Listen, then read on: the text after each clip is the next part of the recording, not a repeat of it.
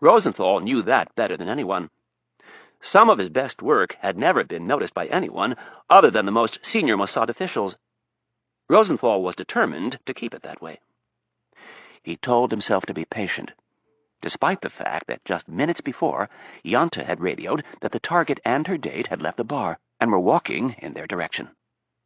Everything looked like it was going well, and then Yanta lost them when they entered the park. He'd driven around to the other side and was waiting for them to emerge. The blackout gave Rosenthal time to think through several contingencies.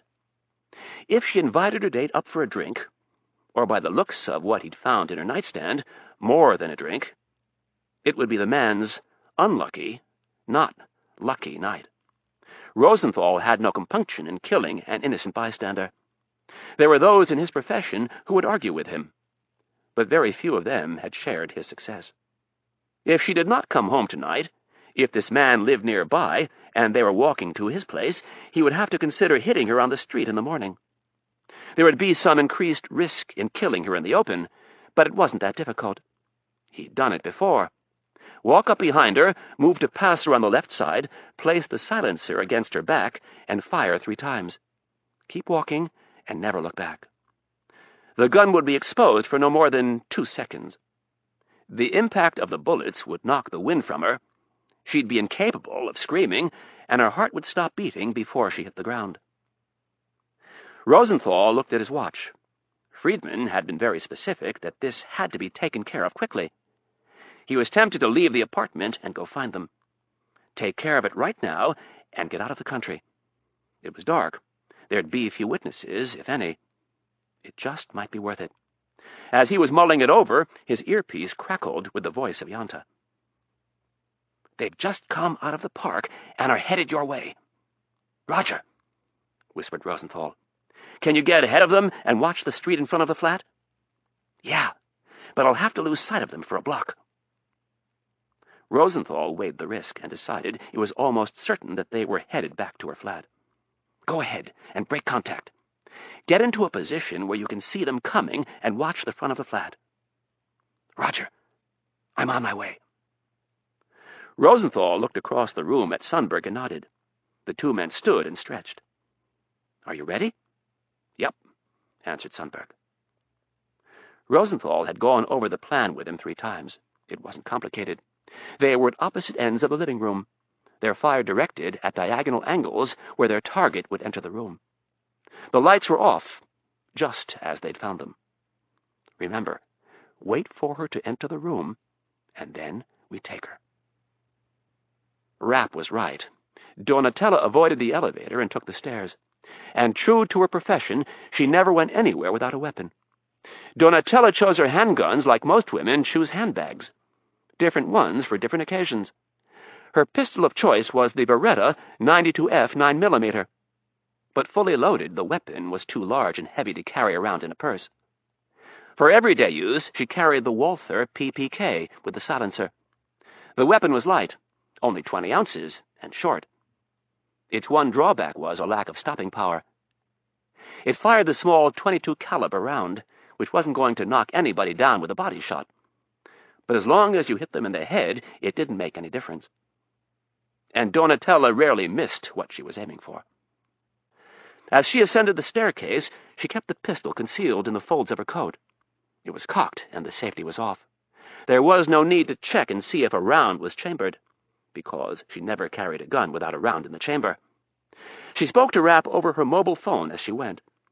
At each landing, she paused briefly to listen and check the next flight. She had a slight buzz from the 2 martinis, but the walk home in the crisp night air had helped to awaken her senses. That, and the man sitting in the car down on the street. Rapp didn't have to spell it out for her. Someone didn't like loose ends, and they were willing to keep killing until the trail went cold. There was one other option, and that was why she wasn't telling Rapp what he wanted to know. The U.S. was an ally, but that only went so far. The CIA was not beyond lying to get what they wanted, and there could be no doubt that they'd love to find out who her controller was. The man sitting in the car could be someone sent to kill her, or he could just as likely be an employee of the CIA. either sent to kill her or scare her into telling Rapp who had hired her. Maybe that's why Rapp saw the man before she did. Because he knew the man was going to be there. Welcome to the paranoid world of spying. By the time she reached the 4th floor, she'd hung up on Rapp, and she'd made up her mind. If anyone was waiting for her in her flat, they were fair game. She'd go in shooting. She stood silently in the shadows of the open stairwell for a few moments, patiently searching for a sign that someone was waiting for her. She put the cell phone away and for a second thought of taking her boots off, so she could make it down the hall without noise. Then she realized if anyone was in her flat, they would have already been alerted by the man on the street. Donatella took off her coat and retrieved a knife and her keys from her purse. She threw her coat over her shoulder and started down the hall. When she reached the door to her flat, she stood off to one side and placed the key in the lock. She turned the key and pushed in the door. The 4-panel door swung open by itself while she stayed in the hallway, protected by the heavy doorframe. With one eye peeking into the narrow foyer, she looked at the credenza on the right to see if anything had been disturbed. The 3 framed photos and the flower arrangement were as she'd left them. She reached in and turned the light on, and then before stepping into the narrow foyer, she peered through the crack where the door was connected to the frame to make sure no one was waiting behind it. It was clear. She entered her flat, the heels of her boots announcing very clearly that it was a woman. She paused for a moment, and then reached out with a second key and locked the closet on her left. Clearing closets was a 2-person job, and even then it was a good way to get killed. She set the keys down on the credenza along with her purse, and then, with a deep breath to steel herself, she walked toward her living room as casually as her nerves would allow. Her pistol was up and level in her right hand, and the knife was in her left, reversed so the blade was hidden against her forearm. Even now, just several feet from the end of the foyer, she could see no more than half of the rectangular-shaped room. All 4 corners were hidden from her sight. If she were waiting in someone's apartment, she knew exactly where she'd be positioned. With her left hand, she flipped the switch up, and the ceiling light and 2 lamps in the room flickered to life. Donatella paused briefly, listening for the sound of movement, her gun pointed where she thought her assassin might come from. But there was nothing. Pulling her coat from her shoulder, she swung it underhand and launched it into the room, where it landed on the arm of the couch just to the left. Like a gymnast, Donatella followed the jacket into the room with a diving forward somersault. In midair, she heard the telltale sound of a subsonic round leaving the end of a silencer. It had come from the direction she'd anticipated. In the split second it took for her to hit the ground, she knew the assassin had missed. Donatella rolled forward between the couch and the chair and sprang to her knees. Her silenced Walther was up and rapidly moving toward the source of the shot. Before she'd come to a stop, she found her target and fired a single, well-aimed shot. The only thing she noticed about the man was his dark hair and his gun coming to bear on her. Up on one knee, Donatella spun to her right as her eye caught some motion, and moved her arm quickly to acquire a second target. Before she could get off a shot, she felt the stinging impact of a bullet slamming into her right shoulder. The shot knocked her off balance, and she started to fall. In slow motion, she watched her gun drop from her unresponsive fingers, and then she felt something slice through her hair. Chapter 23. Rapp rounded the last corner, and instead of taking a hard right and coming up directly behind the car, he crossed over to the other side of the street. He was breathing hard from the sprint, but ignored the pain. He was too close to getting the answer he desperately needed. Rapp saw the car up ahead on his right as he ran down the sidewalk in a slight crouch. His eyes scanned the parked cars and sidewalk for any signs of trouble. There was no turning back. He was close now. He kept his eye on the car at the next corner and then slowed enough to cut in between 2 parked vehicles. He darted out into the street at the perfect place. He was in the car's blind spot, moving toward it quickly. Rapp drew his gun with his left hand and took aim. With 10 feet to go, he squeezed the trigger. The bullet leaving the thick black silencer barely made a noise, and the safety glass window breaking on the driver's side wasn't much louder. At least from the exterior of the car, but from the inside it was considerably louder. The man sitting behind the wheel jerked spastically in reaction to the shattered glass. His arms flew up in a vain attempt to stop the thousands of broken pieces from hitting him. Rapp was now at the window. It had taken less than a second for him to fire the shot and get to the door. The man's hands were up shielding his face, and the glass was still tumbling from his lap to the floor of the car. Rapp reached in with his right hand and grabbed the man's wrist. Rapp's pistol was still in his left hand, and he reached in to smack the man with the butt end of the grip. He aimed for the man's temple. Just before the hard metal made contact, the man yelled, and then his body went limp from the sharp blow. Quickly, Rapp unlocked the door and opened it. He immediately removed the man's gun from his hip holster and threw it into the back seat as he continued his search. While looking for a backup weapon, it occurred to him that he'd almost missed something. He'd been breathing so hard, and the adrenaline was coursing through his veins so fast, that it didn't register what the man had yelled. And more importantly, what language he had yelled it in.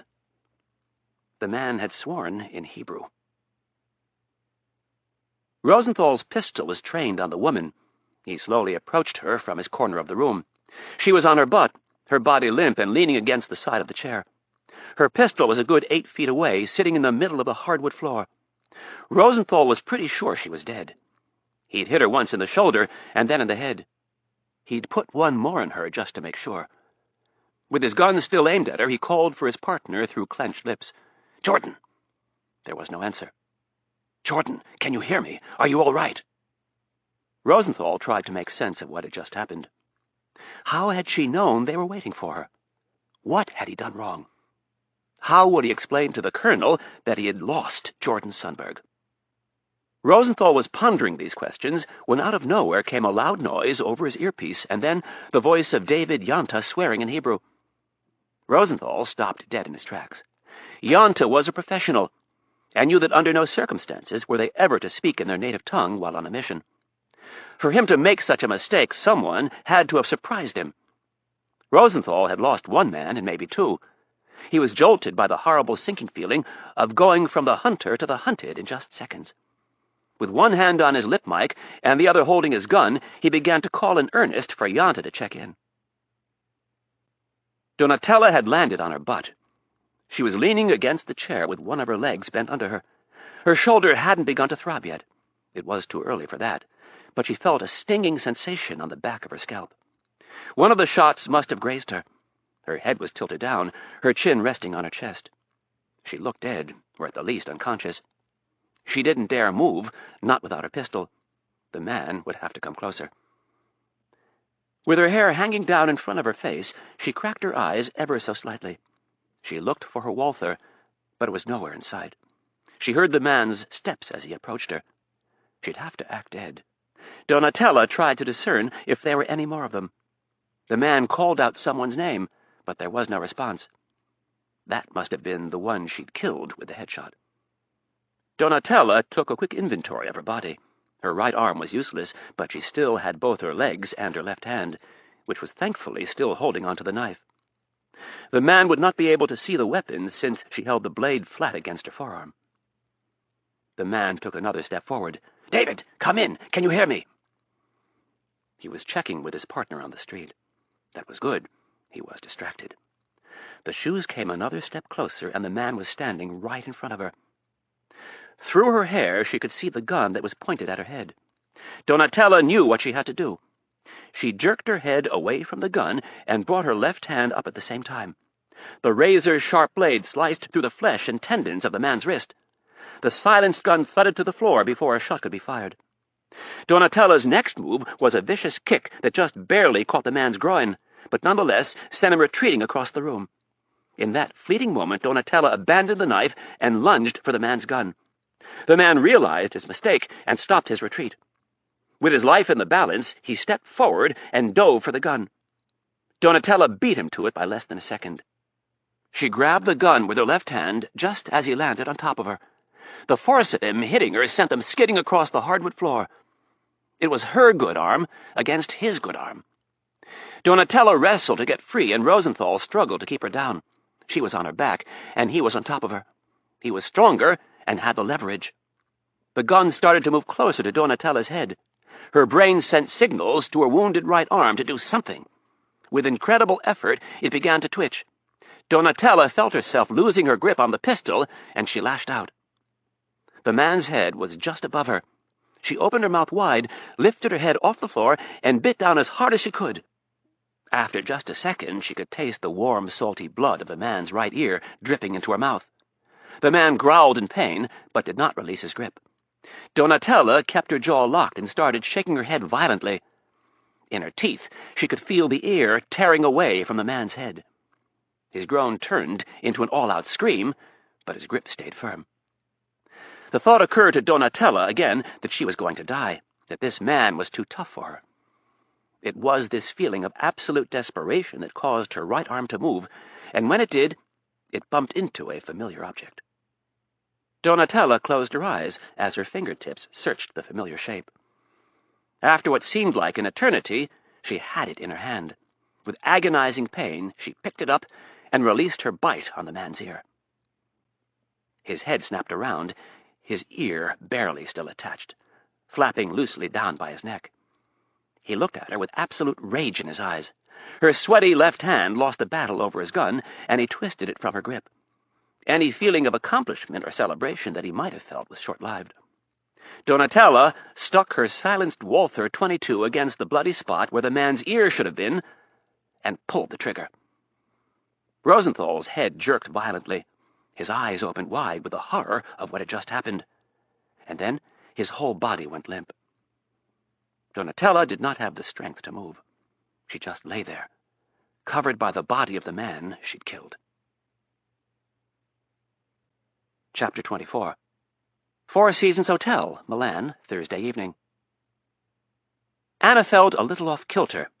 She'd woken on her own at 9:05, a little surprised to find that Mitch hadn't returned. Not overly alarmed, she went into the bathroom and stepped into the shower. Mitch had said he had some business to take care of, but that he'd be back around 8 to take her to dinner. Anna stood in the marble shower and let the warm water bring her back to life. She tried to figure out what time it was in Washington, and if she'd just taken a long nap or had a short night's sleep. She wasn't awake enough yet to figure it out, so she gave up after a couple of weak attempts. She was in Italy to enjoy life and hopefully to start a new one. Time didn't matter for the next 6 days. She would sleep when she wanted to sleep, she would eat when she wanted to eat, and she would have sex often.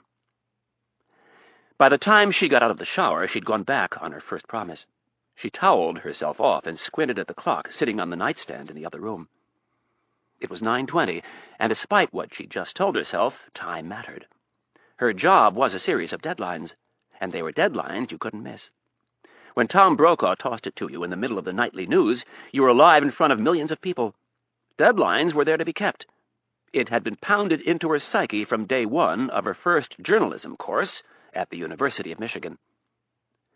Professionally, she was good at keeping deadlines, but personally she struggled. This was a source of great irritation between her and Mitch. For very real reasons, he was a worrier. He was rarely late, and when he was, he called. She was constantly late for everything but the news, and it drove Mitch nuts. The talons of fear began clawing at her. She was getting a taste of what he felt. It would be one thing if Mitch was just another tourist, but he wasn't. Standing in front of the mirror, she began applying lotion to her skin. She worked her way from top to bottom, rubbing the lotion in more vigorously as she went. By the time she reached her feet, she was mad. She was mad at Mitch for being late, and she was mad at herself for allowing herself to get upset. She kept telling herself to relax, but it didn't work. To help pass the time, she got dressed. She had no idea where they were going to dinner, so she put on a nice pair of dress pants, a white camisole, and a sheer gray blouse. With that done, the clock was quickly approaching 10 o'clock. With few other options, she opened the minibar and made herself a vodka tonic. Anna alternated between sitting and sipping her drink, and walking out onto the balcony and sipping her drink. The Four Seasons had a beautiful courtyard. From the room's balcony she could look down at the people dining on the terrace of the hotel's restaurant. They sat under white umbrellas and dined by candlelight. A young couple about her age began dancing to the music of a string quartet. It was all very romantic, and it depressed her. She went back inside and poured herself another drink, a stiff one. She sat down in front of the TV and turned it on. She stared at the screen, but it didn't really register. Her mind was off and running, trying to solve bigger problems, trying to decide if maybe she was making the wrong decision. Why would any woman want to live the rest of her life with so much stress? The doubt sneaked up on her, and she began asking herself just what in the hell she was thinking when she'd allowed herself to fall in love with Mitch Rapp. There were a lot of obvious reasons. He was an incredibly gentle and sensitive man, especially considering what he did for a living. He was, without exaggeration, the sexiest man she'd ever known. His rugged good looks were backed up by a confidence and intellect that feared nothing. He was a lover like no one she had ever experienced. When they went to bed, it felt as if their bodies were made to be with each other. And he had saved her life and countless others. She could place no value on that. He was a phenomenal person, but he had his faults. Or, more precisely, he had one major fault. Riley knew what it was like to grow up in a home where you worried if a loved one might not return after a day's work, or if the next knock on the door might be your father's best friend coming to tell the family that Dad had given his life in the line of duty. Riley's father had just retired from the Chicago Police Department after 30 years. As a little girl, she vividly remembered lying awake at night, hearing sirens and worrying that Daddy wouldn't come home, crying as she thought of never seeing him again. Her parents did their best to protect her and her brothers from the fears, but they were unavoidable. Chicago was a big city, and with it came some pretty rough crime, and with that came dead cops. They saw it on TV, they saw it in the papers, and the nuns made them pray for the deceased officers and their families at St. Anne's, her Catholic grade school.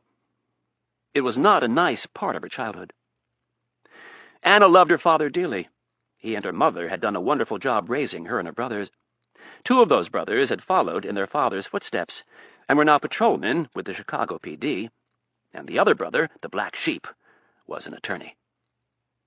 Anna had always told herself she'd never marry a cop. Despite the fact that her mother and father had made it, she'd seen enough of her father's friends to know the stress from their jobs, more often than not, made marriage a failed venture. And Mitch's job, if that's what she could call it, was 10 times worse. Cops were meant to keep the peace and enforce the law. Occasionally they had to draw their weapon, but rarely did they have to shoot someone. If they did, it was usually because someone was shooting at them. During these dark moments of doubt, Anna was forced to admit who Mitch Rapp really was. He was an assassin. When he went to work, he went with the intent to kill. He didn't wait for someone to shoot first. He went with his gun cocked and drawn. She looked up at the door and wished he would walk through it right now before she went any further down this path. She wished that he would hold her tight and tell her that this last piece of business was taken care of, that he was done with the killing and the field operations and was ready to take a desk job at Langley. She held the sweaty glass so tightly she thought it might break. Tilting her head back, she took a big gulp and finished her second drink. She got up to pour another, and as she walked toward the minibar, she prayed that Mitch wouldn't let her down. She didn't want any more nights of worrying, wondering if he was on his way to meet her, or if he was already dead. The man moaned and started to move. Rapp tore his headset off and threw it on the seat. Keeping the gun pressed against his head, Rapp took his free hand and undid the man's belt and pants. Then, grabbing him by his jacket collar, he yanked him from the car and slammed him against the rear door of the sedan. He had already checked his breast pocket for ID and had found nothing. Rapp took this as a sign that he wasn't a cop. "Who do you work for?" asked Rapp in Italian. The man looked at him through dazed eyes and told Rapp to go fuck himself. Without hesitation, Rapp brought his knee up and delivered a vicious blow to the man's groin. He tried to double over, but Rapp kept him pinned against the car. Rapp repeated the question, and this time the guy spat in his face. Rapp brought his head back and snapped it forward. His brow landed on the bridge of the man's nose, instantly crushing it and sending a stream of blood running down the man's face. Grabbing him by his jacket collar, Rapp swung the man around and yanked the back of the jacket down so his arms were pinned against his sides. He then pushed him forward and started marching him across the street toward Donatella's flat. The man moaned in pain and spit blood from his mouth. His unbuckled pants fell from his waist, and he was forced to grab them. Keep walking!" Rapp's pistol was stuck in the small of the man's back, right on the spinal column. One wrong move, and the guy would lose the use of his legs for the rest of his life. With his free hand, Rapp hit the send button on his mobile phone and listened through his earpiece as it began to ring. After an eternity, a very out-of-breath Donatella answered. In a clipped voice, Rapp asked, "Is everything all right?" "No." There was obvious pain in her voice. "Hold tight. I'm on my way up. Can you buzz me through the door?" "Yeah." Rapp pushed the man in the back and drove him forward. "Move it." When they got to the door, Rapp told Donatella to buzz him in. The elevator was waiting for them, but Rapp ignored it. Shoving the man toward the stairs, he said, "All right, numbnuts. Let's double-time it up these stairs. If you slow me down or try anything stupid, you're dead." With that, they started up the stairs, Rapp pushing the man every step of the way. When they reached Donatella's apartment, the door was cracked. Rapp pushed the man into the flat and closed and locked the door behind them. When he entered the living room, he saw a body on the floor and Donatella sitting on the couch with blood on her face and neck. "What in the hell happened?" "There were two of them waiting for me. The one on the floor and the second one over there behind the couch." Rapp didn't bother asking if they were dead. "Are you hit?" Donatella nodded. "Where?" "My shoulder." Rapp could tell by her posture that the wound was more than a graze. His mind was scrambling to prioritize what had to be done. A gunshot wound was serious business. They would have to get a doctor, and not just any doctor. They'd need one on the payroll, one who wouldn't report it to the authorities. The first thing he had to do, though, was secure the man he dragged up from the car. With one hand still on the guy's shirt collar, Rapp flipped his gun in the air and caught it by the barrel. He then swung it, smashing the grip into the back left side of the man's head. His knees went limp, and Rapp lowered his unconscious body to the floor. Stepping over him, Rapp knelt down in front of Donatella. "Are you hit anywhere else?" he asked incredulously as he looked at all the blood on her chin and neck.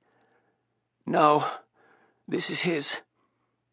She jerked her head toward Rosenthal's body. "I bit his ear during the struggle." Rapp started peeling back her jacket so he could get a look at the wound. Donatella winced in pain. Rapp asked, "Any idea who these goons belong to?" "No." After he'd eased the jacket off her shoulder, he found the bullet hole in her shirt and tore it open so he could inspect the wound. He quickly realized by the size of it that he was looking at an exit wound. His other hand slid around the back and felt for the entry wound. He found it with his forefinger and was pleased that there was very little blood coming from it. "What would you say if I told you I think they're Israelis?" "I'd tell you you're crazy." "Well, the one I dragged up here, when I jumped him, he swore in Hebrew. And then when I pulled him out of the car, he spoke in Italian." "What does that prove?" "I don't know. Why don't you tell me?" While Donatella thought about it, Rapp continued to check her shoulder. He tried to calculate the trajectory of the bullet and announced, "It passed clean through." Which, of course, is good, but I think it did some pretty bad damage. "I'd say," muttered Donatella as another wave of pain washed over her. "Where's your first aid kit?" "In my bedroom closet. Top shelf. Right side." Before leaving the room, Rapp yanked the cord off the nearest lamp and then tied the wrists of the man he'd knocked out. "I'll be right back." Donatella watched Rapp go down the hall to her bedroom. When he was gone, she whispered several swear words to herself and looked at the bodies on the floor. It was a big deal that Rapp had heard the man swear in Hebrew. Donatella didn't recognize any of them, but they were Mossad. They were personal recruits of Ben Friedman. She'd seen the type before. As Donatella linked things together, she saw that she was painted into a very tight corner. Her life in Italy was over, and for that fact, so probably, too, was her life. She needed a way out, and she didn't mean finding a way to spend the rest of her life on the lam. She'd seen others try it. Very few succeeded. They usually slipped up somewhere along the way, or were forced to live such a shitty life that it wasn't worth it. No. She'd worked too hard for everything. She wasn't going to just throw it all away. She needed leverage. She needed a way to negate Ben Friedman's significant power. She thought of what Rapp had said earlier. that he could protect her, that he could take it all the way to the top. She wondered briefly how high all the way to the top was. The man on the floor began stirring. Donatella wondered what information he would provide when Mitch went to work on him. At that moment, she made a difficult decision. She would be the only one with the secrets, and if Rapp wanted them, he would have to come through on his promise. He would have to give her her life back. The silenced Walther was still in her left hand. She heard Rapp coming back down the hall. Donatella raised the weapon, took aim, and fired a single shot into the top of the man's head. Chapter 25. "What in the hell are you doing?" snarled Rapp, as he stood in the hallway staring at the smoke wafting from the end of Donatella's silenced pistol. His own gun was aimed at her head, and he was holding the first aid kit in his other hand with some towels under his arm. "Put your gun down right now, Donatella!" Acting as if his request was tiresome, she tossed her weapon to the floor and sank back into the couch. Rapp crossed over to her and kicked her weapon to the other side of the room. He set the first aid kit and the towels on the coffee table, looked at the man with the fresh bullet hole in the top of his head, and then turned back to Donatella. "What in the fuck was that for?" "We were going to have to kill him sooner or later." She looked away from Rapp and closed her eyes. "I didn't want you to have to do it." "The hell you did!" "I did you a favor." "My ass you did." Rapp pointed his pistol at the man whose hands he'd just tied. "You knew him, didn't you?" With her eyes closed and a grimace on her face, she shook her head. "Bullshit, Donnie!" "Stop your stupid arguing and give me a shot of morphine." She reached out for the kit with her good hand. For this exact reason, Donatella possessed a military first aid kit, complete with battle dressings, sutures, clamps, surgical staples, penicillin, morphine, and much more.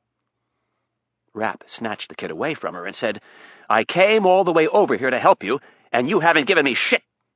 You'd better start giving me some answers." "You didn't come over here to help me. You came over here to help yourself." "Oh, is that right, you little ingrate?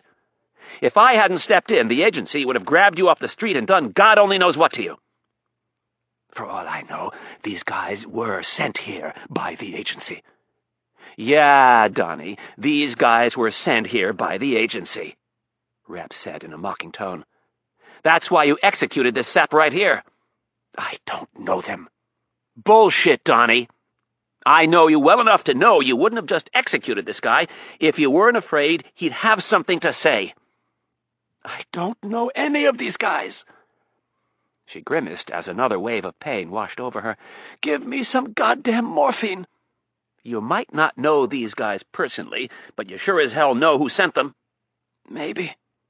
"Maybe my ass, Donnie. I'm done fucking around.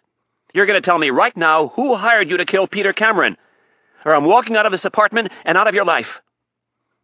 "I think you're walking out of my life, whether I tell you or not." "Fine." Rapp grabbed his mobile phone. "Who are you calling?" "The agency. I'm done with you. I'll babysit you until they get some people over here to pick you up." Hey, put the phone away for a second." "Why? Give me a good reason." "Because I need you. Because I saved your life once." "Ain't that convenient? I've saved your life twice, and tonight makes 3. If you want to get the ledger out, I think it's you who owe me." Donatella held her fist up against her forehead and closed her eyes as another wave of pain washed over her. "Just give me the kit, and I'll give myself the damn shot."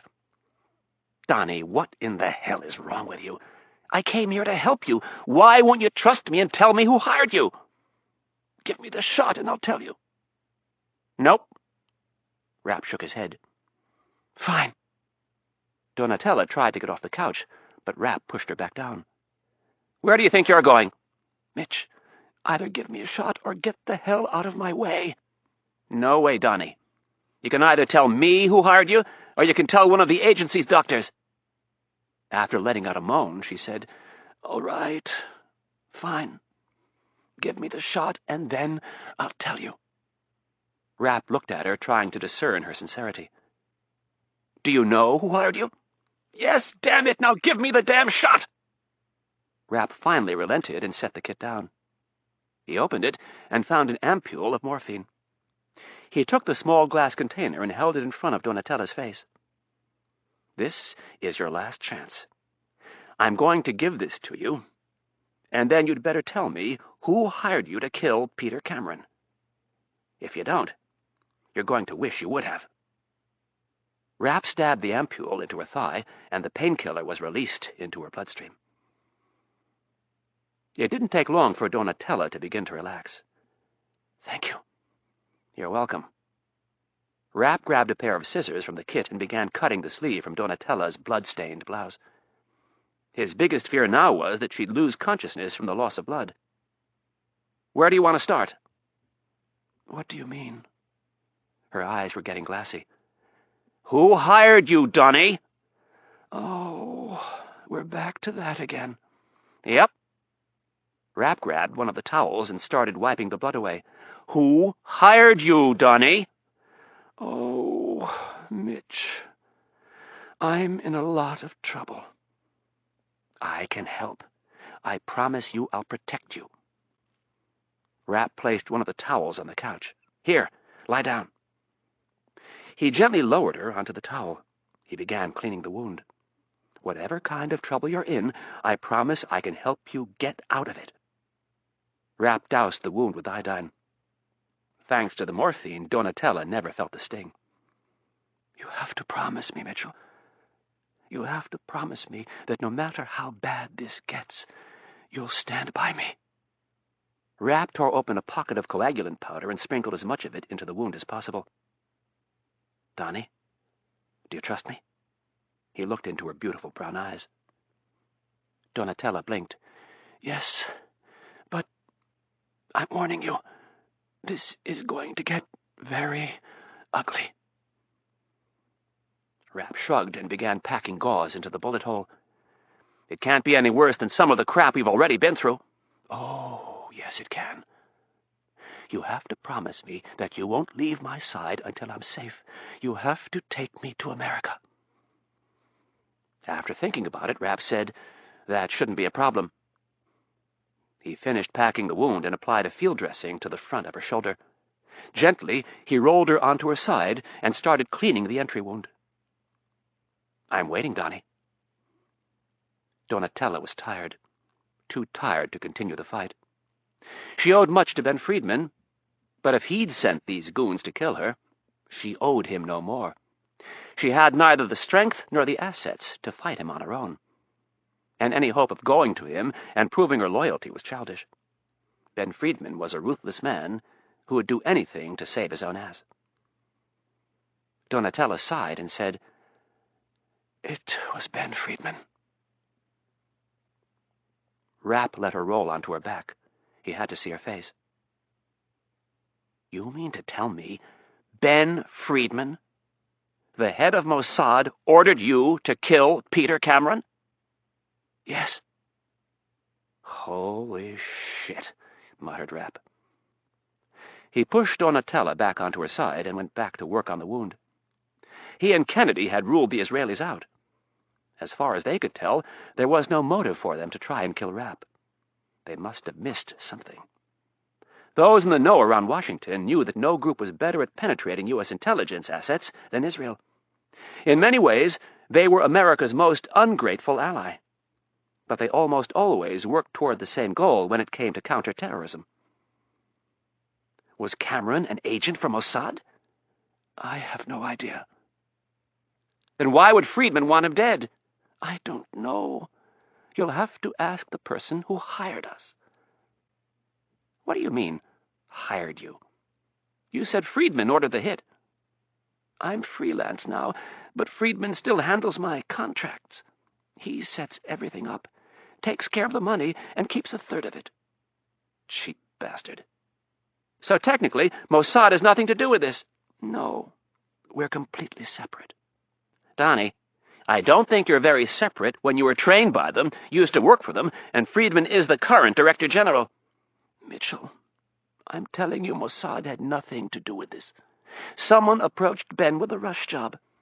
and they were willing to pay a lot of money to have Cameron taken care of quickly. How much? $500,000. Rapp stopped what he was doing momentarily. $500,000 was a lot of money for a contract on a former civil servant. Did you get the money? Yes. Rapp placed a field dressing on her back and then gave her a shot of penicillin. How do you feel? Fine. She smiled crookedly. I don't feel a thing. After helping her sit up, Rapp asked, Do you think you can walk? At your service. All right. I'm going to get you a new shirt from your room, and then we need to get out of here. Rapp stood. Do you still have a bag packed? Of course. Bedroom closet, bottom right side. If you can think of anything else, now's the time. You might not be back here for a while. Rapp hurried into the bedroom and reappeared less than a minute later with a bag over his shoulder and a blouse and black sweater in hand. Donatella looked at the dead bodies on the floor. What are we going to do about these guys? I'll make a call and have it taken care of. Rapp helped Donatella change into her new blouse and sweater, and then helped her put on her coat. He threw some of the medical supplies into the bag and grabbed her pistol from the floor. After finding her purse, he put in a fresh magazine and gave her the gun. Rapp grabbed Donatella with one hand and threw the bag over his shoulder. They left the apartment, locked the door, and took the elevator down to the first floor. As they went out into the cool night, Rapp scanned the street for danger. They headed toward the hotel, and he briefly wondered how he would explain Donatella to Anna. He tried to tell himself that she'd understand, but something told him it was wishful thinking. Chapter 26. Donatella wasn't saying much. Rapp had gripped her firmly under her good arm.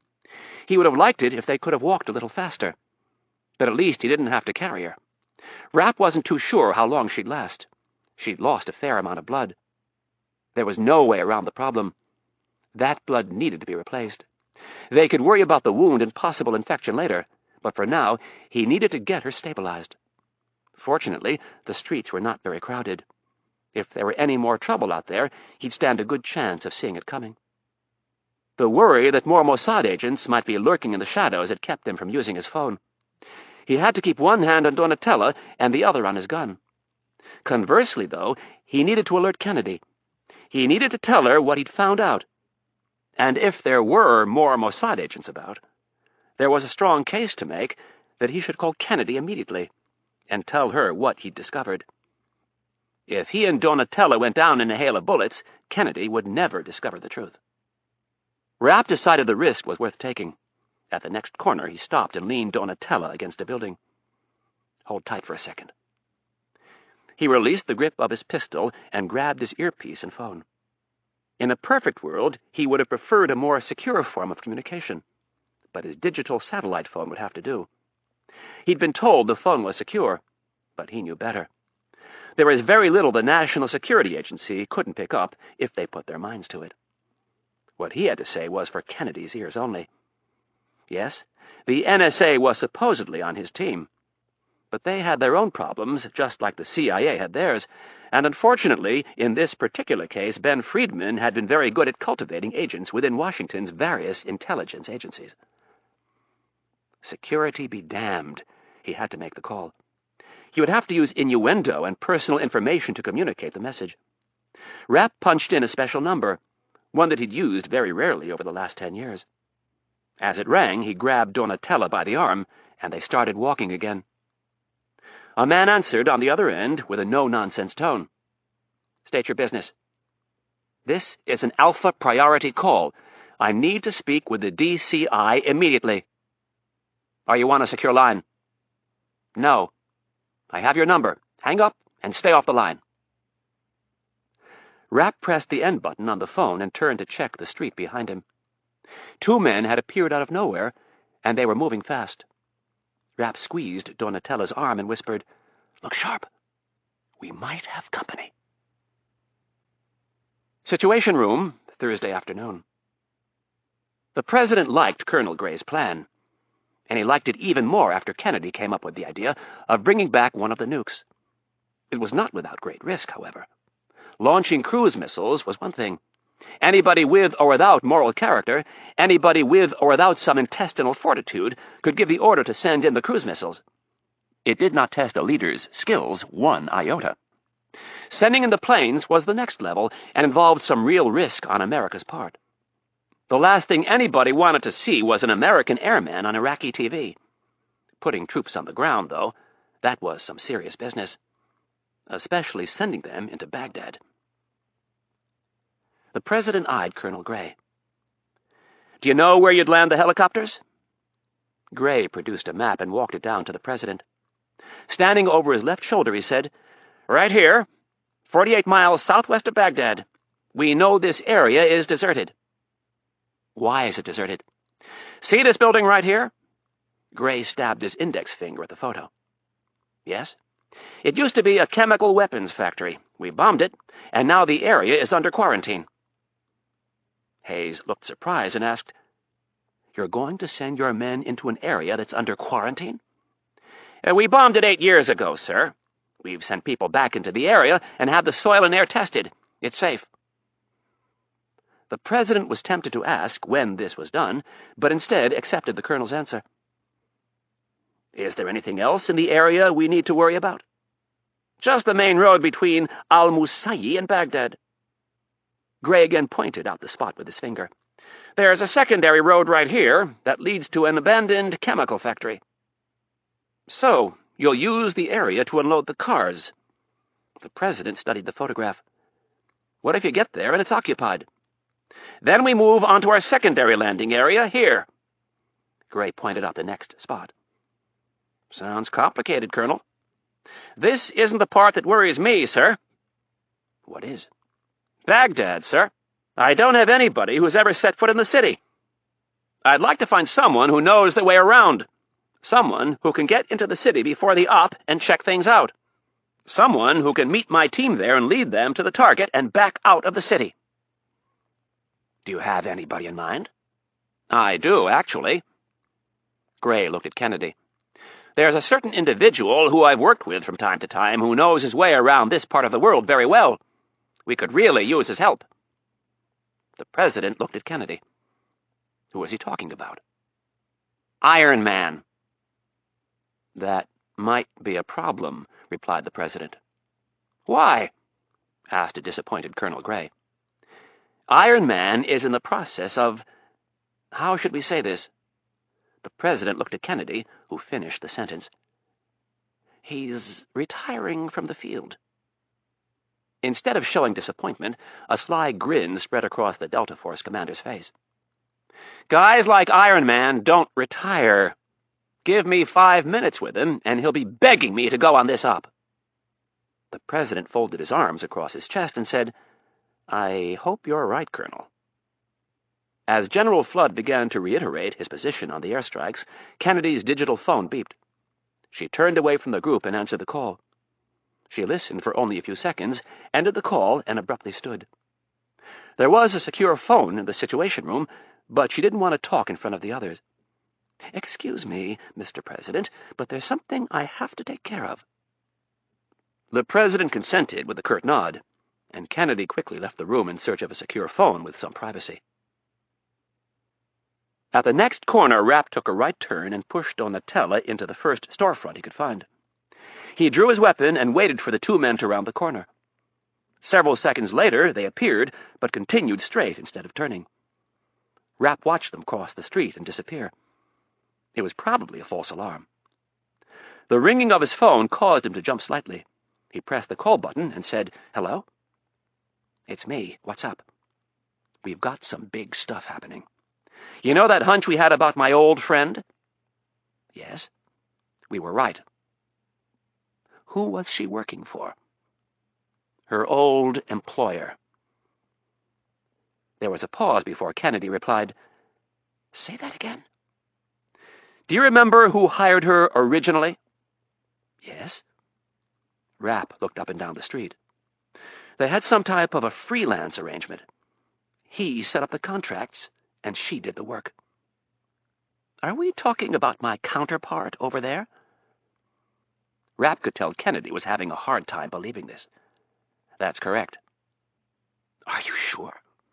Yes, and there's more. But we need to talk in person. Rapp looked at Donatella. Her eyes were closed, and she was leaning against the glass door. He was losing her. I need a place cleaned up. Do you understand? I think so. And I need a dock. For you? There was concern in Kennedy's voice. No, for someone else. Anna? The concern grew. No, the other person we were talking about. How serious? She'll be all right, but someone needs to look at her in the next hour or so. I can take care of that. There was a moment of hesitation before Rapp spoke again. I need to be brought in. He wasn't used to asking for help in this way. I can call the office over there and have it taken care of immediately. Be careful who you choose, and I don't want to be taken back to the office. Do you understand? Yes. Rapp was telling her he didn't want to be taken to the embassy. Where will you be? She asked.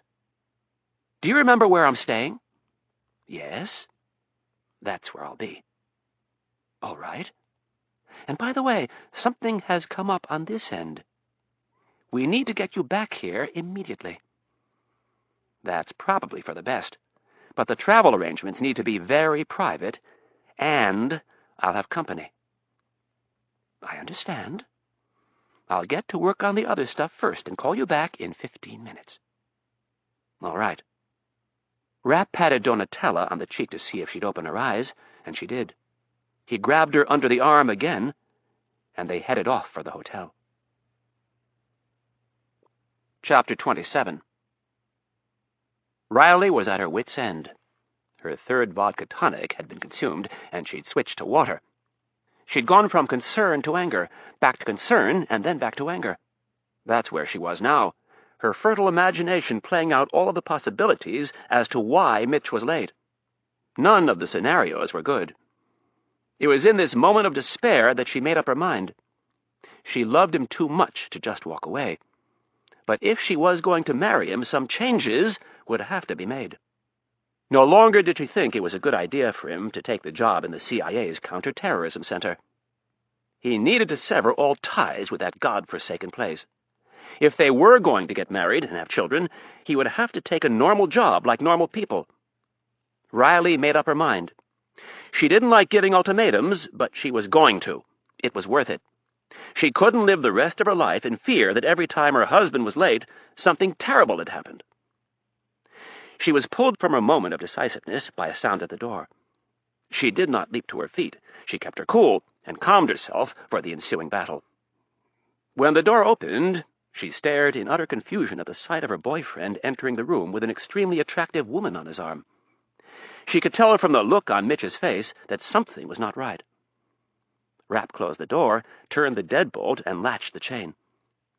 He continued past Riley and into the bedroom. Anna, I need your help. He set Donatella on the bed and moved immediately to the French doors that looked down onto the inner courtyard. Rapp shut and locked the doors and drew the curtains. He turned to find Riley standing in the doorway, arms folded, in her defiant pose. Rapp moved back toward the bed, saying, Honey, I'm sorry I'm late, but something came up. He bent over Donatella and forced open her eyelids. Her pupils were dilated, and her skin was getting clammy. In Italian, he asked her how she felt. Donatella told him she was tired. What in the hell is going on, and who the hell is this? From where Anna was standing, it looked like Mitch had brought home an inebriated whore. Before Rapp could answer, Donatella blurted out, in English, a response to the second part of Riley's question. I am his lover. What? Snarled Anna. Rapp grimaced and then began shaking his head as he went toward his girlfriend. That's not what this is all about. Anna seized on the fact that he didn't confirm or deny the woman's claim. How well do you know this woman? He put his hands up in an effort to calm Anna. Very well, but that's not what this is about. Very well? Spat Riley. What in the hell does very well mean? We had, Donatella slurred her words, wild and passionate sex for many years. Rapp cringed and waved his hands back and forth. Don't listen to her! Anna's skin was flushed with anger. She yelled, Excuse me, but I was under the impression that you were going to take care of some business, and now you show up 2 hours late with this drunken tramp. I think you have some explaining to do. Rapp grabbed Anna by the shoulders. Lower your voice. She tried to break free from his grip, but couldn't. Let go of me. Rapp held her tight. Anna, she isn't drunk. She's been shot. She's on morphine, and I think she's slipping into shock. So if it's okay with you, I'd like to discuss this later. Rapp didn't wait for an answer. He released Anna and walked into the living room. He opened the minibar and grabbed a bag of cookies and a bottle of water. He came back to the bed and propped Donatella up against the headboard. Here. Rapp held the bottle of water to Donatella's lips. I don't know how long it'll be until the doctor gets here. She drank half of the bottle, and then Rapp handed her a cookie. When she was done with the cookie, she drank the rest of the water. Rapp laid her down on the bed and shoved some pillows under her legs to get her feet elevated. He covered her with a blanket and checked her eyes again. Hovering above her face, he whispered, Everything is going to be fine. I want you to just lie here and rest. No more talking, just rest. Rapp turned around and found that Anna had again adopted her defiant pose. This time, however, there was a scowl on her face that told him he was in trouble. Rapp grabbed Anna by the arm and brought her into the living room.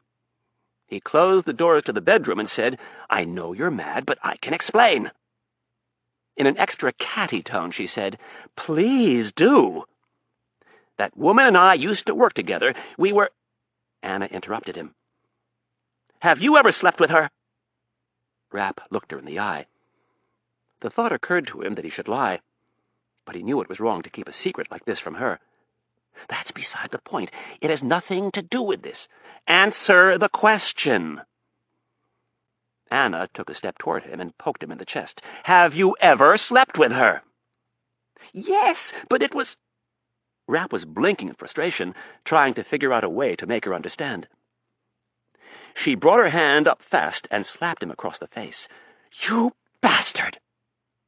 Rapp's demeanor changed instantly. He grabbed Riley by the wrist and stuck his face within inches of hers.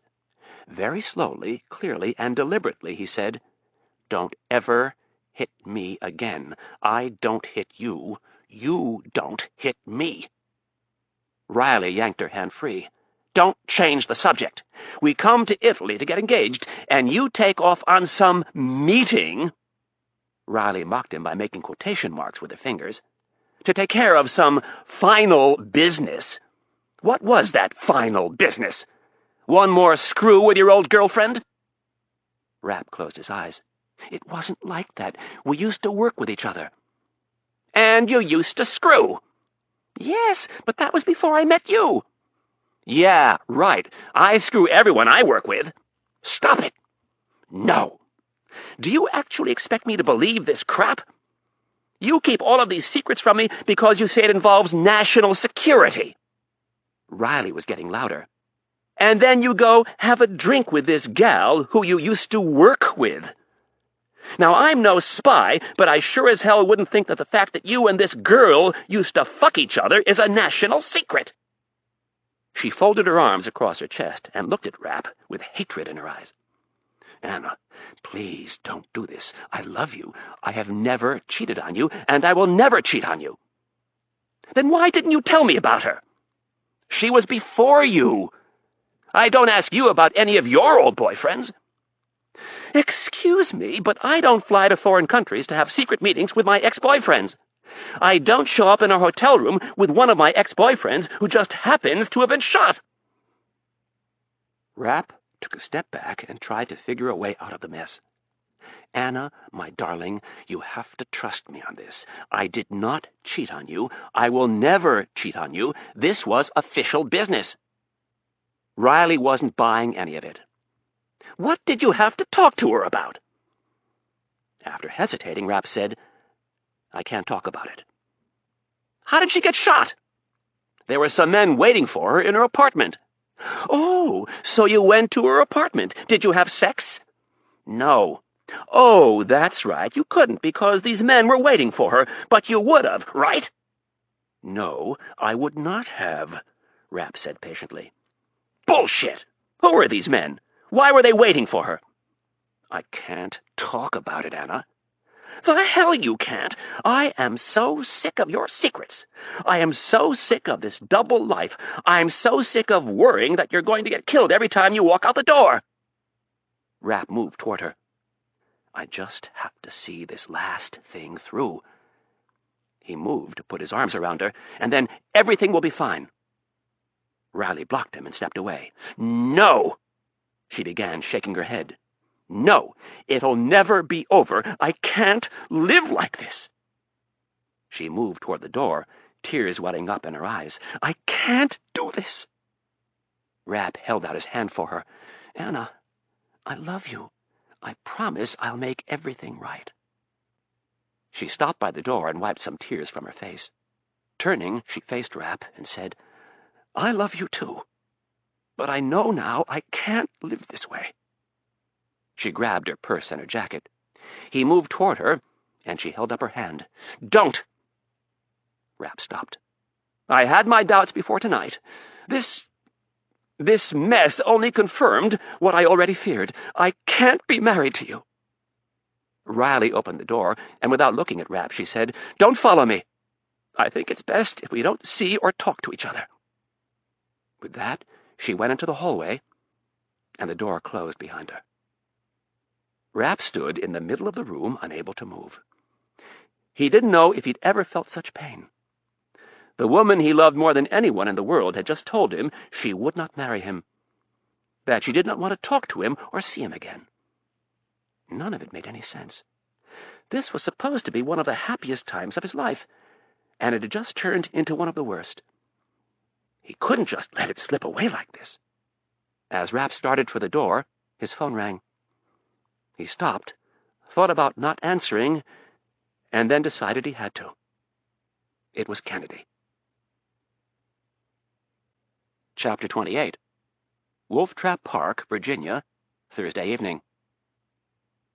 The last vestiges of daylight were slipping over the horizon, but the wind was still gusting. A small beagle started off the path and scampered through the dry leaves that covered almost every inch of the park. The dog found a sapling with a yellow ribbon tied around it and lifted his leg. His owner puffed on a pipe and watched. It looked like they had the park to themselves.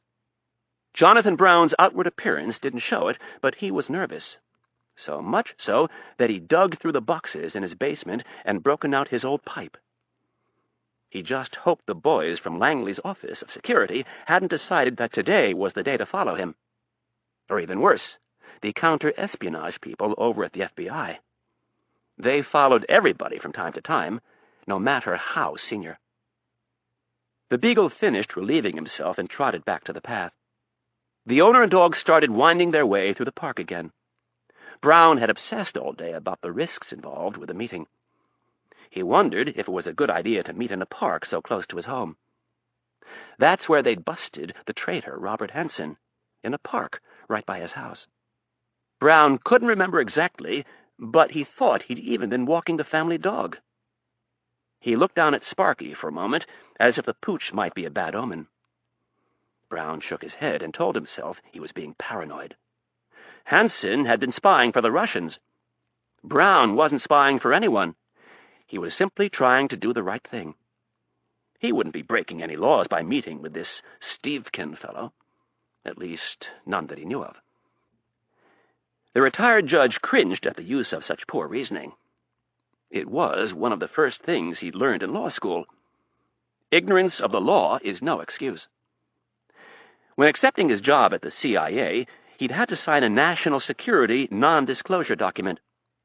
The heinous contract was so long and cast such a wide net that Brown was sure the CIA would be able to find him in violation of something. Whether or not he could beat those charges was up for debate. With his reputation as a jurist, he would stand a good chance of being regarded as an honest man who was trying to right a wrong. Work had been depressing and stressful of late. Kennedy was taking a position that had been promised to him. Brown knew that she and the other deputies had hidden things from him. They didn't trust a federal judge with no practical experience in the spy trade, and that was fine. He'd see how quickly they changed their tune when he became director. He would clean house and bring in people who were loyal to him, people who would do things by the book. And then, when the time was right, he would move into Clark's administration for one of the top spots. The wind died down for a second, and it was then that he noticed the footfalls of someone on the path behind him. Nervously, he looked over his shoulder and saw a man approaching. Sparky darted off the path again. Brown stopped and turned so he could get a good look at the man. There was a casual recognition in the eyes of the person as he approached, a slight nod as a precursor to a verbal greeting. Brown had no idea what this Stevkin looked like. A horrific thought flashed across his mind. What if this was a trap? Brown's pulse quickened. Peter Cameron had just disappeared several weeks ago. Maybe it was Brown's turn. The deputy director watched as the man smiled at him and began to extract something from the pocket of his trench coat. Brown flinched and brought his hands up. Stevkin was not nervous about the meeting. He thought it through and came to the conclusion that he was doing nothing even remotely illegal. He was a former special agent for the FBI, helping a U.S. congressman look into any illegalities that may or may not be occurring at the CIA. As Stevkin withdrew his right hand from his jacket, he saw Brown flinch. He stopped several steps away and asked, "Judge Brown, how are you?" Brown lowered his hands and said, Fine. "I'm Norb Stevkin." Brown took his hand and said, "Hello?" "Someone who respects you very much gave me your name." "Oh, really?" said Brown tentatively. "Who was that?" Stevkin shrugged off the question. "He doesn't want to get involved in any of this, but he said you're a man of great integrity and honor." "You seem to have me at a bit of a disadvantage, Mr. Stevkin. What is it you do for a living?" "I run a security consulting business here in Washington. Before that, I was with the FBI for 11 years. "Oh," Brown announced with genuine trepidation. "If you have a few minutes, I'd like to ask you some questions." Brown didn't respond. He simply turned and started down the path. Stevkin fell in beside him. "Judge Brown, I'm going to be blunt with you. I followed some of your cases while you were on the bench. I know that you ran your courtroom by the book. You had a reputation for being very hard on the Bureau. Your former employer sometimes thinks they don't have to follow the rules like everyone else. You'll get no argument from me, Judge." After a few steps, Stevkin asked, "What about your new employer, Judge? Do they like to play by the rules?" "That's an interesting question." Brown watched Sparky dart off the path again. "Who asked you to come see me?" Stevkin didn't answer right away. He thought about ignoring the question, but decided if Brown was going to trust him, he'd have to take some gambles. "Congressman Ruden." "Ah, Albert. He's no fan of my current employer." "Would that be the federal government or the CIA?" "No, he's a big believer in the federal government. It's the CIA he takes issue with."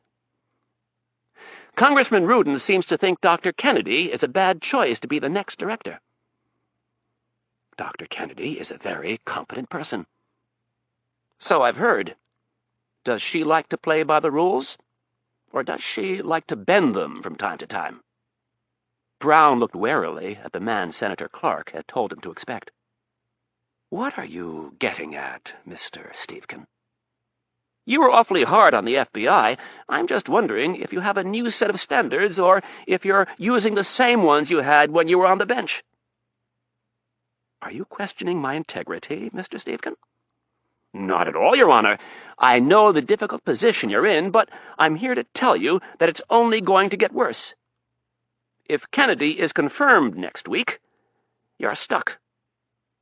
"This is a dangerous game you're asking me to play." It doesn't have to be. The congressman doesn't want you to get dragged into this. In fact, he thinks you should be the one going through confirmation right now, not Kennedy. That changes nothing. Let's just say hypothetically that I'd seen some things. If I went before the congressman's committee, I'd never get another job in this town. The congressman knows that. He has no desire to ruin your reputation and turn you into a whistleblower. All he's looking for right now is enough information to slow down Kennedy's confirmation. Stevkin stopped and grabbed Brown by the arm. Something legitimate that he can take to the press. Something from an unnamed source at Langley. He wants to slow down Kennedy's confirmation, or derail it. Stevkin grinned. I'm sure he'd prefer to derail it. I've already told you he'd rather see you at the helm. Brown started walking again. I'll need some time to think about this. I'm sorry, Judge, but we don't have a lot of time. The Senate Intelligence Committee is scheduled to vote on Monday afternoon. Brown stopped abruptly and extended his hand. It was very interesting meeting you, Mr. Stevkin. Brown pumped his hand twice, and then leaned in close. He whispered, Come back tomorrow evening, and we'll talk some more. With that, Brown released Stevkin's hand and walked away. In the darkness of the coming night, a smile creased his lips. The real world of plotting and trading secrets was far more exhilarating than he'd ever imagined. Andrews Air Force Base, Maryland, Friday morning. The United States Air Force executive jet was on approach for landing. It had left the U.S. Air Force Base in Aviano, Italy, just prior to sunup. There were only 2 passengers on board. One was sleeping, and the other had been and wished he still was. He'd slept for the first part of the flight, but despite badly needing more, he could not attain the elusive state of rest. His mind simply would not allow it. There was too much to think about. Mitch Rapp stared out the window at the dark countryside beneath. Porch lights, street lights, and headlights dotted the pre-dawn rural Maryland countryside. He had to admit that the power of the United States was, at times, awesome. 5 minutes after Anna had stormed out of their hotel room, a van was waiting for Donatella and him by the side door. There was no time to go after Anna, no time to write a note, no time to try and reason with her. He had to get Donatella out of Italy fast. Waiting for them outside the hotel was a man who introduced himself only as Chuck. The agency had sent him. 20 minutes after leaving the hotel, Rapp and Chuck were carrying Donatella through the back door of a clinic on the outskirts of Milan. They were met by a doctor who was on the CIA's payroll. The elderly man recleaned, packed, and dressed Donatella's wound. He typed her blood and replaced 2 liters through an IV. He gave her more antibiotics and another shot of morphine for the pain. After just 2 hours at the clinic, the doctor gave Rapp an extra liter of blood plasma to bring with him and specific directions on how to monitor her blood pressure. He told Rapp that her wound was not life-threatening, and that as long as she continued taking her antibiotics and didn't exert herself for the next 4 or 5 days, she'd be fine. They left the clinic shortly before 1 in the morning and began their journey across the northern part of Italy, passing through Verona and Venice, and then heading north toward Udine. Donatella slept during the entire 3-hour drive. Rapp could not afford to. He'd never met this Chuck fella before, and he wasn't about to trust his life with a complete stranger. When they reached the base, they were waved through security and escorted to the waiting plane. Within minutes, they were airborne and headed for America. No customs, no police, no video cameras. Rapp had virtually passed out after takeoff. He and Donatella were alone in the spacious cabin portion of the plane. The flight crew had been told not to disturb their 2 passengers. A little over 4 hours into the flight, Rapp had woken up suddenly. He was agitated and disturbed. He'd been having a nightmare. Anna was in his dream. She was in his house with another man, someone he'd never seen before. They were happy, laughing, holding hands and kissing. Rapp was outside looking in. Anna noticed him in the window and shook her head at him as if to say, You had your chance, and you blew it. It hurt. He loved her dearly, but the way she'd handled things back at the hotel had given him pause. Staring out the small window of the plane, he was rocked by a barrage of emotions over the entire disaster. He was mad at Donatella and her crazy Italian passion. She didn't need to tell Anna that they'd been lovers. It was hardly the time for the confession. Rapp would like to have thought that it was the morphine talking. But he knew Donatella well enough to know that she was more than capable of such verbal confrontations when she was sober. He could be mad at her for her lack of tact and timing, but that was it. In light of the information he'd been given by her, he had to let the other stuff go, and besides, she'd been very loyal over the years. As the landing gear locked into the down position, Rapp realized that part of him resented Anna for not understanding the severity of the situation. Hell, she didn't even wait around to let him explain. People had died, Donatella had been shot, and he had just been given a piece of information that would impact the national security of the United States in ways he could only begin to imagine. The news that the head of Mossad was involved in the assassination of a former CIA employee was very serious. A lot of questions needed to be answered. Was Peter Cameron a spy for Mossad, a double agent? Was Ben Friedman acting on his own when he'd ordered the hit? Or was he taking orders from someone else? One thing was for certain. Things would get worse before they got better. Rapp had gone to Italy to get an answer. All he wanted was a name from Donatella, and he had been foolish enough to think that one name would end it. Instead, he found himself embroiled in what could become an international crisis. It was clear that Donatella needed to be protected, and she had to tell her story to Kennedy. He'd had no choice other than to get her out of Italy and back to the U.S. as quickly as possible. It was obvious by what had happened at her apartment that Friedman wanted her dead, and Rapp knew that he would not stop until he got what he wanted. This was the way the last 10+ hours had gone. He'd bounced back and forth between the crisis with Friedman and his disintegrating relationship with Anna. His past was pulling him in one direction, and his future was vanishing over the next ridge. As far as Riley was concerned, he saw little hope. He could not tell her what was going on. He couldn't even get into the details of his past with Donatella. Yes, they had been lovers, but that was over. He did not care who Riley had slept with before they met. He trusted her, and it hurt that it wasn't mutual. It hurt that she didn't understand the complexities of his life. He wasn't walking away from an accounting job after a decade. In his line of work, you didn't just simply hand in your 2-week notice and spend your remaining days hanging out in the break room and taking long lunches.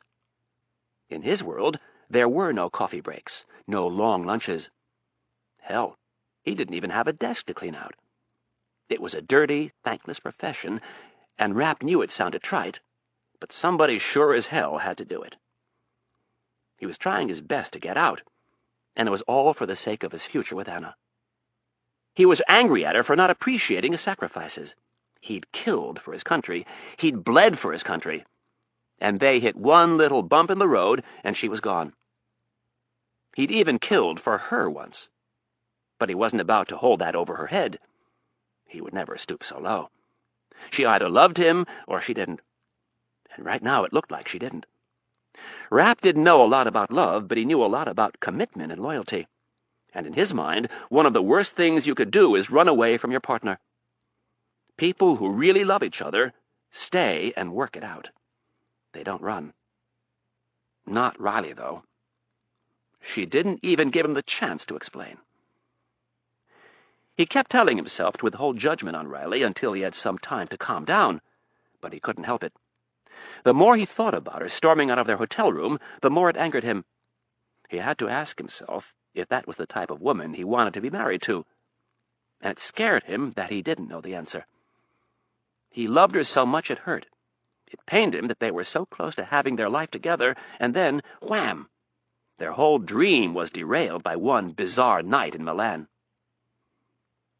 Rapp was not good at grays. He liked black and white. Gray made for indecision, and indecision in his line of work was what got you killed. The plane was now floating just above the runway. He was almost home on American soil. The wheels gently touched down, and Rapp decided on a plan of action. Riley would have to wait.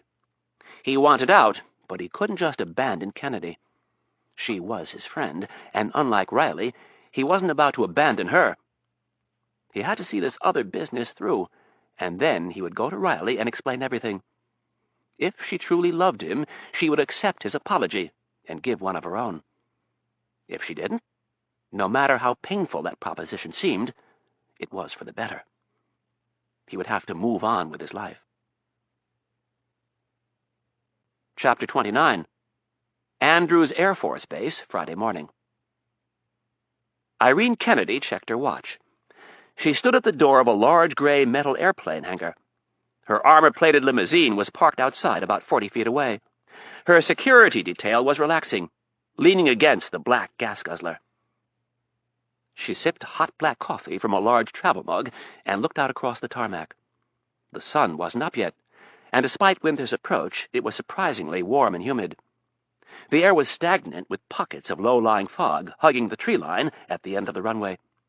Andrews Air Force Base was a busy place, but not where Kennedy was situated. The hangar that the CIA leased from the Air Force was on a remote part of the base. There was a 7 a.m. meeting at the Pentagon, and Kennedy needed some one-on-one time to prepare Rapp before the Special Forces guys got their hands on him. Not only did they need to discuss the Iraqi matter, she also wanted more information on Donatella and Ben Friedman. Rapp had given her very few details. She thought that he might fill her in once the plane was over the Atlantic, but she'd been wrong. Whatever else Rapp had to say about her counterpart in Israel, he would not trust to even the Air Force to secure communications equipment. And she didn't blame him. Information of this nature not only needed to be kept from the prying ears of foreigners, but also from certain groups in America.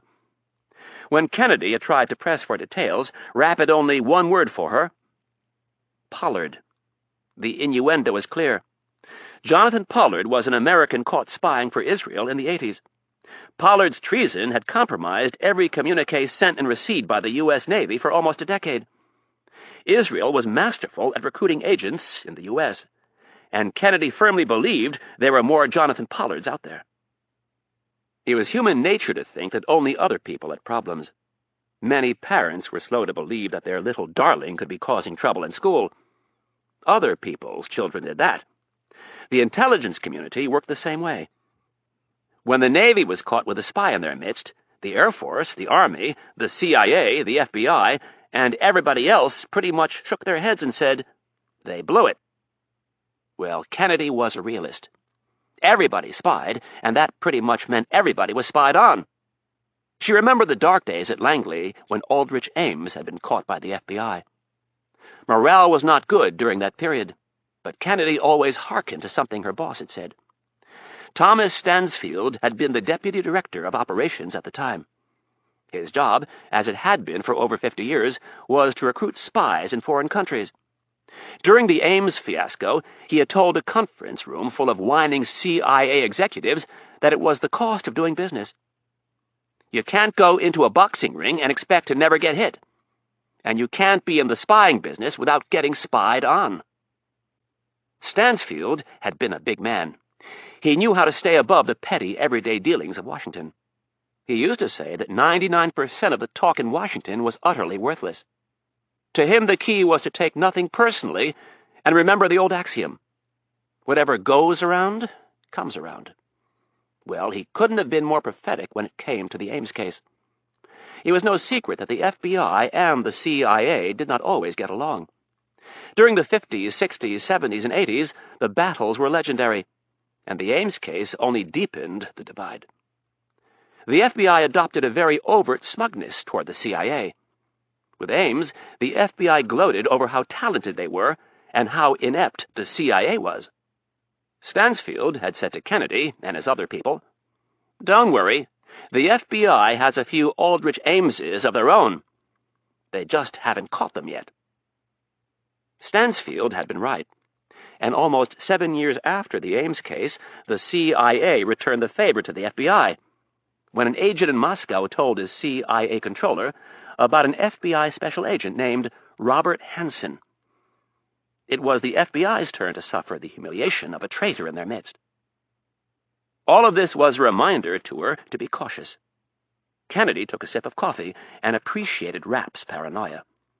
They had to communicate via long distances. There was no way around it. They were, after all, in the information exchange business. They just had to be careful who they exchanged the info with. Rapp had made the right call in waiting to tell her in person. Ben Friedman had eyes and ears all over Washington, and she was certain he had a few in Langley, too. The previous night's sleep had been restless. Kennedy hadn't mentioned the Friedman business to anyone, not even the president. She needed to get a better handle on things before she did that. First, she would have to put her most trusted people on analyzing the damage Peter Cameron may have caused as a double agent for Israel. The group would have to ascertain if there were any others at Langley who could be linked to Cameron. After that, the job would become interesting. Kennedy had already begun to form a plan that would give Ben Friedman a taste of his own medicine. The true test of spying was not to simply expose someone. There was another option, one that required real talent. Kennedy heard the car first and then looked to her left. The white van was rolling down the tarmac toward the agency's hangar. She had been expecting it. As the vehicle neared, she pointed inside the hangar and watched as the nondescript vehicle rolled past her. The van contained 3 individuals whom she knew Rapp would approve of. They were former Navy SEALs. The leader of the group was Scott Coleman, a former commander of SEAL, Team 6. He'd brought with him 2 of his most trusted operators, Kevin Hackett and Dan Strobel. Rapp had worked with them before. If the President and the Special Forces guys got their way, Rapp would be leaving the country very quickly. And that meant somebody was going to have to babysit Donatella. It had to be somebody who Rapp trusted implicitly, and that meant the guys from the CIA's Office of Security were out of the question. Coleman approached Kennedy and extended his hand. In his late 30s, he was still lean, and even a casual observer would notice that he was someone not to be messed with. The former naval officer had a very interesting past. He had killed both abroad and at home, and not all of it was sanctioned by the U.S. government. Kennedy took his hand. "Thanks for coming on such short notice." Coleman looked at her with his blue eyes. "No offense, Irene, but you don't look so good. Have you had any sleep lately?" "Not enough, I'm afraid, but I'll make it." "So what's this all about?" "Mitch is bringing someone back from Italy." "Who?" "The woman who killed Peter Cameron." Coleman looked at her with genuine surprise. He'd been with Rapp when they discovered Cameron's body in his George Washington University office. "Woman?" "Yes." "Is she coming back of her own free will, or is he dragging her back?" Kennedy didn't answer immediately. At some point, she had to decide how much she would reveal to Coleman. She trusted him, but the events of the last several weeks had reinforced the need-to-know axiom of spying. Theirs was a world where the less that was said, usually the better. In response to Coleman's question, she replied, "Yes, she is. Other events that have occurred have driven her into our arms." "What's that supposed to mean?" "I don't want to get into it just yet. When they get here, we'll know more." The plane proceeded to the agency's hangar, where the large doors were closed and the engines cut. Kennedy had directed that her own detail stay outside. She didn't want anyone getting a glimpse of Donatella. She wanted no record that the woman was in the United States. Donatella was a very valuable card, and Kennedy knew she would be most effective if no one knew she had her. The door to the plane opened, and Rapp stuck his head out. He waved to Kennedy and Coleman, and then he went back in. A few moments later, he appeared with a pale and weak-looking Donatella and helped her down the steps. Donatella was wearing a white sling over her bad shoulder. Coleman whispered to Kennedy, "It looks like she didn't come of her own free will." Rapp walked across the smooth cement floor. He looked all around the hangar, checking the exits and looking to see who was there. He was in operation mode. Nothing would get past his heightened senses. He stopped a few feet short of Kennedy and Coleman and said, "This is Donnie." "How is her wound?" asked Kennedy. "Pretty good so far, but we should have it checked again." "I'll make the arrangements," pronounced Kennedy. Gesturing to his boss, Rapp turned to Donatella and said, "This is Irene Kennedy." Without lifting her eyes, Donatella said, in a raspy voice, "I know." "And this is Scott." Donatella lifted her eyes for only a second, but said nothing. "It's really nice to meet you, too," replied Coleman. Rapp smiled. "Donnie is usually a wonderful person, but the last day's been a little rough. I called on Scott and the boys to protect Donatella until we figure out what to do. In the meantime, you and I have some business to attend to." Donatella became animated and spoke to Rapp in Italian. "I am not leaving your side." "That's not possible." Rapp put his hand on her good shoulder and held her hand. "I've trusted Scott with my own life. He and his people are good." "But he has people inside the agency." She was clearly referring to Friedman. "Scott and his people don't work for the agency." Kennedy did not like not knowing what they were saying. "Translate, please." Rapp told her of Donatella's concerns. Kennedy almost winced when he told her that Donatella had said, "He has people inside the agency." She remained cool and said, "I assumed that he did. And that is why my own security people are outside right now. I've called on Scott because he is someone I trust, and more important, he is someone whom Mitch trusts." Rapp could tell that Donatella was still not enthralled with the idea. "Donnie, you have to trust me. In order to help you, I have to do some things. I have to meet with some people, and you can't be seen. We need to keep you under wraps until the time is right." Reluctantly, she relented, and they walked over to the van. Coleman introduced Donatella to his two men, who said only hello. When they had her buckled in, Rapp asked for a moment alone with her, and the others walked away. Rapp brushed a curly black lock of hair from her face. "Donnie, don't do anything stupid." She scowled at him. "I'm serious," he said. "These guys can protect you. They're good." Looking out the window, she sized them up. "Military." "Yep, retired Navy SEALs." She sized them up again. "I know what you're thinking, and I want you to get it out of your head right now. They are my friends. Don't even think about running. If you kill them, I will kill you." Donatella would not look him in the eye, so Rapp grabbed her chin and made her look at him. "I'm serious. I want you to give me your word that you won't kill any of them. Give me your word that you won't try to run. I can help if you trust me." Rapp looked into her tired eyes. "Do you trust me?" She did not answer right away, but when she did, it was sincere. "Yes, I do." "Good. Now promise me that you won't hurt any of them." "I promise." Donatella was looking down. "Look me in the eye and mean it." "I promise." "Good." Rapp retrieved Donatella's silenced pistol from his jacket and handed it to her. "You gave me your word." "And I meant it." She wasn't able to pull the slide back, so she asked, "Is it chambered?" "Of course." She looked at the weapon and said, "Thank you." "No problem. I know you'd do the same." "I would, you know," she said, a little defensively. Rapp touched her cheek. "I know. And don't be sad, Donnie. I'm going to get you your life back."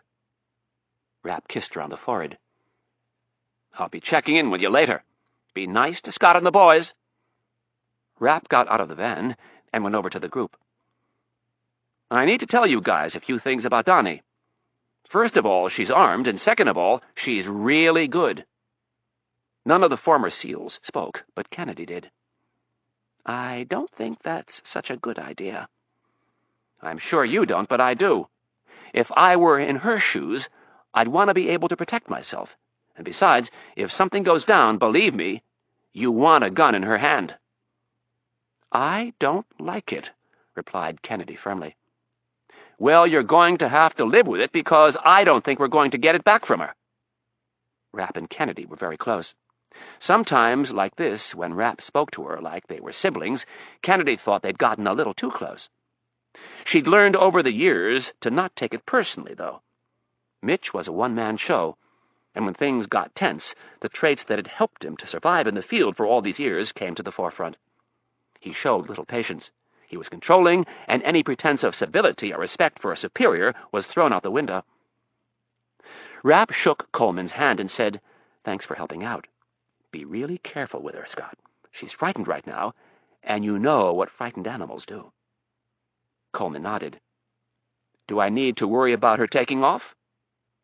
After thinking about it, Rapp said, "No. As long as she feels safe, she'll stay put." "We'll have to make sure she stays safe, then." "Where are you taking her?" "Eastern shore of the bay. Irene has all the info." It was just like the old SEAL to pick a spot on the Chesapeake. Rapp held up his phone. "You've got the number for this, right?" "Yep." "All right. Call me if you need anything." "Don't worry, Mitch. I won't let anything happen to her." Rapp slapped Coleman on the arm and said, "I know you won't." He walked with Kennedy and Rapp over to the small door and punched the green button that opened the large hangar doors. He went in and got into the van, and Kennedy and Rapp walked outside and got into the limousine. Alone in the back seat of the limo, Rapp blurted out the question that had been eating away at him. "How is she doing?" "She's fine. She stayed at the Four Seasons last night." Before leaving Italy, Rapp had asked Kennedy to have someone keep an eye on Anna. "What did she do today?" "She left the hotel and went to the Duomo." Kennedy turned to the side so she could better observe Rapp. "My person tells me she's been very emotional. He's seen her crying on 3 separate occasions." Rapp dropped his head into his hands. He did not like to hear that she was in pain, but at least she still cared enough to cry. "Do you want to tell me about it?" He shook his head slowly. "I think you might have to." "Why?" "I need to know what she knows." "Irene Anna isn't going to say anything." "I disagree, but my real concern is what Ben Friedman will do when he discovers his men have gone missing." Rapp thought of the 3 dead bodies in Donatella's apartment. "Did you get that taken care of?" "I've been told it's no longer a problem." Kennedy studied Rapp for a moment and said, "I'd feel better if Anna was back here in the States." Rapp thought he would too, but was reluctant to put any pressure on her. She had said some very hurtful things, and although they were spoken in the heat of the moment, they all had a ring of truth to them. In a solemn voice he said, "I can't ask her to come back." "Why?" "I don't want to get into it." "Is there anything I need to know?" Rapp shook his head. "What happened between you and Anna?" "I don't want to talk about it." Kennedy was reluctant to say what was on her mind, but felt she couldn't let it go. "What were you thinking when you decided to bring her along?" "That I wanted to ask her to marry me. That I wanted to get out of this shitty, thankless job before it sucked all normalcy from me." "I was thinking all of that and much more," thought Rapp. He couldn't say it to Kennedy, though. He was too proud. It was time to be tough. Anna had let her true feelings be known. He'd been a fool to think that she would marry him. Beautiful, smart Anna Riley. There were guys all over America who would jump at the chance to marry her. Guys with normal jobs, good jobs, guys that could offer stability. Guys who would be willing to move to New York when and if the time came. He'd been a fool for even dreaming of marrying her. An utter idiot for thinking that he could have what other people had. Love had clouded his otherwise good judgment, and Rapp had ignored one simple fact. He was a killer, and killers didn't marry women like Anna Riley. Embarrassed that his personal life had interfered with his professional life, Rapp was determined to put an end to this line of discussion and get down to business. "I don't want to talk about Anna." "Well, I would like to know—" Rapp cut her off. "I said I'm not going to talk about it, Irene. I made some bad decisions. It's over. Let's move on." Rapp's words gave Kennedy great concern. "When you say it's over, you don't mean it's over between you and Anna." "That's exactly what I mean." Rapp replied with an intensity that told Kennedy it would be unwise to probe further. It was clear that more had happened in Milan than she knew. Kennedy decided that if Rapp wouldn't call Riley, she would. With Ben Friedman in his current state of mind, she didn't think it was wise to simply let Anna roam about Italy. She would make arrangements to bring Anna home, and then she would talk to her. Chapter 30. The Pentagon, Friday morning. General Flood's office was located in the E-ring of the Pentagon on the second floor. He had arrived at work well before sunup. He didn't usually come in so early, but the Iraqi problem was weighing heavily on his mind. The President had made it very clear that he wanted to keep a tight lid on the recent developments with Iraq. If Saddam got even the slightest whiff that they were onto him, the nukes would be moved, and their chances of ever finding them would vanish. This presented one hell of a problem for General Flood and his people. How do you prepare to wage war without telling your own people? In this regard, Saddam had done the U.S. military a great service. He had provided them with the best peacetime live-fire training ground the U.S. had ever seen. Since the end of the Gulf War, the U.S. military's Southern Command had kept a very active presence in the region. Most notably, they enforced the northern and southern no-fly zones. On a lesser note, the Army and Marine Corps regularly conducted exercises in the deserts of Kuwait and Saudi Arabia. On the clandestine front, the Air Force and Navy conducted almost non-stop photographic and electronic aerial surveillance of Saddam's kingdom. In addition to the military intelligence that was gathered, the National Security Agency and the National Reconnaissance Office probed deep into the heart of Iraq with their billion-dollar satellites orbiting the Earth. The Middle Eastern dictatorship had become enemy number one of the U.S., and with such distinction came great attention. Back on the ground, a full-time contingent of Delta Force commandos and Green Berets had been added to the region. They trained regularly with the Special Air Service, Britain's elite commando unit. The American and British commando units had made a habit of ignoring the Iraqi border and running operations that penetrated hundreds of miles into the Iraqi desert. They did not seek out Iraqi troops, but they had been known to engage them from time to time, and the battles were very lopsided. It was all part of a coordinated strategy to keep the U.S. troops sharp and the enemy wary. The men manning the Iraqi air defenses were loath to turn on their targeting radar for fear that a patrolling U.S. fighter might slam a missile down their throats. The unlucky Iraqis charged with operating in the deserts of southern Iraq and the mountains of northern Iraq had heard one too many stories about their comrades going on a patrol and never returning. The few survivors who did make it back told stories of being ambushed in the middle of the night by men they never saw or heard. Morale in the Iraqi military wasn't good. But for General Flood, it was the opposite. His men were well-trained, well-equipped, and ready to go. The Iraqi theater was one massive ongoing drill. The wealth of information that was collected was constantly fed to Air Force, Navy, Marine Corps, and Army experts, who continually updated their target assessments. The result was that an effective and concise battle plan was never more than 12 hours away. In essence, Flood did not need to let 500,000 American troops in on the secret. All he needed to do was tell the Joint Chiefs that the President wanted options, that Saddam had once again pissed off President Hayes.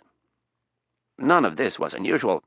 Since the Gulf War, a single year hadn't passed without some type of military action being leveled against Baghdad's bad man. Flood could tell the Southern Command that he wanted them to put together a comprehensive bombing plan, and he would have a preliminary report on his desk within the hour. The whole force would be ready to strike in a day or less. General Flood wielded a mighty stick. It was no small comfort to him that his frontline troops were ready to commence such a large operation on such short notice.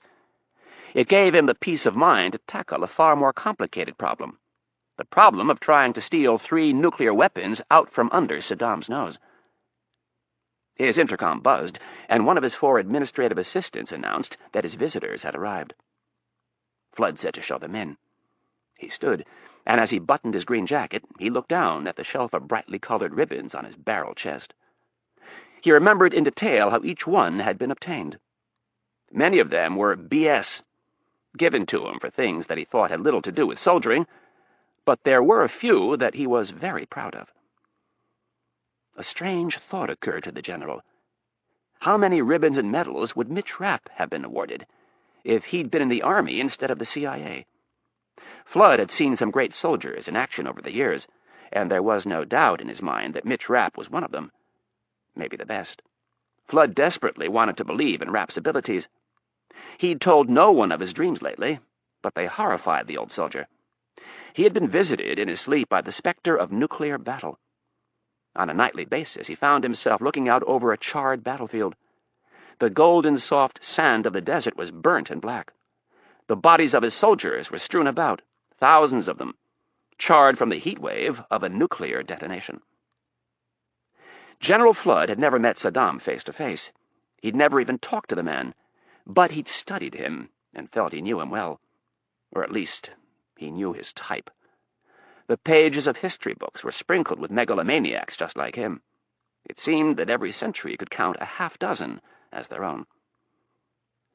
Flood was willing to risk his entire career to make sure Saddam never got the chance to use those weapons. This would be the biggest gamble he'd ever taken.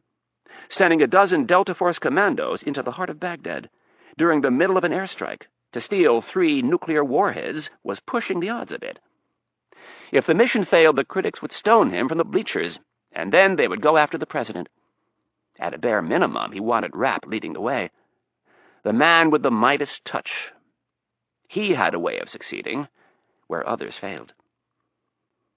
Irene Kennedy entered the room first. Her small stature was perfect for her profession. She was not the first person noticed in a crowd. Mitch Rapp, on the other hand, was a different matter. In his black leather jacket and 2-day-old beard, he stood out like a sore thumb. Fortunately, General Flood's staff practiced discretion with his visitors, especially when they arrived before 7 a.m., and were in the company of the director-designate of the CIA. Flood met them midway across his large office. "Good morning, Irene." "Good morning, General." Flood reached out for Rapp's hand. "Thanks for coming in to see me, Mitch." "Not a problem, sir." Rapp liked Flood, so he lied. There were other things they would rather be attending to, but he would hear the man out. "Please, sit." Flood motioned to an arrangement of 2 couches and several chairs on his right. There was a small table in the middle. On top was a basket of muffins, a coffee pot, sugar and cream in several cups, as well as side plates. "I figured you'd be hungry, Mitch. Help yourself to whatever you want." Flood leaned forward and poured a cup of coffee. "Irene?" "Please." Kennedy took the cup, but passed on the muffins. "Thank you." Rapp poured himself a cup and took a muffin. "Irene tells me you have a little bit of a problem." "I'd say so. How many times have you been in Baghdad?" "Before the war, I spent a lot of time there, but since the war, I have only been back 3 times. The general looked at Kennedy. "How much does he know?" "Unfortunately, I didn't have time to brief him. We had some other things that we needed to discuss." Flood didn't bother to ask what, but he was a little surprised that they could have something else cooking that would take priority over his current problem. "Mitch, you're about to become part of a very select group. The Joint Chiefs don't even know what I'm about to tell you. The President has asked us to keep an extremely tight lid on this." "Understood." "A week ago, one of our allies came to us with some pretty damning intelligence that Saddam is about to go operative with 3 nuclear weapons." Flood stopped so Rapp would have a chance to absorb the seriousness of the problem.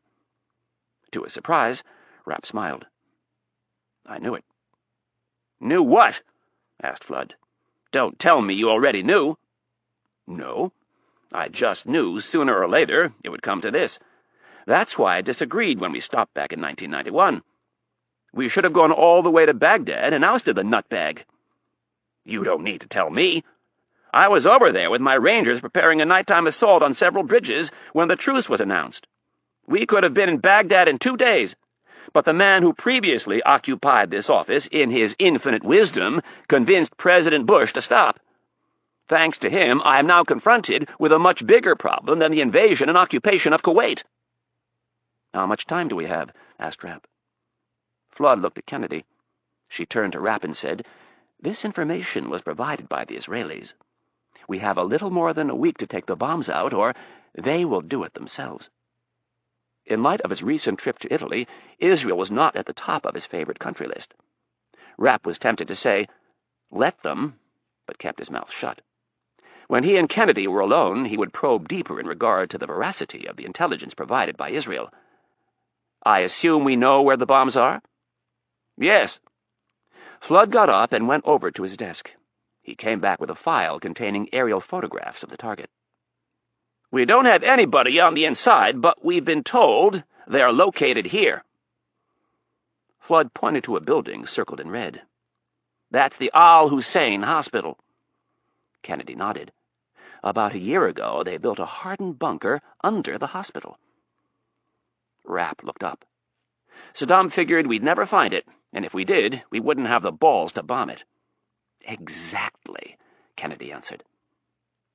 "Do you know where the hospital is?" Flood asked. "Yeah." Rapp threw the photos on the table. "I've been in the area before." Not one to beat around the bush, Rapp added, "So, where do I fit in?" Flood sat back down and let out a sigh. "We've already put a plan in front of the president to take out the bunker with some new bombs that are designed to penetrate command and control structures." Rapp didn't like the idea of dropping a bunch of bombs on a hospital. He liked the people of Iraq. They were caught between an inhumane dictator and a superpower that was hell-bent on destroying them. "What are the odds for success?" "Good. My flyboys tell me they can virtually guarantee the destruction of the facility." "Then why am I here?" Rapp knew at least part of the answer, but he wanted to hear it from Flood. He'd done this type of stuff before. Sneak into a country, sit on a rooftop and paint the target with a laser designator. The flyboys weren't quite as good as they liked to advertise. When they really needed to hit something, they usually put someone on the ground first. "Several reasons. Actually, first of all, your old friend Colonel Gray asked for you. Apparently he thinks you're pretty good at your job." Flood grinned. "And as soon as the president heard your name mentioned, he insisted that you be involved." "In what capacity?" "Bombing the target has some drawbacks." "Like killing a bunch of innocent civilians?" "Mitch, we didn't put those nukes under that hospital." "I know we didn't. I'm just pointing out the shitty reality of the situation. As always, I appreciate your frankness, and I agree with you. So do a lot of others, and that's one of the reasons we're working on a second plan." Rapp raised an eyebrow. "And would that involve Colonel Gray?" "Yes, it would. The colonel has come up with a bold but ingenious plan." Flood went on to explain the use of the white cars to ferry the Delta team into Baghdad under the cover and mass confusion of an all-out aerial bombardment. He also told Rapp that the president hoped one of the bombs could be brought back as proof that Saddam was working on acquiring the ultimate weapon of mass destruction. Flood ended by saying, "This plan is quite a bit riskier than simply bombing the facility, but it offers two distinct advantages. We don't have to kill a bunch of innocent non-combatants." "Exactly. And we also make sure that the bombs are taken out. We could bomb the facility and still never really know if all three weapons were in the structure at the time." Rapp leaned back, thinking about the plan, trying to calculate the odds of success, the areas where it was weak. There was no doubt that Colonel Gray had come up with one hell of a plan. After a lengthy period of silence, Rapp looked at Kennedy and said, "So, one more time. Where do I come in?" Chapter 31. Milan, Friday evening. She'd returned to the hotel after midnight, relieved to find that Mitch and the bitch from hell were gone. Riley was in no mood for confrontation. The feeling of relief was short-lived, however. It lasted as long as it took to take one lap through the suite. Mitch's bag was gone, and there was no note. No letter saying he was sorry. No letter saying he blew it, and that he loved her dearly.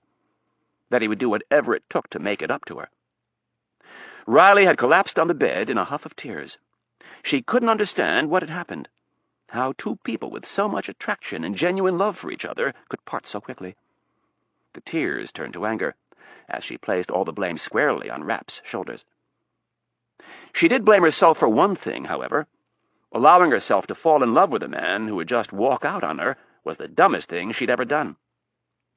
Riley was well aware of the fact that she'd told him to get out of her life. But if he truly loved her, he would have ignored her request and proved his love. He hadn't, though. He'd left with the little Italian slut, and he hadn't even bothered to leave a note. A simple sorry would have gone a long way. When Riley awoke the next morning, she was still in her clothes from the night before. A hangover gnawed at her, the result of the 3 vodka tonics and the 3 glasses of wine she'd downed at a bar after she'd stormed out of the hotel. Her eyes were puffy from all the crying, and in general she felt like shit, both emotionally and physically. Before entering the shower, the thought occurred to her to go home, to just pack up and get the hell out of Italy. By the time she got out of the shower, she was resolved to stay. She would not simply run home. None of this was her fault. She had 6 days of vacation left, and she was going to enjoy it. Riley dressed with a determination to make the best of the trip, to enjoy her day in Milan and then head south for warmer weather and a few days in the sun. The day had turned out to be a real roller coaster of emotions. There were tears and determination, longing and anger, second-guessing and righteous indignation. Anna Riley was, in short, miserable. She'd explored the Duomo, the magnificent cathedral of Milan that had taken over 400 years to complete. The awe-inspiring beauty of the church could move even the most emotionally stable person. In Riley's fragile condition, the tears flowed frequently, and she found herself asking God why. Why had he allowed her to fall in love with Mitch Rapp? Of all the men in the world, why him? God didn't answer her question. After spending the entire morning at the Duomo, she moved on to shopping. That helped for a while, but all too frequently she found herself looking at clothes and wondering if Mitch would like them. All in all, the day had proved one thing to her, that she loved Mitch Rapp more than she had ever realized. Her last act of bravado was to go out for dinner. Anna Riley was nothing if not stubborn, and she'd be damned if she was going to sit in her room and pout. The concierge at the hotel got her a reservation at Leo, a nice restaurant within walking distance of the hotel. The place was known for great fresh fish and an unpretentious atmosphere. Riley dressed conservatively for the evening. She didn't want to sit in her room and hide, but she had no desire to attract the attention of any male company. Upon arriving at the restaurant, she was seated at a table for 2 by the front window. She ordered a glass of Foradori Pinot Noir and began perusing the menu. She was there for all of 5 minutes when a man approached the table. He asked Riley if he could join her, and she politely declined. For dinner, she ordered penne with prawns and grilled razor clams and a second glass of wine. It was delicious. Midway through her meal, a second man approached the table and sat. He was dressed nicely in a dark suit and tie. He looked to be around 50. Riley was immediately irritated and was about to tell him to get lost when something unusual happened. "Good evening, Miss Riley. I apologize for intruding like this, but a mutual acquaintance asked me to give you a message." Anna's heart leapt. "Mitch?" "No." The man casually looked around the restaurant. "Dr. Kennedy." Extending his hand, he said, "My name is Tino Nanni. I work at the consulate here in Milan." "The U.S. consulate?" "That's correct." Riley lowered her voice. "Is everything all right with Mitch?" "I wouldn't know, Miss Riley. I've only been told to give you a message." Eagerly, Anna asked, "And what is that?" "Dr. Kennedy thinks you should return to the U.S." Anna was instantly taken aback. "What do you mean?" "I know next to nothing. I've simply been told to give you a message. Dr. Kennedy, for reasons unknown to me, thinks you should return to the U.S. immediately." "You work for the CIA?" The man winced at the acronym and looked around. "I work for the State Department, and please be careful about what you say." Riley, always the reporter, was used to asking what she wanted whenever she wanted. "I think you know more than you're telling me." "I know a lot of things, young lady." The man stood. "But as far as you are concerned, and why you're supposed to return to the States, I know nothing." He reached inside the breast pocket of his suit coat and grabbed a business card. "If you need anything, call me." He placed the card on the table and left the restaurant. Tel Aviv, Friday evening. Ben Friedman was busy pecking away at his computer. The younger people at Mossad called it surfing the web. He called it doing research. Friedman did not look natural in front of a keyboard. His bald head, broad shoulders, and thick forearms were more suited for heavy labor. His stubby index fingers pounded away at the keys. It was slow going, but it worked. A cigarette dangled from his lips, a curved hunk of gray ash ready to break free at any second. At the last second, Friedman snatched the cigarette from his mouth and deposited the spent vice in an ashtray. He grabbed his small 4-ounce coffee cup in his meaty hands and gulped down the remaining few ounces of thick black coffee. "Adriana!" He yelled his assistant's name without taking his eyes off the screen. "More coffee, please!" Friedman was worried. It had been a full day since the hit was to have taken place. Rosenthal was to have emailed him the results of the operation, and as of yet there was nothing. He was now checking the online version of Milan's newspaper, looking for what would undoubtedly be a big story. So far, he'd come up with nothing. It was possible that Rosenthal had killed her and disposed of her body without anyone knowing. That was what Friedman had asked him to do. Maybe Rosenthal had run into a few problems, and it was taking longer to get out of Italy and back to Israel. Anything was still possible. But with each passing hour of silence, the chances that things had gone according to plan diminished. At this stage, Friedman had no choice but to try to stay calm, despite the fact that his gut told him Donatella had not gone down without a fight. He'd trained her. He should have known better. It was the damn money Senator Clark waved in his face. He should have firmly told him not to worry, that he knew Donatella, and she would keep her mouth shut. Friedman had to be honest with himself, though. It was more than just the money. Donatella was a bit of a loose cannon, and sooner or later he figured he'd have to deal with her. She knew too many of his secrets, and with her temper there was no telling when she would explode and take him down with her. No, Friedman decided, it hadn't been a mistake to go after her. It had been a mistake to not send more people. Friedman needed to start working on a cover story. Rosenthal couldn't go missing for too many more days without some people starting to ask where he was. Why had he sent Rosenthal to Italy? That would be the first hurdle to overcome. He felt confident that he could come up with a pretty good lie to handle that problem. But if Donatella was still alive, and she started making waves, he could be in big trouble. Friedman grabbed his phone and punched in an extension. A moment later, a woman answered, and he said, "I need you in my office right now." He hung up and wondered how much he'd have to tell this one. Not much, he decided. She could go to Milan and start digging around. Hopefully Rosenthal would contact him and report that the mission was a success before she even got there. Friedman knew the chances of that happening were between slim and none. Chapter 32. Capitol Hill, Friday afternoon. The motorcade of 2 government sedans and a limousine pulled up to the loading dock of the Hart Senate office building. Normally, they would have used the front of the building, but today it was swarming with media. Dr. Irene Kennedy emerged from the limo. Her detail quickly escorted her into the building and brought her to the second floor. One of the staffers from the Senate Intelligence Committee was waiting for them. The man showed Kennedy into one of the private witness rooms at the rear of room 216, and then left her alone. Her detail also stayed outside. Kennedy wanted a few minutes of solitude before the confirmation circus started. She used the room's private bathroom to wash her hands and check her makeup. She'd applied an unusually heavy amount today, knowing that she'd be on TV. She touched up her lips a bit and put some more powder on her nose and forehead.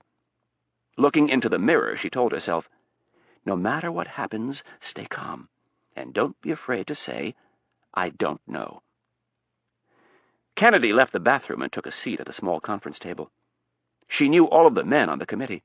She'd sat in front of them countless times before and answered their questions. The only thing that was different about today was the media. Kennedy had just gotten settled in when there was a knock on the door. Senator Clark entered with a warm grin on his face. "Irene, how are you?" Clark closed the door. Kennedy stood. "Just fine, Mr. Chairman." "Irene, how many times do I have to tell you? It's Hank when we're alone like this." He placed a hand on her shoulder. I could never get your boss, God rest his soul, to call me by my first name, but he was 20 years my senior, so I cut him a little slack." Clark winked at Kennedy. "You don't have that excuse, so from now on, it's Hank when we're alone, all right?" Kennedy nodded. "All right, Hank." "Good. Now, are you nervous at all? Is there anything I can get you before we go out there?" "No, I'm fine, thank you." Clark looked down at the diminutive Kennedy and felt a pang of sorrow for her. He really did like her. It was too bad that she was going to have to go through this. "I don't expect things to get rough. Most of the men out there like you, and with the President and myself backing you, the votes are already there. You might get a few tough questions from Schumann, but don't sweat it. That's just him grandstanding in front of the cameras." "I know. I've seen him do it plenty of times." "I'll do my best to keep him in line along with any others who might get a little unruly, but ultimately, it's up to you to handle them." "I know. I've done this before, Hank." "But you've never done it in front of all these cameras and reporters." There was no smile on his face. "Be very careful what you say in front of this crowd. One slip up, and they'll pile on." Kennedy showed no fear. "I know." "Well, you're the only show this afternoon, so when you're ready, we'll go." Clark pointed toward the door with his thumb. "I'm ready." Clark gave her another warm smile and then wrapped his arms around her for a hug. "Good luck out there." He released her and said, "Let's go make history." Kennedy followed him out of the room. The hallway was crowded with people. Every single one of them stopped talking when Clark and Kennedy appeared. The senator towered above everyone, even the men from Kennedy's security detail. He continued through another door, and Kennedy followed him out onto the side of the dais located at the front of the hearing room. Clark gestured for Kennedy to head out to the witness table, and he continued up to take his place at the center of the long U-shaped bench with the other senators. The gallery was filled with reporters and TV crews. Today was an historic moment. The first woman ever nominated to run the CIA was about to begin her confirmation hearing. The hearing was not scheduled to be aired live by any of the networks or major cable outlets other than C-SPAN, but every network was there to get a clip for what would be the lead story on the nightly news. As Kennedy approached the witness table, she was nearly blinded by camera flashes. She left an entire entourage back at Langley. The people from legal and public relations had wanted to sit at the table with her, or at the very least in the first row. They wanted to be there to help manage a situation in case one arose. Kennedy had declined all requests. It was a point of pride that she go through this alone. No photo ops of men whispering in her ear, as if she couldn't answer a question on her own. Kennedy had looked forward to this day for a long time. She wasn't always sure it would happen, but that didn't stop her from dreaming. As the political climate changed in Washington over the last 2 decades, she began to realize that within her lifetime it was likely that a woman would head the CIA. It was inevitable. The old boy network that had run the agency during its first 50 years wouldn't like it one bit. Kennedy's potential to men like Allen Dulles and William Casey would have been to get them a cup of coffee and maybe type a few letters. They were different men from a different generation. Kennedy looked up at the senators seated in their high-back leather chairs. They were her judges. 16 men in total, not a single woman among the group, and all but one of them a millionaire. This didn't bother Kennedy in the least. She was in good standing with almost all of them, and the few that she didn't know well were not the type to cause problems. 1 or 2 of them might try to grandstand, but she could handle them. For the most part, they respected her, and she respected them. None of it was personal. That's what she kept telling herself. This was the business of government. The photographers sitting on the floor between the witness table and the dais continued snapping photos. As Senator Clark looked down from on high, Kennedy returned his smile and nodded that she was ready. It was comforting to have an ally chairing the committee. For some unknown reason, at that exact moment, she felt a nagging fear creep up on her. She was finally here, literally days away from taking over as the director of the most powerful espionage agency in the world, and she couldn't shake the feeling that something was going to trip her up. She had 2 very serious issues to deal with right now, and she certainly couldn't let the committee know about either of them. They would know soon enough about the problem with Iraq, but the president had been adamant that everyone act as if it were business as usual. There would be no request for a delay in the hearings so she could deal with these monstrous problems. She would have to sit here for the remainder of the day and answer an unending stream of questions, the vast majority of them mundane or self-serving. Senator Clark gabbled the room to order and greeted Kennedy by lowering his mouth to the microphone. After taking care of a few housekeeping matters, he asked the relatively young director-designate to rise, raise her hand, and repeat after him. Kennedy did so, and as she raised her right hand, the flashes once again erupted. These were seasoned photographers, and Kennedy knew why they wanted that shot. They needed it in case she was ever caught lying. If that happened, they needed the photo to run under the headline, CIA Director Lied to Congress. Kennedy recited the pledge and told herself to be very careful. There were so many lies, so many places where she could be tripped up. Wolf Trap Park, Virginia, Friday evening. Stevkin was freezing his ass off. If he'd been thinking, he would have worn his long underwear. But he hadn't been, of course. It was the first really cold night of the season, and he'd been caught off guard. Without gloves, he kept his hands shoved into the pockets of his trench coat.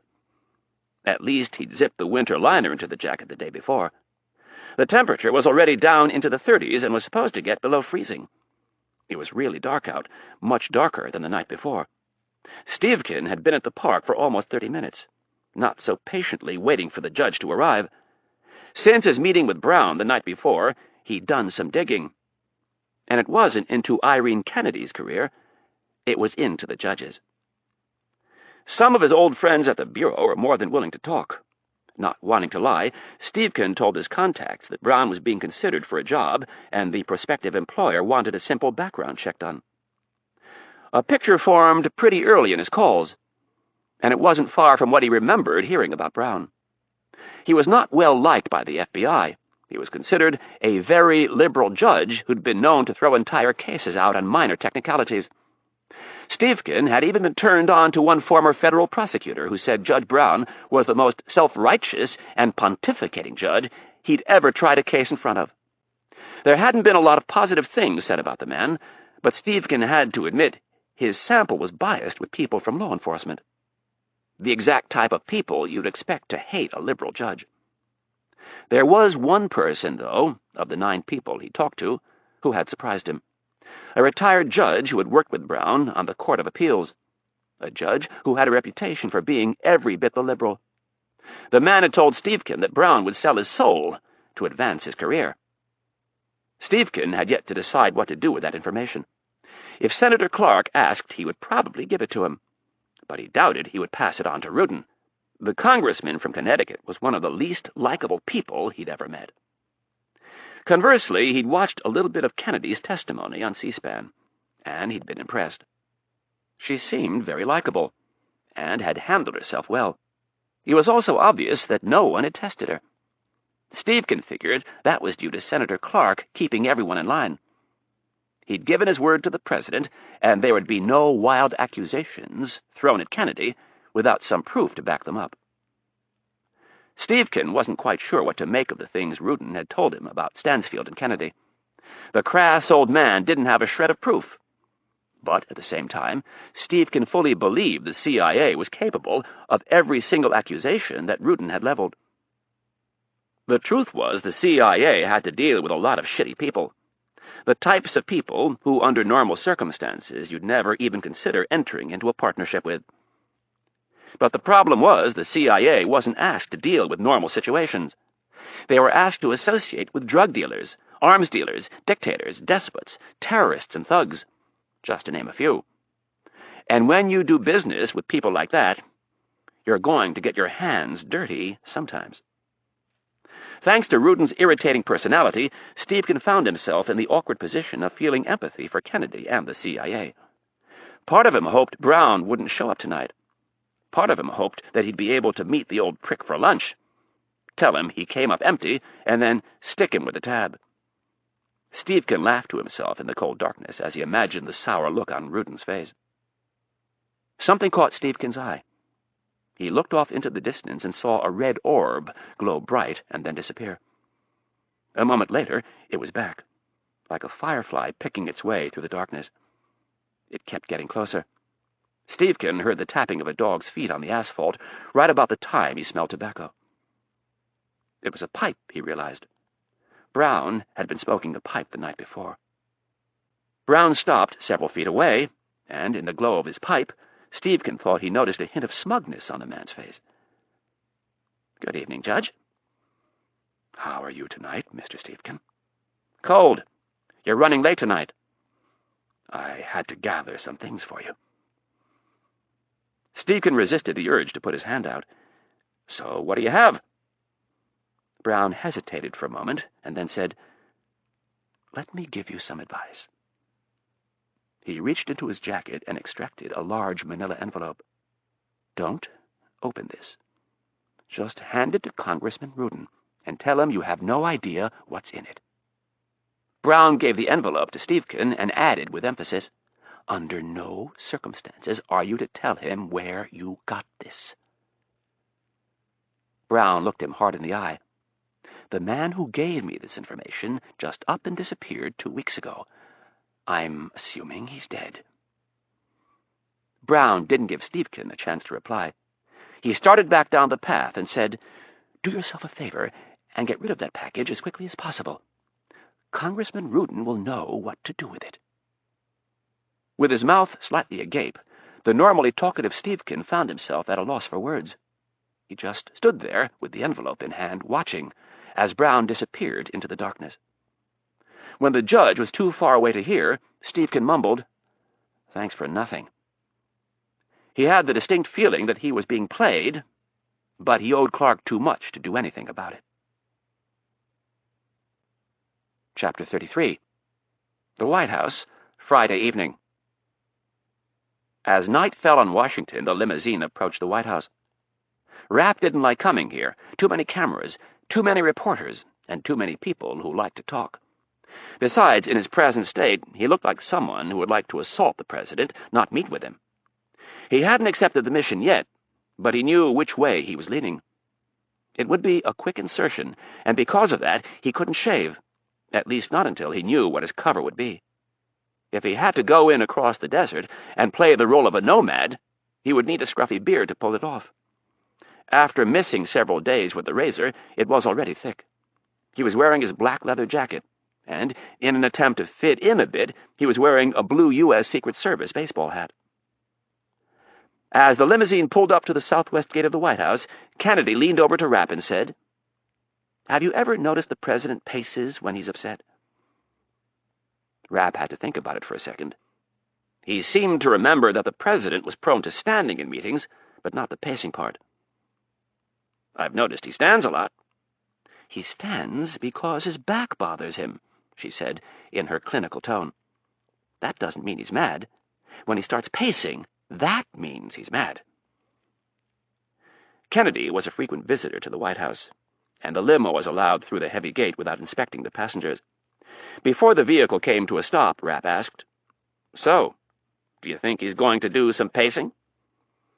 After rolling her eyes, Kennedy said, "I think this is going to infuriate him like nothing I've ever seen." The limo stopped in front of the awning on West Executive Drive. "It's a good thing we're meeting in the Situation Room. That way he can scream his head off and no one will hear a word of it." Rapp let Kennedy get out first, and he followed close behind, keeping the brim of his hat tilted down. When they went through the door, Jack Warch, the special agent in charge of the president's Secret Service detail, was waiting for them with his hand extended palm up. Rapp took his weapon from his shoulder holster, checked to make sure the red dot was covered, and then handed the gun over to Warch. Warch thanked him, and the three of them started down the hallway. "Nice hat," Warch said with a grin. "I earned it." Rapp backhanded the Secret Service agent in the stomach. "By bailing your ass out." Warch laughed. "No arguments here." "Hey," said Rapp, "when are you going to trust me to carry in this place?" "It's procedure, Mitch, you know that." "Yeah, but come on. I fired more rounds in this place than your entire detail." Warch was quiet for a moment as he thought about the hostage standoff that had taken place not so long ago. Rapp had bailed everyone out, that was for certain. "Let me talk to the president about it. We'll see if he'll make an exception."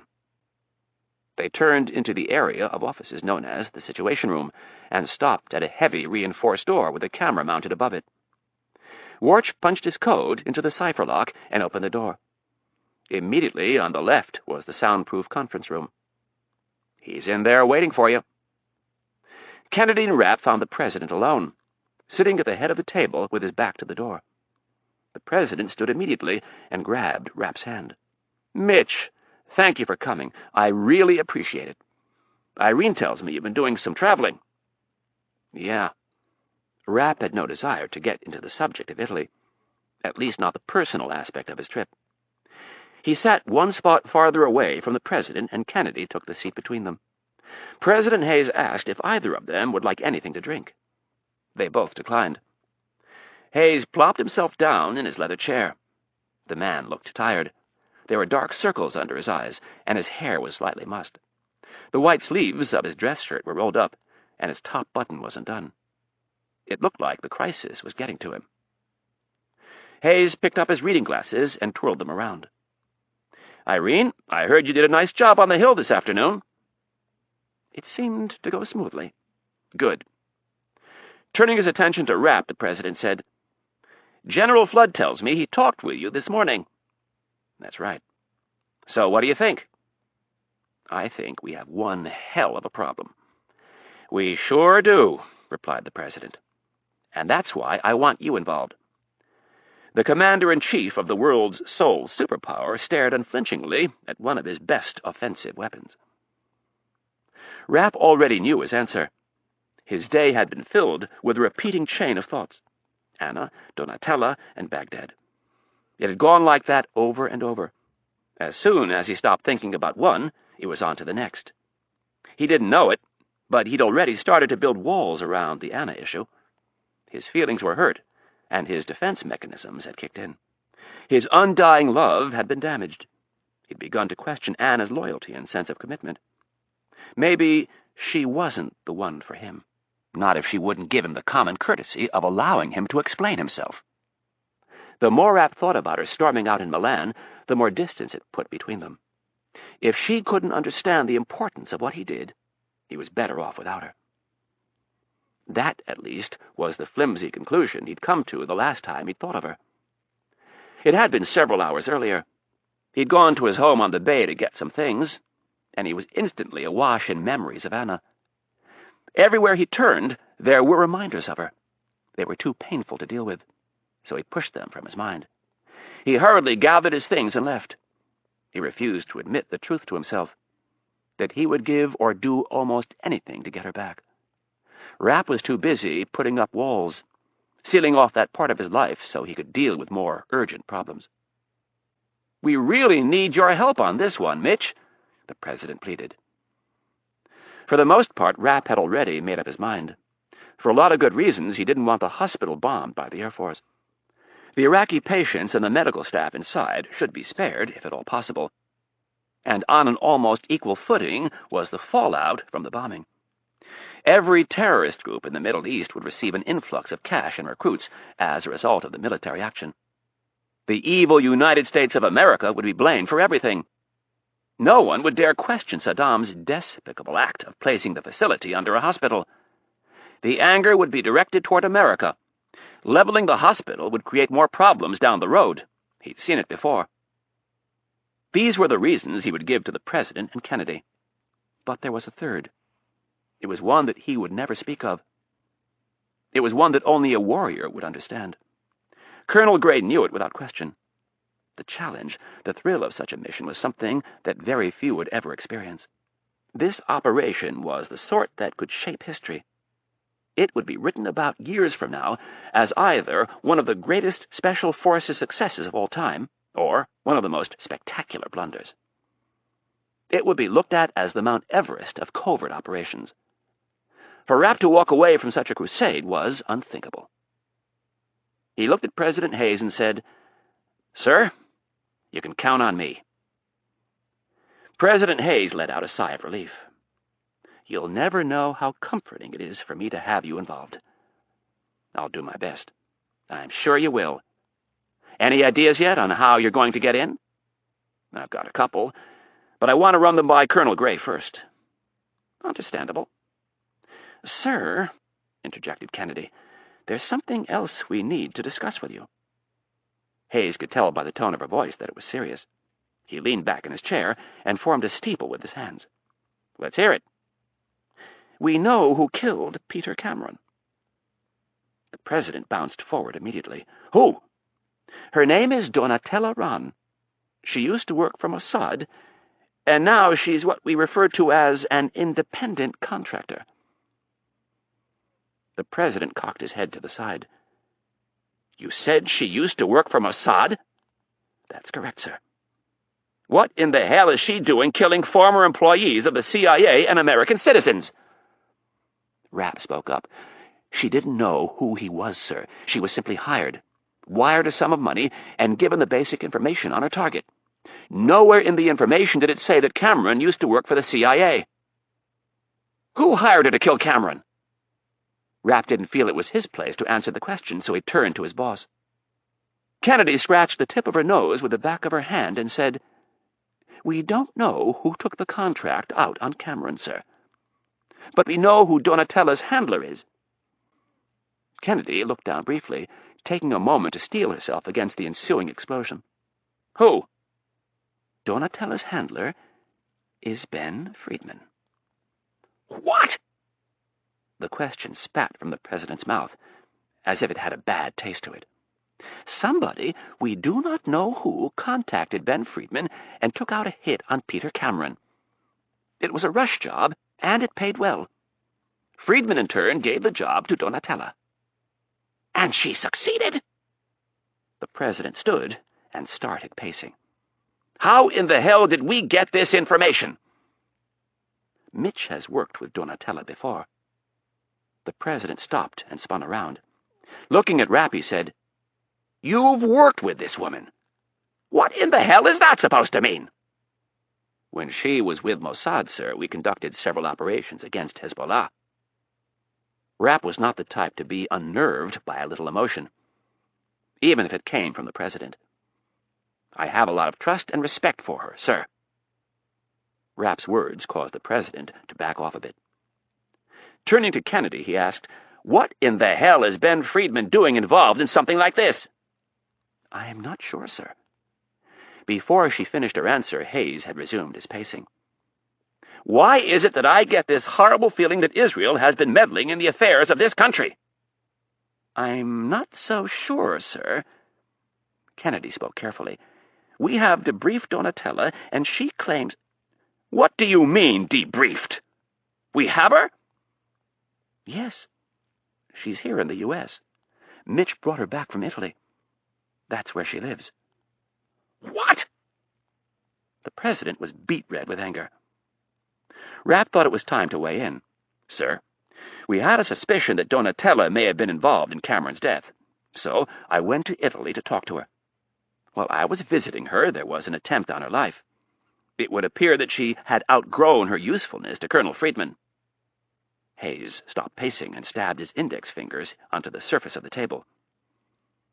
"Irene, does the attempt on Mitch's life in Germany and the assassination of Peter Cameron have anything to do with this crap going on in Baghdad?" After hesitating, Kennedy replied, "I don't think so, sir, but I'm looking into it." Now Hayes's face was really red. "Well, what do you say I pick up the phone and call Prime Minister Goldberg?" Kennedy shook her head. "I don't think that's a good idea, sir." "Well, I do," snapped Hayes. "I don't like it when our allies are involved in the assassination of Americans." Hayes pointed and added, "Especially when it happens less than a mile from the White House." Kennedy decided it was time to be more forceful. "Sir, you'll get no disagreement from me. Ben Friedman is going to have to answer some very tough questions. But as of right now, I don't think the problem in Baghdad has anything to do with this. Our satellite images tell us that something unusual was built under that hospital, most likely some type of a hardened bunker. Also, the information on the North Koreans checks out, and we know Saddam has been working toward this goal for some time. As far as the other issue is concerned, Donatella tells us Friedman set this deal up with her when she left Mossad. Friedman takes a third of the contract, and everything is run through him.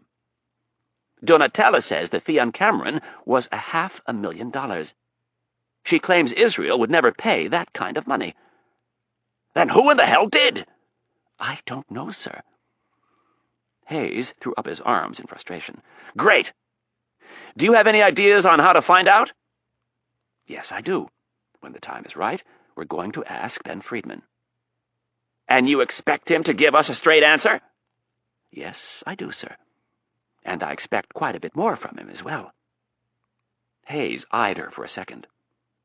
What she had just said reminded him of Thomas Stansfield. Would you like to let me in on your plan? No. Kennedy shook her head. You have enough to worry about with the situation in Baghdad. When the time is right, you're going to play a very active role in getting the truth from Ben Friedman. Trust me. Chapter 34. Fort Bragg, North Carolina, Saturday morning. Early the next morning, Rapp boarded a CIA Learjet for the relatively short hop from D.C. down to Fayetteville, North Carolina. In his possession were 2 large duffels and a garment bag. The duffels contained various weapons and ammunition that he might need for the mission, plus a few necessities. He did not plan on returning to D.C. until the mission was over. In the garment bag was a surprise. It involved something he'd been perfecting for years. As the plane took off, Rapp looked out the small window and allowed himself to think of Anna one last time. He told himself this really would be it.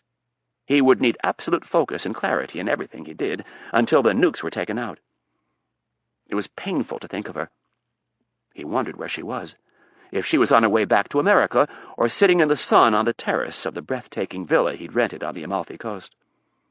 He imagined lying beside her, his arm under her head, his hand on her naked hip, their legs intertwined, her gorgeous green eyes staring dreamily at him, her perfect lips turned up in a blissful smile. She looked so happy in his dreams, the way he'd seen her on so many occasions before. Why couldn't it have stayed that way? His hopes, his dreams for a normal life were in tatters. He'd been a fool for ever thinking he could have that life. He was a killer. Men like him didn't marry someone like Anna. They were oceans apart. She was worried about who he'd slept with before they met. And he was trying to find out who had hired Peter Cameron to kill him. It was almost comical when you took a step back. When he looked at it this way, it caused him to think Anna was selfish, or at least self-absorbed. She couldn't understand the commitment and sacrifices he'd made. And if she couldn't do that, they had serious problems. Sure, she'd been appreciative that he'd saved her from being raped and probably killed. His secret life with the CIA was fine, just so long as it involved saving her. But in any other light, it was horrible and intolerable. And to end it all over something so sophomoric as jealousy was pathetic. Maybe she wasn't the woman for him. That's how Rapp came to grips with his dash dreams. Anna had always told him it was fate that he'd intervened that horrible night in the White House. Well, maybe it was fate. And maybe it was fate that things had fallen apart in Milan before he'd asked her to marry him. To a certain degree, he really believed in fate, or at least that things happened in life for a reason. If they were truly meant to be together, she would be there when he got back. Colonel Gray was waiting for Rapp when the plane landed at Pope Air Force Base, which was adjacent to Fort Bragg. He was in his green camouflage fatigues, a beret, and black jump boots that were polished to perfection. Despite the late autumn chill, he had his sleeves rolled up to the middle of his muscular and tanned forearms. Unlike most of his men, Gray kept his hair short, since he didn't go into the field anymore. Delta Force operators were given a special dispensation by the Army on hair regulations. The intent was to allow them to blend in with the general population when they were deployed. Gray, in his mid-40s, was still in peak physical condition. He jogged 5 miles 5 days a week, and still managed to keep up with the new recruits on the obstacle course. To keep his skills sharp, he fired over 200 rounds a day on Delta's various ranges. Gray believed in leading by example. The man did not have a pretentious bone in his body. As Rapp stepped from the plane, Gray rushed forward to help him with his bags. They stowed Rapp's luggage in the back of the colonel's Humvee and jumped in. "Thanks for coming down, Mitch. I really appreciate it. I got a little worried the other day when I heard you were looking at retiring." Rapp shrugged off the question, and not wanting to get into the details of his disastrous love life, he simply said, "I'm getting old, Colonel." "The hell you are. You're old when you get to be my age. You're still a young pup." Rapp figured Gray was in his mid-40s, still relatively young by any normal standards, but by Special Forces standards he was ancient. "Where are we off to this morning?" Gray wrestled with the steering wheel on the Humvee like he was a city bus driver. He turned it around a corner and hit the gas. "I want to show you something before I bring you over for the briefing." A minute later, they pulled inside a massive airplane hangar where an equally massive C-141 Starlifter was being loaded with equipment. The colonel shut off the Humvee, and he and Rapp jumped out. Near the rear of the plane were 3 vehicles sitting under gray tarps. Gray approached the last one and pulled the tarp off. Underneath was a white Mercedes-Benz E-Class sedan. "What do you think?" Rapp was smiling. "No offense, Colonel, but the Army isn't exactly known for throwing money around. How did you get your hands on these?" Gray opened the driver's door. "We do the DEA a lot of favors. We help train their SWAT guys and in general help them with tactical training." "And?" "I told them if they ever come across any Mercedes sedans to let me know. We got them cheap." "Drug seizures?" "Yep, and that's only half of it. They're armor-plated. Some crazy Colombian drug dealer down in Miami owned them. A white one, a black one, and silver one. We painted them all white." Gray gestured to the other side of the car. "Get in. I want to show you a few things." Rapp got into the front passenger seat and looked at the dash. Colonel Gray was pointing to a computer screen beneath the radio on the dashboard.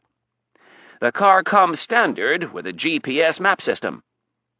We brought in some techno-weenies from the National Reconnaissance Office and had them program the system for every street in Baghdad, and all the main and secondary roads leading in and out of the city." Rapp nodded. "You have them in all 3 cars?" "Yep." "That's huge. No more Mogadishus." Rapp was referring to an operation in Somalia back in 1993, when things went horribly wrong for a task force of U.S. Special Forces. After grabbing several top lieutenants of a warlord, the ground element of the force came under fire and got lost in the maze of streets that crisscrossed the Third World hellhole. Even with a command helicopter circling high above the city, giving the ground element directions on how to avoid roadblocks and get out of the warlord's stronghold, the convoy continued to take wrong turns. Taking heavy fire, the group was pinned down for the night. By the time the operation was over, 18 soldiers were dead, and dozens more critically injured. Despite killing over 400 Somalis, the operation was looked on as a disaster back in Washington. "The windows are all bulletproof, the tires are self-sealing, and we added sunroofs to the back seats so the men can fire the heavy equipment while moving."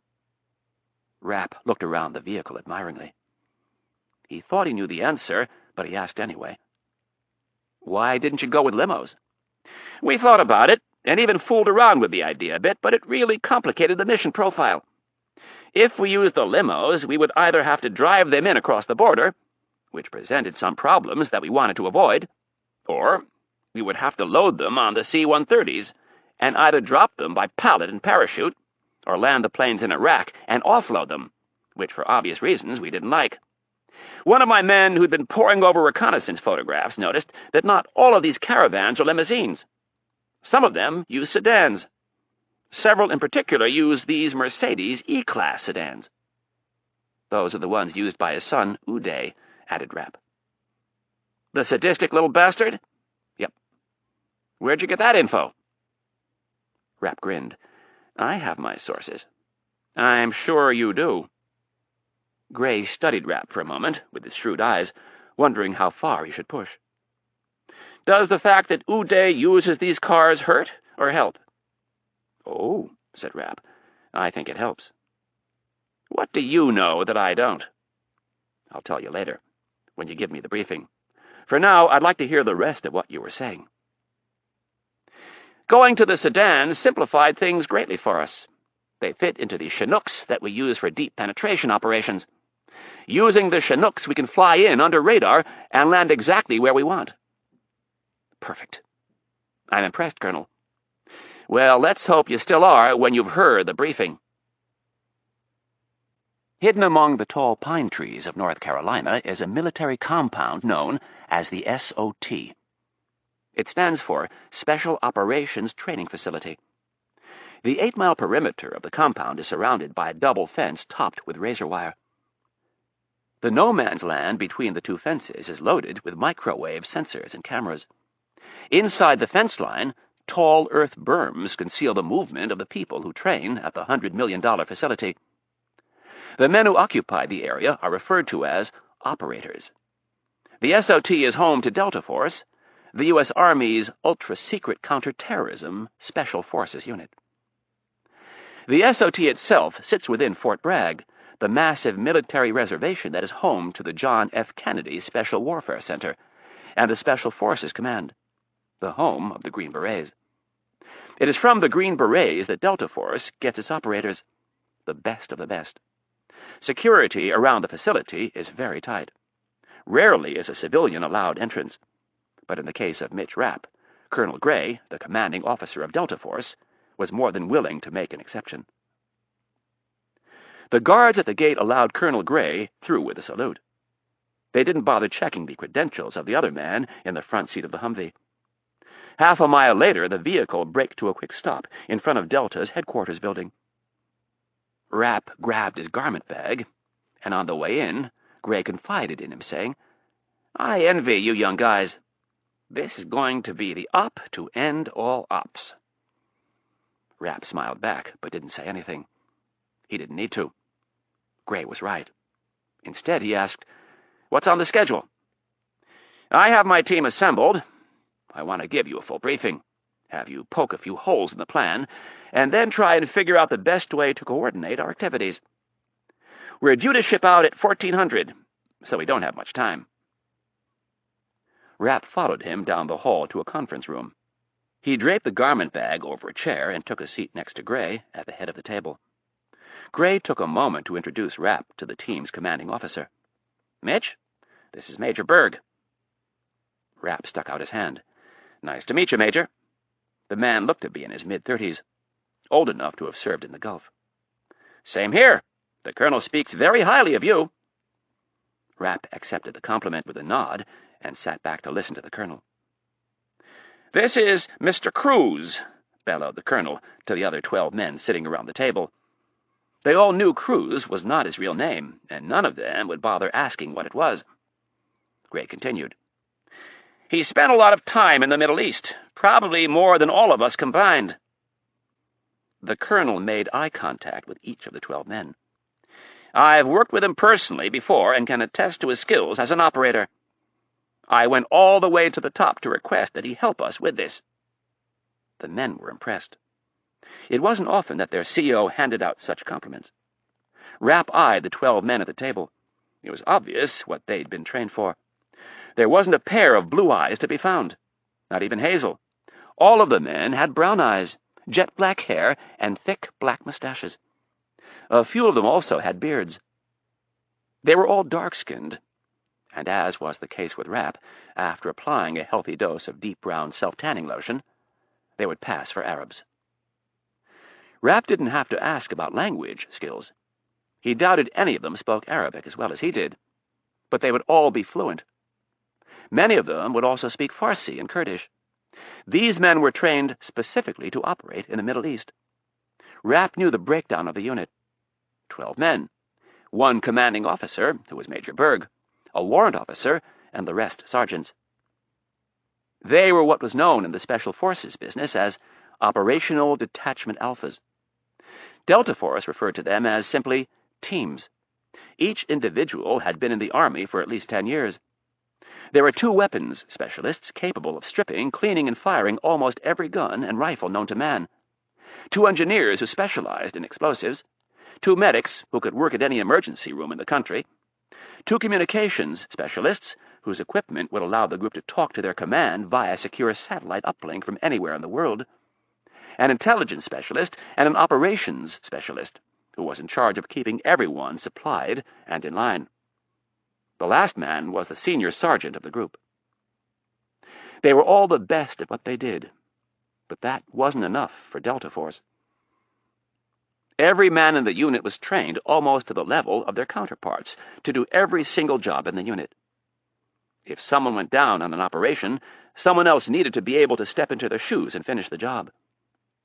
What was often lost in the jumble of acronyms and sterile military references was the fact that these men, in addition to their highly technical skills, were lethal killing machines.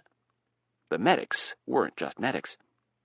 Both of them were sniper qualified, as were the weapons sergeants and the communications sergeants. First and foremost, these men were trained to shoot.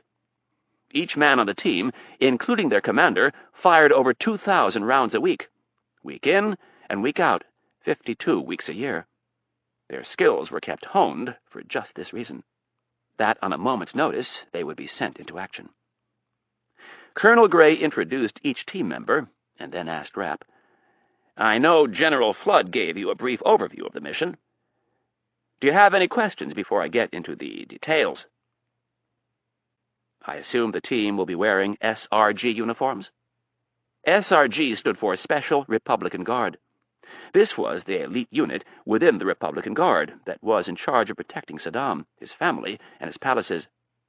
The unit was made up of men entirely from the towns of Tikrit, Baiji, and Al-Sharqat, all towns with clans that had proved their undying loyalty to Saddam over the years.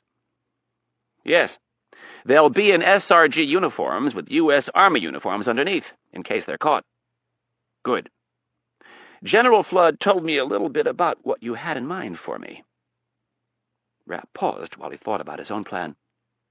"With the time constraints we're up against, I think it would be difficult to get me into the country without running the risk of setting off some alarms. I have no safe house to operate from, and the few contacts that we do have in Baghdad I wouldn't be comfortable using. Not for this sensitive of an operation." Rapp grimaced. This would be just the type of thing an agent would flip for. The person would be Saddam's new best friend, and if that happened, you guys could plan on a nice welcoming party when you landed. Gray had been under the impression that Rapp thought he could help. Slightly irritated, he asked, "So you don't think you could scout out the target?" "Oh, I think I could. I also think there's a chance I'd get caught, which would then compromise the entire operation. At any rate, I don't think it's worth the risk. I think your men are better off driving into Baghdad like they own the place." "But we don't even know what the door to this facility looks like," protested one of the engineers. "I can't get you that kind of info. If it's concealed like we think it is, there'll be a normal entrance from the alley, and the real door will be down a flight or 2. There's no way I could go to Baghdad and get all that information for you without someone getting suspicious." "Then, if you don't mind me asking," started the colonel, "why in the hell did you fly all the way down here?" "Because I have something else to offer," Rapp replied confidently. He looked evenly at each man and then asked, "Who is the most feared man in all of Iraq?" Gray thought about it for a second. "Saddam, of course." "Who is the second most feared man?" asked Rapp. The colonel shared a look with his men. No one spoke for a long while. Finally, one of the sergeants said, "Saddam's son, Uday." "Correct." Rapp pointed at the sergeant. "Some would argue that he is the most feared man in Iraq. He's always been a bit of a sadist, but in 1996 there was an attempt on his life.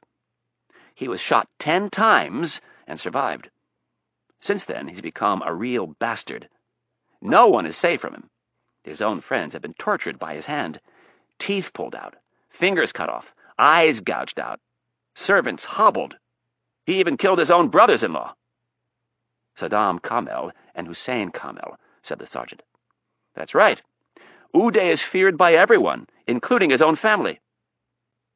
"So how does he fit into this?" asked Gray. "Like you, Colonel, I've done some experimenting in my spare time. Your plan, by the way, to use the white cars to transport the team is pure genius." "Thank you, but I can't take credit for it. It was Sergeant Abdo." Gray pointed to the man who had been answering Rapp's questions. Rapp looked at the man approvingly. "Nice work, Sergeant." "Thank you." Abdo placed his forearms on the table and asked Rapp, "Where are you going with this Uday thing?" "Saddam is not the only person who travels around Iraq in white cars. His sons Uday and Qusay also travel in similar fashion. Uday, in fact, has a fleet of white Mercedes sedans. He has a real penchant for wanting to appear hip, and he sees the sedans as a way to separate himself from the older, limousine-riding members of the family. At any rate, just pulling up to the side door of the hospital in white cars does not guarantee that they'll let you into the facility." "But if we have Uday Saddam Hussein with us," interrupted Sergeant Abdo, "they will open the door without question." "Exactly," smiled Rapp. He was beginning to like this Sergeant Abdo. "Uday has become a bit of an obsession of mine.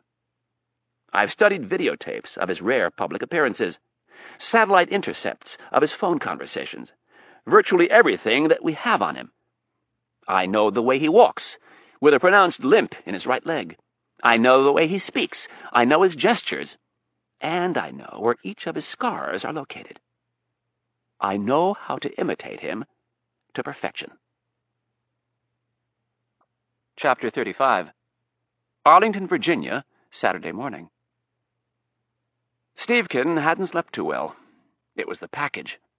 After his meeting with Brown, he'd returned to his townhouse. He didn't call Ruden right away. He set the letter-sized manila envelope on his coffee table and twisted the top off a cold bottle of Anchor Steam.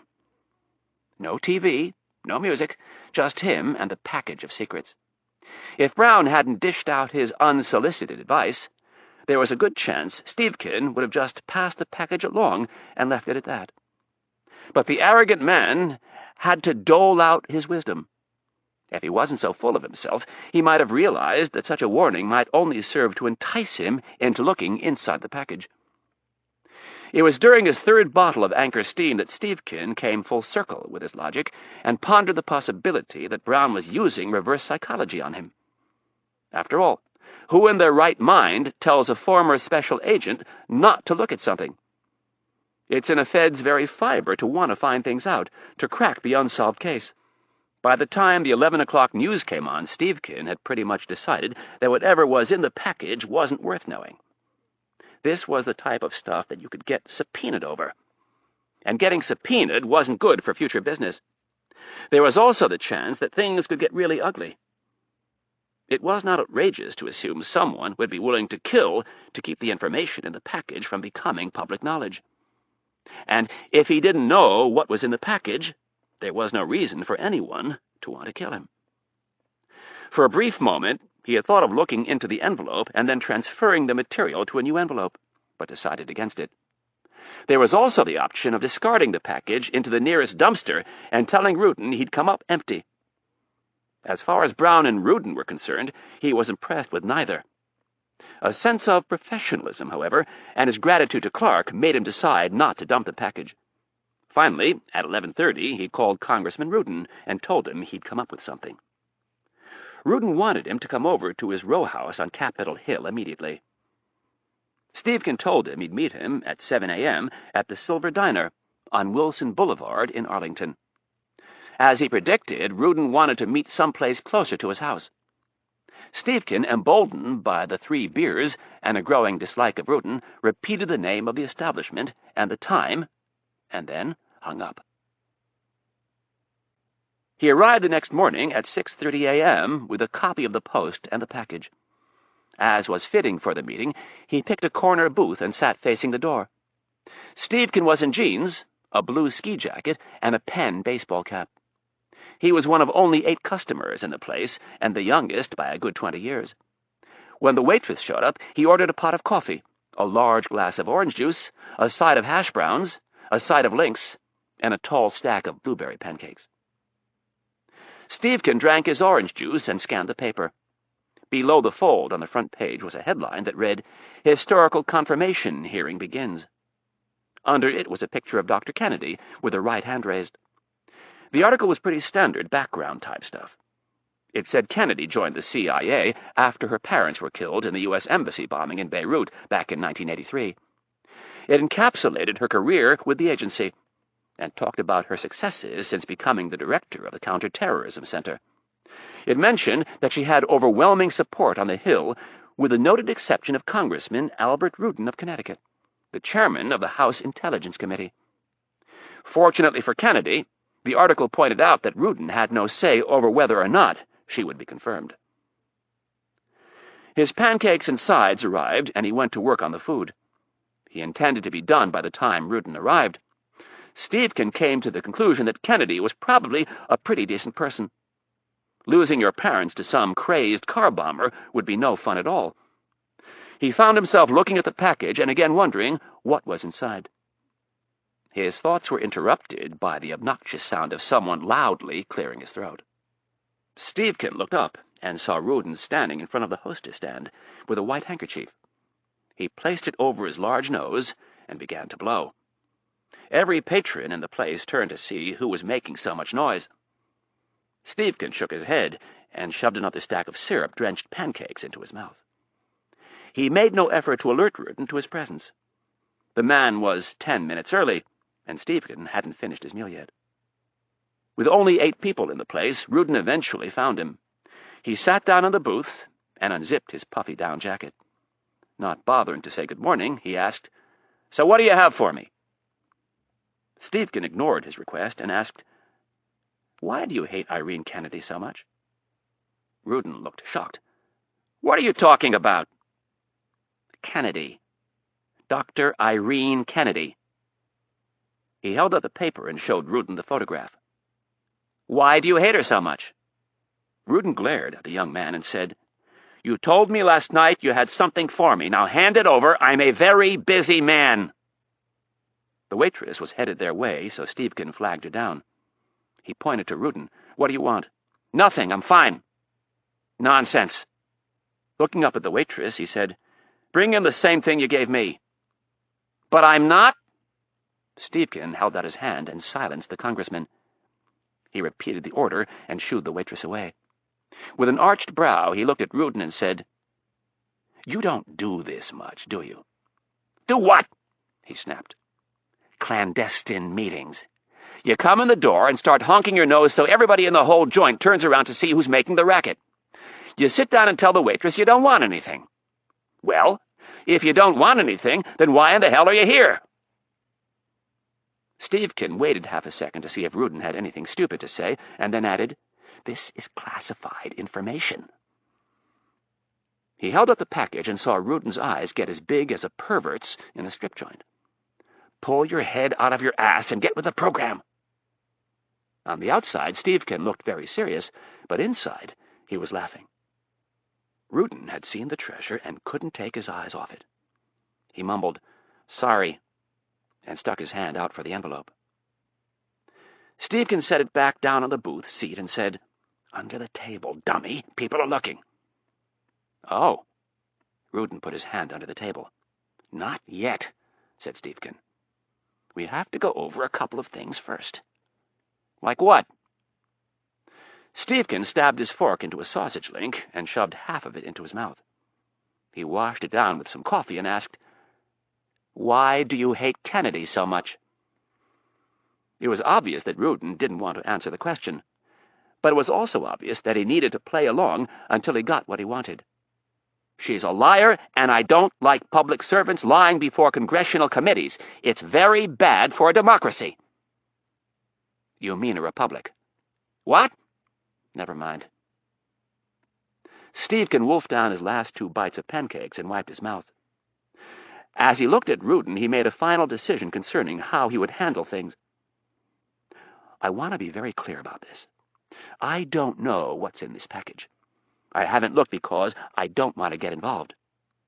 He flashed Ruden the inside of his jacket and said, "I'm taping this meeting as proof.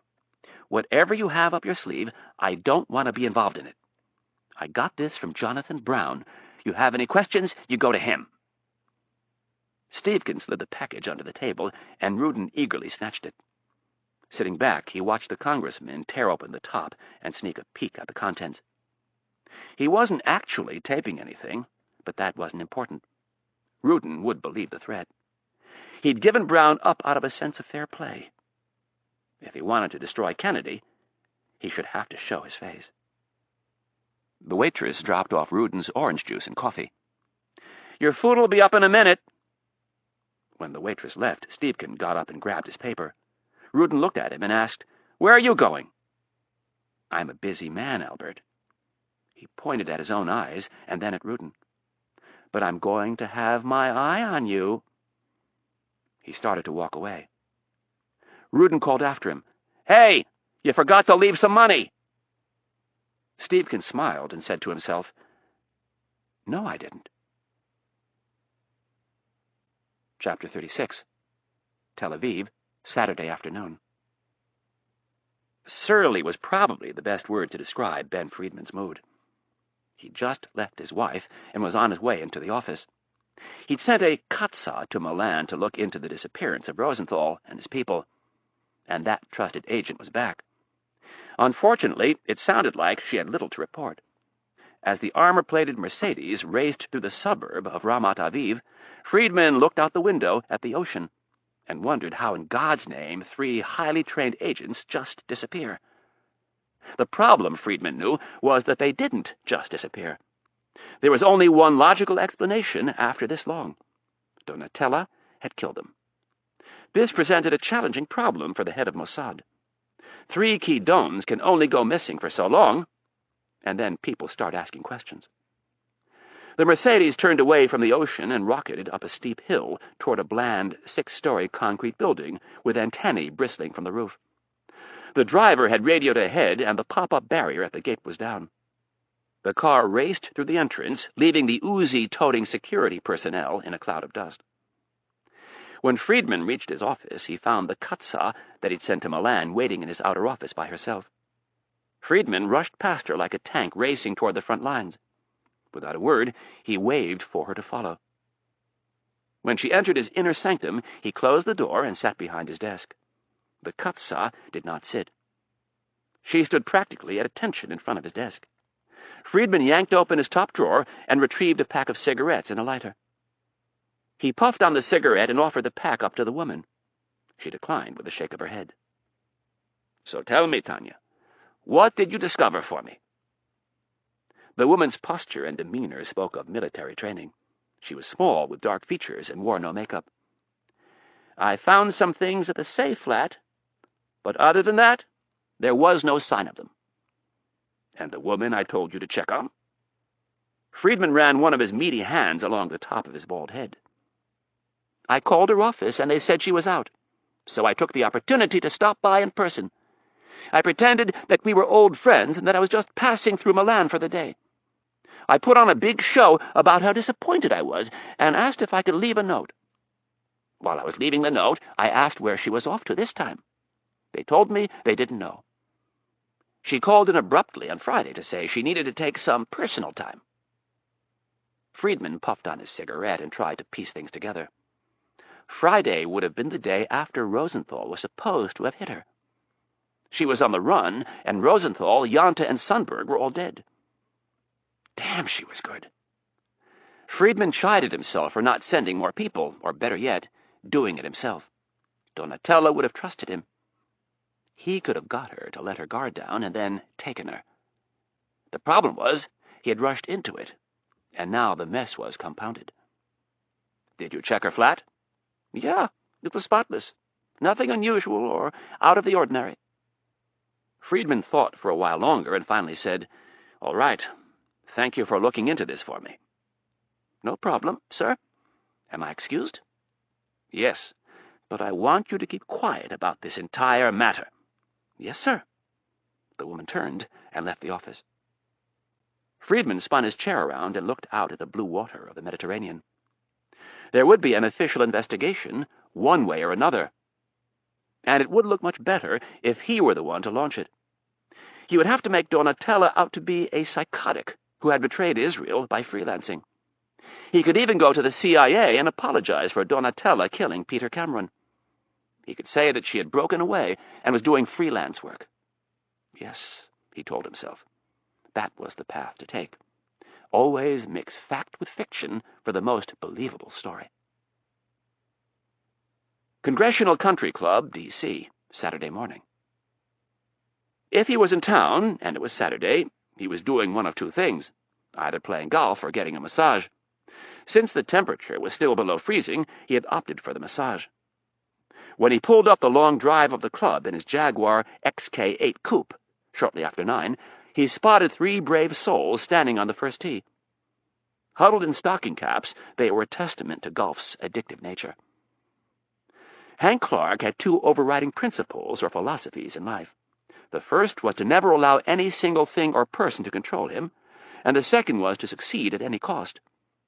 He could have adopted a Puritan lifestyle and banned all vices from his life, but that would have been too easy. Clark had seen alcohol destroy his mother. He knew what it could do to a person, to a family, but instead of running from it, he was determined to conquer it. Clark's competitive nature could not stand boredom, and it detested simplicity and complacency. Life was to be lived, not wasted cowering in a corner avoiding every vice, as if it might jump up and drag you down into hell. Clark took things on, but always in a well-thought-out way. He'd been an all-conference pitcher for the ASU Sun Devils. That was when he learned to control his emotions and outthink an opponent. Where a football player is taught to get pumped up and attack the ball carrier, Clark learned to think clearly, get his competitor to expect one thing and then deliver something else. He was a master at blindsiding people without them ever knowing he had a hand in their demise. As he lay face down on the massage table, he was trying to figure out how to take these last few steps. He was so close, but this was where it would get tricky. The important thing to keep in mind was to let things happen, not to force anything. The wheels were set in motion. The game was rigged, and the odds were in his favor. All he needed was for Albert Ruden to make one last-ditch effort to derail the Kennedy nomination. And based on the conversation he'd had with Deputy Director Brown, he could expect to hear from Ruden shortly. The package had been delivered last night, and Clark knew that Stevkin wouldn't disappoint him.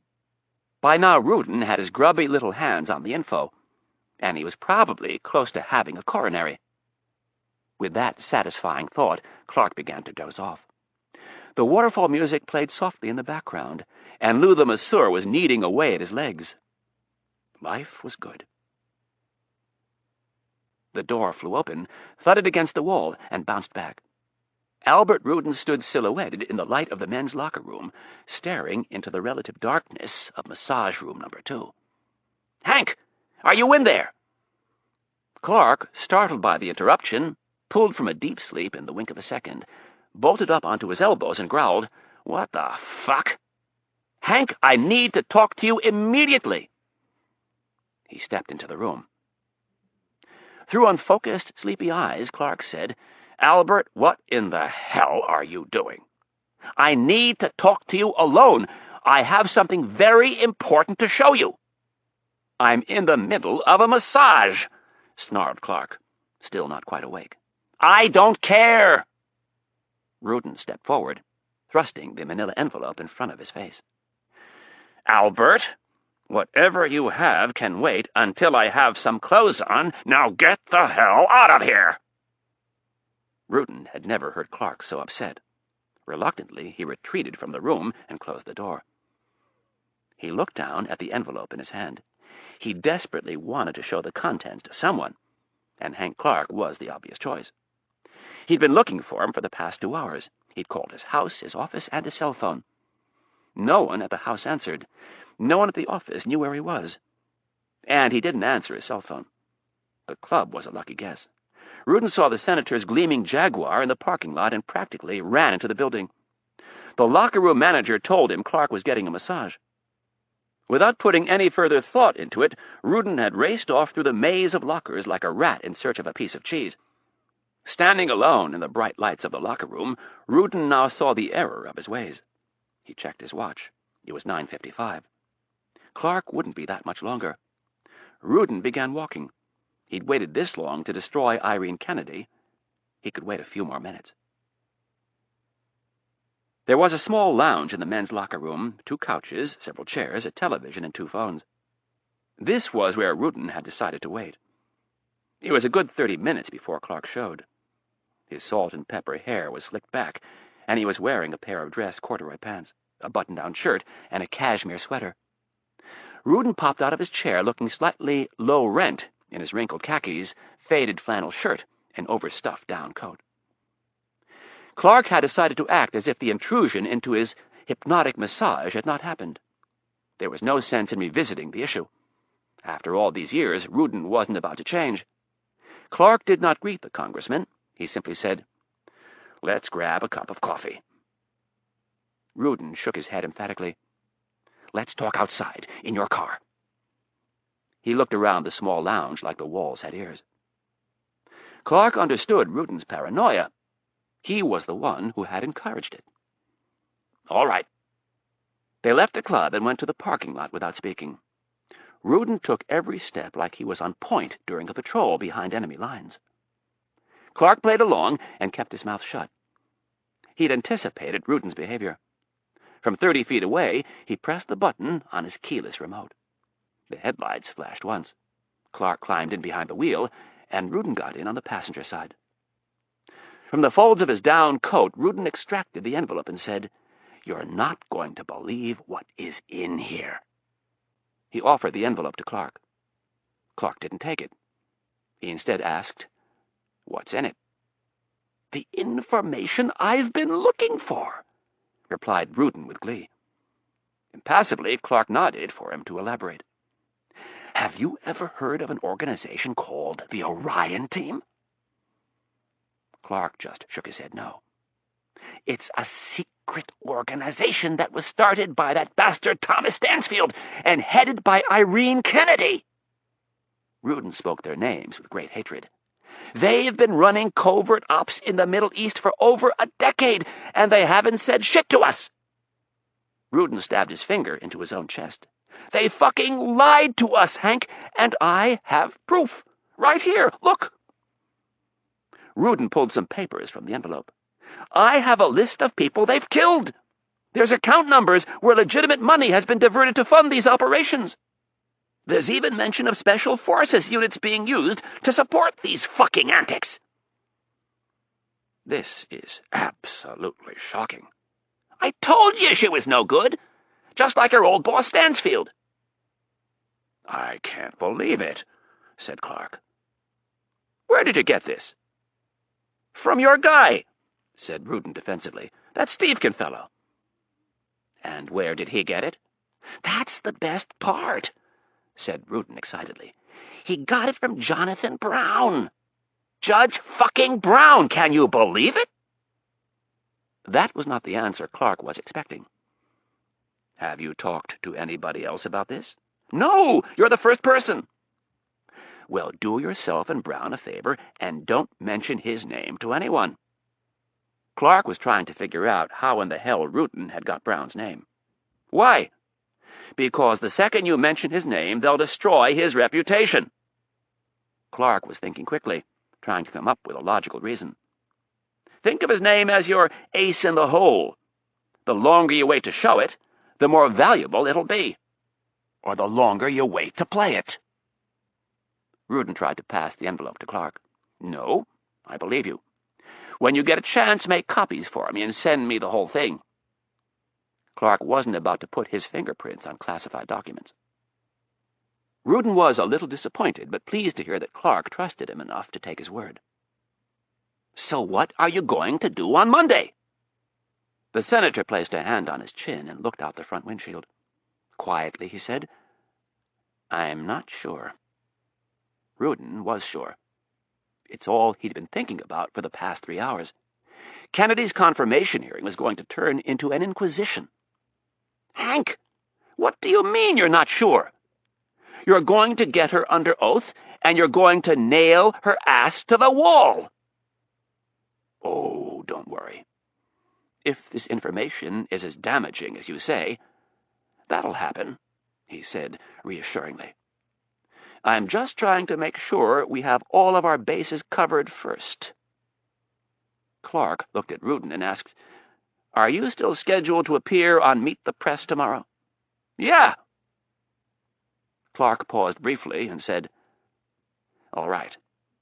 Here's what we're going to do." Chapter 37.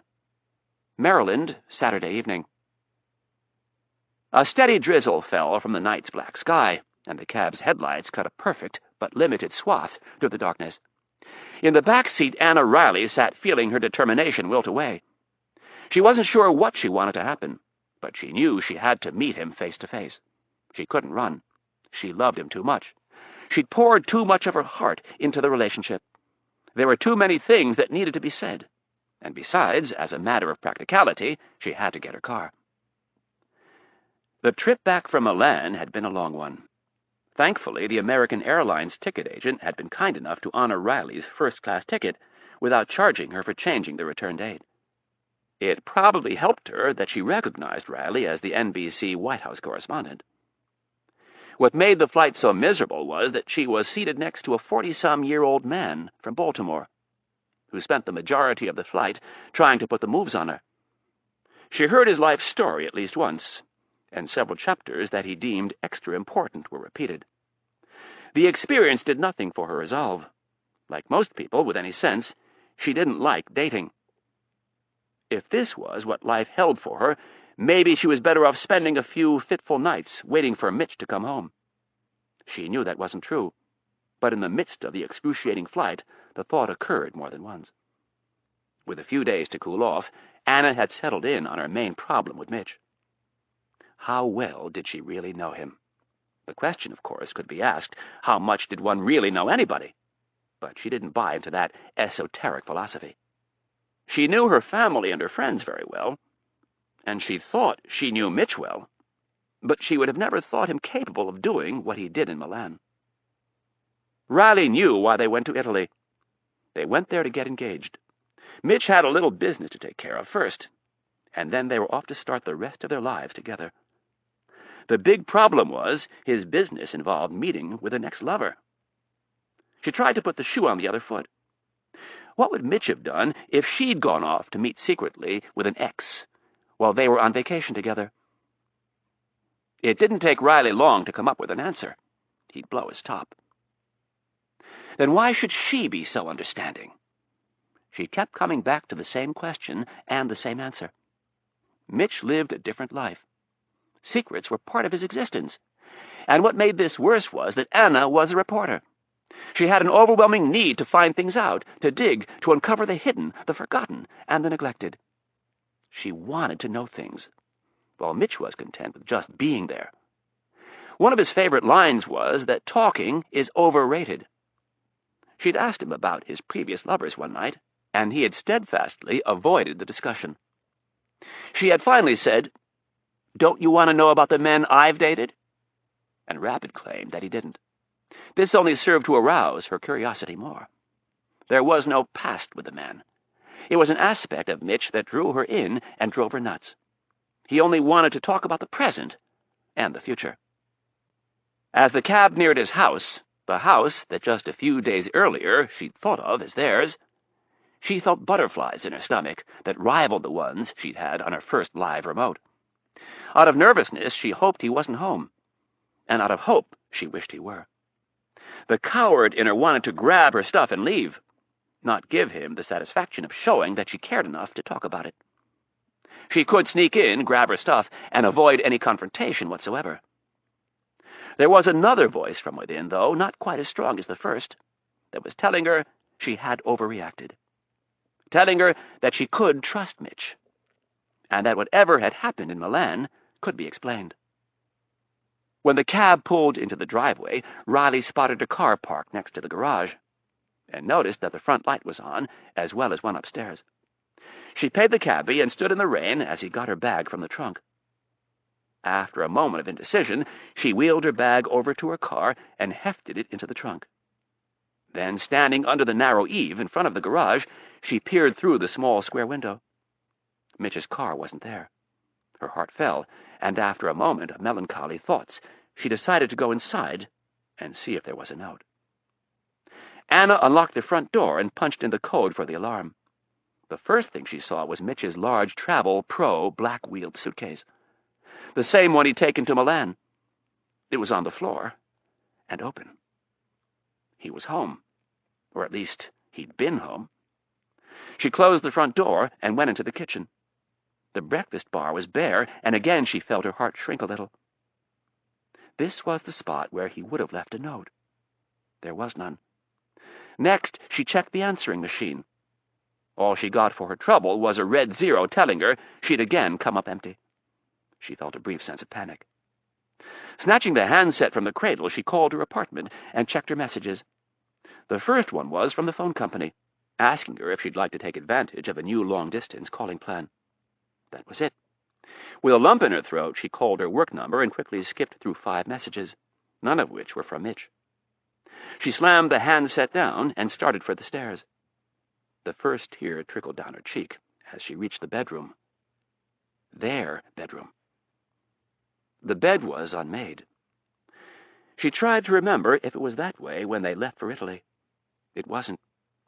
She clearly remembered it had been made. In frustration, she grabbed one of the pillows and threw it against the wall. Not even a note. It was bad enough that he didn't leave her one in their hotel room, but this was inexcusable.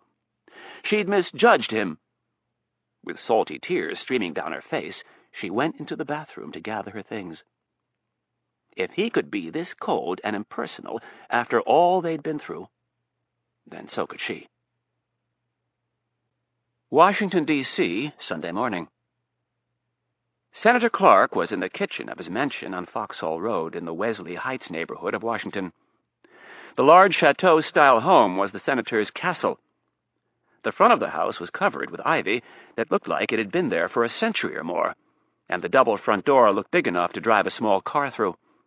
4 stone chimneys jutted above the hipped slate roof, 2 at each end. The 9,000-square-foot home sat on 3 perfectly landscaped acres, and was surrounded by an 8-foot black wrought-iron fence. On Sundays the help was off, so he was on his own for breakfast. After popping an English muffin into the toaster, he poured himself a tall glass of fresh squeezed orange juice, and took several gulps before heading out to get the papers. In slippers and a silk robe, he dared the November morning chill, and walked the almost 200 feet from his front door to the large black wrought-iron gate that kept unwanted visitors out. Caesar and Brutus, the senator's golden retrievers, joined him on the walk. It promised to be a good morning. His 2 regular Sunday papers, the New York Times and the Washington Post, were waiting for him in plastic bags. Clark returned to the house in time to hear the bell on the toaster announce that his muffin was done. He dropped the papers on the table and grabbed the muffin. He put raspberry jam on one half and peanut butter on the other. It was the same thing every Sunday. Orange juice and a muffin first, and then coffee with the paper. Rituals were a good thing. Wife number 3 was never involved in this little ritual because she never got out of bed before 10 on Sundays, and he doubted that he'd see her before noon today. She didn't just have 1 too many glasses of wine last night. She'd had 1 too many bottles. He was going to have to talk to her about laying off the booze. The campaign for the presidency would be in full swing about a year from now, and it wouldn't do to have her stumbling around making an ass out of herself. As he took a bite of the peanut butter-covered muffin, he asked himself what he was thinking when he married her. Unfortunately, he knew the answer. She was very attractive, and in politics it never hurt to have a good-looking lady on your arm. If the boozing didn't get better, though, he'd have to figure something out. Again, he contemplated the idea of her having a little accident. It might drum up the sympathy vote. No, Clark decided, as tempting as it was, they always blamed the husband when there was foul play. He finished his breakfast and headed into his study with his coffee and 2 newspapers. The study was located in the southern wing of the house, and was decorated in the style of his home state. It was filled with expensive Western art and antiques. Balanced on 2 pegs above the fireplace mantel was an 1886 Winchester .45 70-lever action rifle. Every time Clark looked at the weapon, he was reminded of Peter Cameron, the man he had hired to kill Mitch Rapp. Whenever Cameron had visited the study, he had drooled over the unique weapon. It had been presented to President Grover Cleveland as a wedding present, and was the first of a limited number produced. The historical significance of the piece and the perfect condition it was in made it very valuable. On top of the mantel were 2 Frederick Remington sculptures, the Bronco Buster on one side and the Buffalo on the other. And above it all was one of Albert Bierstadt's breathtaking originals depicting a group of Indians on horseback riding across the plain. Across the room in a glass bookcase was a complete set of signed first editions by Ernest Hemingway. Clark was unusually excited this morning, and it wasn't because the Redskins were playing the Cowboys. It was because Albert Ruden was appearing live on Meet the Press. Clark checked to make sure fresh tape was in the VCR, and then sat down in his worn leather chair. He turned on the TV and placed the thick copy of the Times on the footstool. There were 5 more minutes before showtime, so he scanned the famously liberal editorial page for a few laughs. When the music for the show came on, Clark put the paper down and hit the record button. He sat and grinned as Tim Russert's voice announced the topics to be covered on the hour-long show. First up were Chairman Ruden of the House Permanent Select Committee on Intelligence, and Congressman Zebarth, the committee's ranking minority. Both men were in their 60s and had spent 30-plus years each in Washington as representatives. Russert started this segment by introducing his guests and saying, "Congressman, this is truly a historical week in Washington. For the first time in its 50-plus year history, a woman has been nominated to head the Central Intelligence Agency. What are your thoughts?" Congressman Zebarth jumped on the question first. "Dr. Kennedy is more than up to the job. She's been very effective as the director of the Counter-Terrorism Center, and she knows her way around Langley. I think the President has made a great choice, and I look forward to working with Dr. Kennedy in the years to come." Russert turned to address Ruden. His eyes were open wide. He had a bit of a grin on his face, and his head was cocked slightly to one side. He knew practically every politician's politics, and hence, 9 times out of 10, he knew the answer before he asked the question. "That's one heck of an endorsement coming from a Republican." Russert knew his guest detested the President's nomination. Ruden's face looked as if he'd just bitten into a bad piece of fruit. "I have no problem with a woman running the CIA. In fact, I think it's about time we give one a shot. God knows the men we've had running the place haven't given us much for the trillions of dollars we've pumped into it." "So you don't agree with the President's nomination?" suggested Russert, with a faint smile. "No, I don't. I've been warning the White House for months that Kennedy is not the type of person we Democrats want to be associated with." Ruden spoke with conviction. The gossip was all over town that the President had taken Ruden to the woodshed about the Kennedy nomination. Russert was a little surprised that the congressman from Connecticut would so publicly disagree with Hayes after what he'd heard. "And why do you think Dr. Kennedy is such a poor choice as the next director of Central Intelligence? You seem to be the only person on the Hill who disagrees with her nomination." "The only one who publicly disagrees," Ruden was quick to add.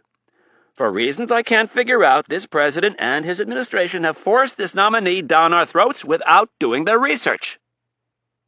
In a strange twist of politics, Russert looked to Zebarth, the Republican, to defend a Democratic president. "Congressman Zebarth, as I've already said, I think Dr. Kennedy is more than qualified for the job.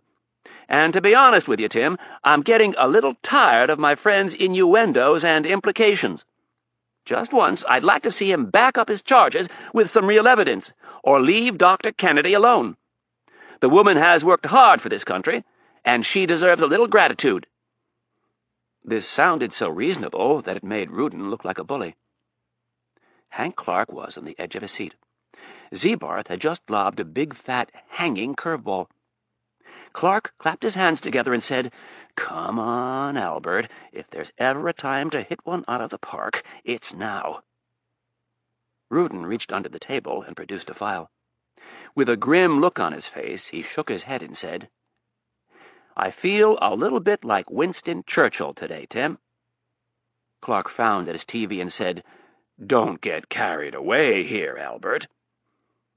"I've been warning my colleagues for years about what was going on at the CIA. I've been harping that we need more oversight. I've been complaining that we weren't getting the truth from Director Stansfield when he testified before my committee. And the same goes for Dr. Kennedy. No one has listened to me. Even my own party has shunned me. Well, I'm here today to say that thanks to my vigilance, we are about to avoid a huge mistake." "What are you saying, Congressman Ruden?" "I have here in this file," Ruden waved it in the air for emphasis, "proof that Dr. Kennedy has lied before my committee. I have proof that she has launched covert operations without notifying Congress or seeking our approval. I have proof that she has committed perjury before Congress and that she has obstructed justice." Over the years, Congressman Zebarth had heard an unending litany of baseless accusations from his colleague. To his ears, Ruden's diatribe sounded like a last-ditch effort from a desperate man. "Albert, I've heard you say this many times before, and frankly, I think it is despicable that you continue to assassinate the character of this fine woman." "I'll tell you what's despicable," Ruden fired back. "A Congress that refuses to do the work the American people sent them to Washington to do. A Congress and a White House," he added with emphasis, "that refuse to make even the slightest effort to protect the Constitution." Zebarth, an old-school Virginian and a throwback to the days when the rules of debate truly ruled the day, was genuinely insulted by Ruden's blanket accusations. "Albert, if you have any proof of wrongdoing by Dr. Kennedy, I suggest that you produce it right here and now. Otherwise, attempt to have some dignity and cease these unending character assassinations." "I find your use of the word assassination rather amusing," snarled Ruden. At home, in the solitude of his study, Clark realized how poorly Ruden came off on TV. It would make the senator look all the more stately when he began asking Kennedy about the accusations in front of a huge national audience tomorrow. "Tell me, Congressman Zebarth, have you ever heard of an organization called the Orion Team?" Zebarth balked at the question and refused to answer. "It is a clandestine organization that was founded by Thomas Stansfield and run by none other than Dr. Irene Kennedy. An organization that for the last 10 years has waged a secret war in the Middle East without a single member of Congress being notified." Sounding disinterested so as not to give Ruden's words any weight, Zebarth asked, "And how did you discover this secret organization?" Beneath his calm exterior, Zebarth was ablaze. He knew of the Orion Team. He was one of a select group of congressmen and senators who had told Thomas Stansfield to take the battle to the terrorists. "Since my own committee has refused to allow me to investigate the CIA, and President Hayes has also tried to silence me at every turn, I had to proceed on my own. Through my own diligence, and at great personal sacrifice, I found a very senior person at the Central Intelligence Agency who was willing to talk to me. Someone who is as disturbed as I am over the abuses that were committed by Thomas Stansfield and continue to be perpetuated by Irene Kennedy." A name meant nothing by itself. If that was all Ruden had, it wasn't enough. Glancing down at the file on the table, Zebarth felt the urge to call his colleague's bluff. "If you have proof, I'd like to see it." He pointed at the file. Ruden was more than willing to oblige.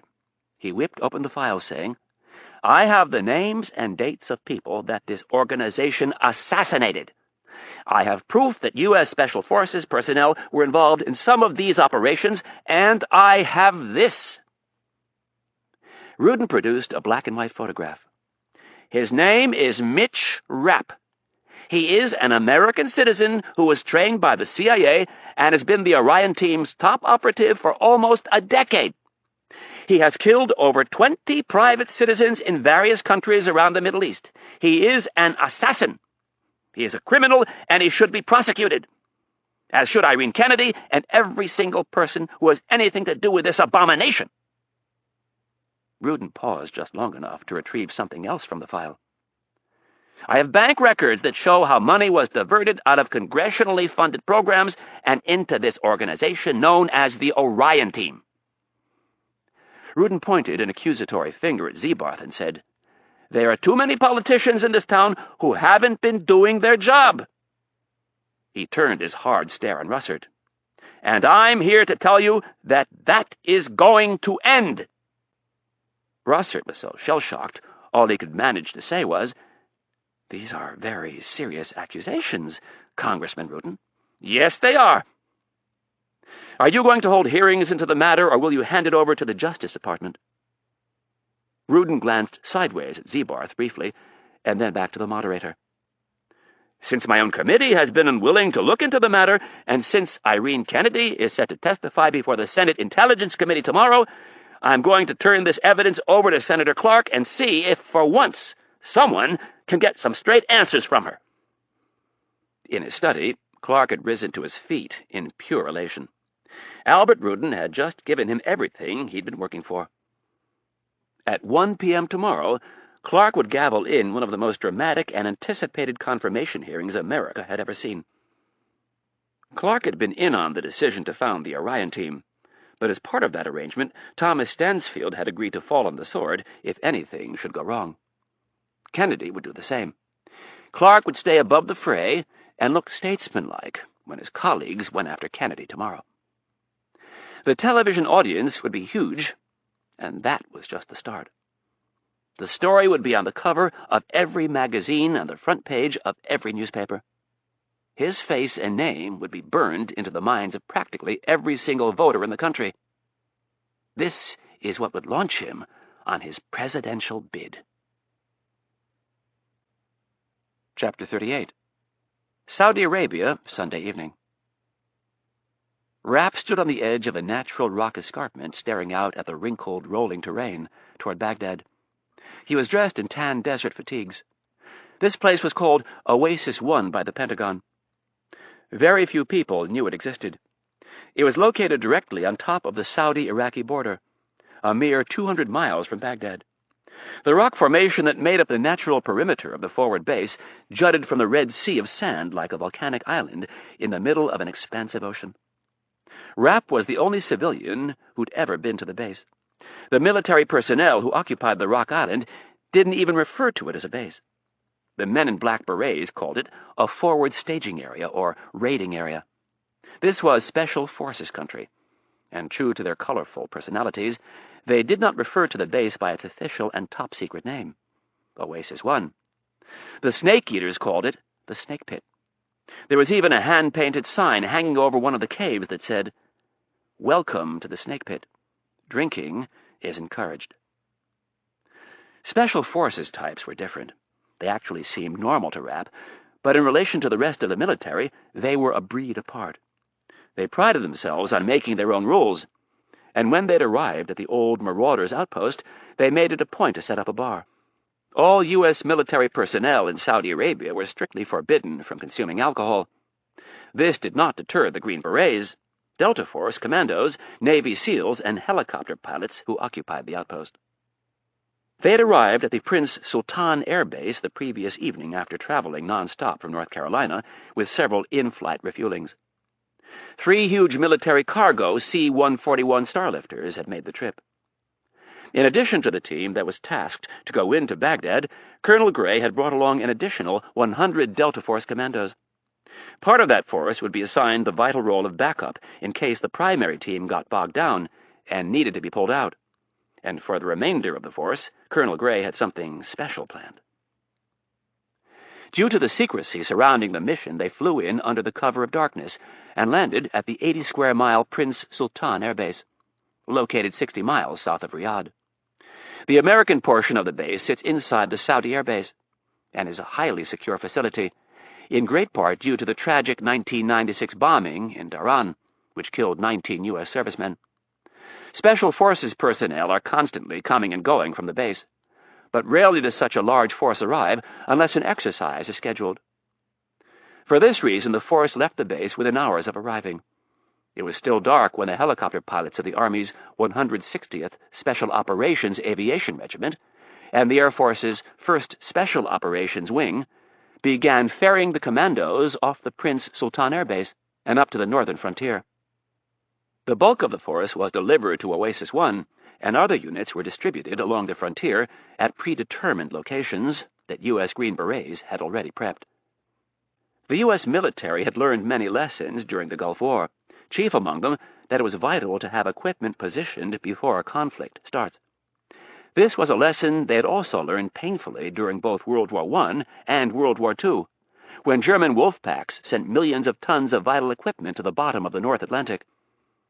After World War II, the military minds of the day got it right, and a large portion of U.S. armor and artillery stayed in Europe. When Saddam Hussein invaded Kuwait in late July of 1990, the U.S. was completely caught off guard and had to move fast, for fear that Saddam might seize the moment and take Saudi Arabia. Initially, the only thing President Bush could do was send elements of the 82nd Airborne Division. Several thousand lightly armed men against 150,000 of Saddam's Republican Guard. The brass at the Pentagon knew that the elite troops of the 82nd Airborne Division would hold out against Saddam's large force of heavy armor for a day or two, at best. Logistically, the problem for the U.S. was not moving troops to the battlefield. Wide-body airplanes, such as 747s and C-141s, could ferry 10,000-plus troops a day into the region. The problem lay in transporting the U.S. Army's armored divisions and their supreme M1A1 Abrams main battle tank. Each of these behemoths weighs 54 tons and cannot be flown to their theater of operation. They must be shipped by vessel and then transported by train or flatbed truck to the front. And the Abrams is only a small but crucial part of an armored division's equipment. Armored personnel carriers, tracked reconnaissance vehicles, towed artillery, tracked artillery, rocket launchers, self-propelled anti-aircraft guns, combat engineering vehicles, and spare parts and ordnance for every vehicle meant having to move millions of tons of equipment and supplies halfway around the world. This takes months and makes for many sleepless nights, while planners wait to build a force strong enough to resist attack. After the Gulf War, the U.S. military did the smart thing, and with the approval of several Arab Gulf states, they created depots for their heavy equipment and left it in the theater. The Special Forces took this basic idea and carried it a step further. Not only did they keep equipment such as helicopters and desert fast attack vehicles in the region, they used it as a live-fire training ground for their operators. Unknown to the public, and most of the military, was the fact that since the end of the Gulf War, U.S. Special Forces personnel had continued to operate in southern and western Iraq. They had created a series of outposts along the northern frontier between Saudi Arabia and Iraq that allowed them to operate without interference from their host country. Saudi Arabia knew something was up, but chose to turn a blind eye. Saddam, too proud to admit that a handful of American soldiers were harassing his supposed elite troops, didn't dare say anything to an international community that had little sympathy. The bases were originally established as Quick Response Combat Search and Rescue Outposts, or CSAR, as they were referred to in military jargon. The farther to the north these bases were located, the quicker the CSAR crews could get to a downed aircrew. During the Gulf War, many of these operations were conducted from the small airport at RR, 40 miles from the border. General Campbell, the commander of the Joint Special Operations Command, pushed to have these bases moved farther to the north. In the case of Oasis 1, they were literally on the border. In recent years, the Iraqis had begun firing more frequently on coalition flights that were enforcing the southern no-fly zone. Unlike his predecessor, General Flood believed in the capabilities of Special Forces. The previous chairman of the Joint Chiefs was loath to use the highly trained warriors. Fortunately, Flood thought it made as much sense as owning a Corvette and never taking it out of the garage. As Iraq became increasingly aggressive against coalition flights, General Flood took the leash off the Special Forces units arrayed across the northern frontier. They began launching raids across the border, harassing Iraqi army units, ambushing them, and then disappearing into the desert. Green Beret, Delta Force, and Navy SEAL snipers began eliminating Iraqi officers at distances approaching a mile. This harassing of the enemy had greatly affected the morale of the Iraqi units and a lessening of their desire to patrol so close to the border. The end result was some much-appreciated breathing room for the Special Forces units arrayed across the northern frontier. Rapp peered out from his perch. Long shadows fell from the escarpment as the sun prepared to slip over the western horizon. He could feel the heat escaping from the arid desert. The temperature would drop 30 degrees in the next 2 hours. Rapp looked at the patches of darkness below, stretching out to the east toward Baghdad and possible death. There was no fear, just anticipation, and maybe a few regrets. He wished things had worked out between him and Anna, but they hadn't. They never would. They were from 2 different worlds, neither willing to give theirs up completely, and for that they would always be apart. The conviction was back. The fight in Milan had at least given him that. He had made a difference, and was about to make a huge difference. There were hundreds of innocent people sitting in the Al-Hussein hospital who were depending on him. They would never know him. They would never even know he had saved their lives, but he had to try. A light breeze twisted the sand at the bottom of the escarpment into a funnel and carried it away. Rapp wondered if somewhere in his past there wasn't a relative who had come from this part of the world. Maybe it was just the similarities between the ocean and the desert.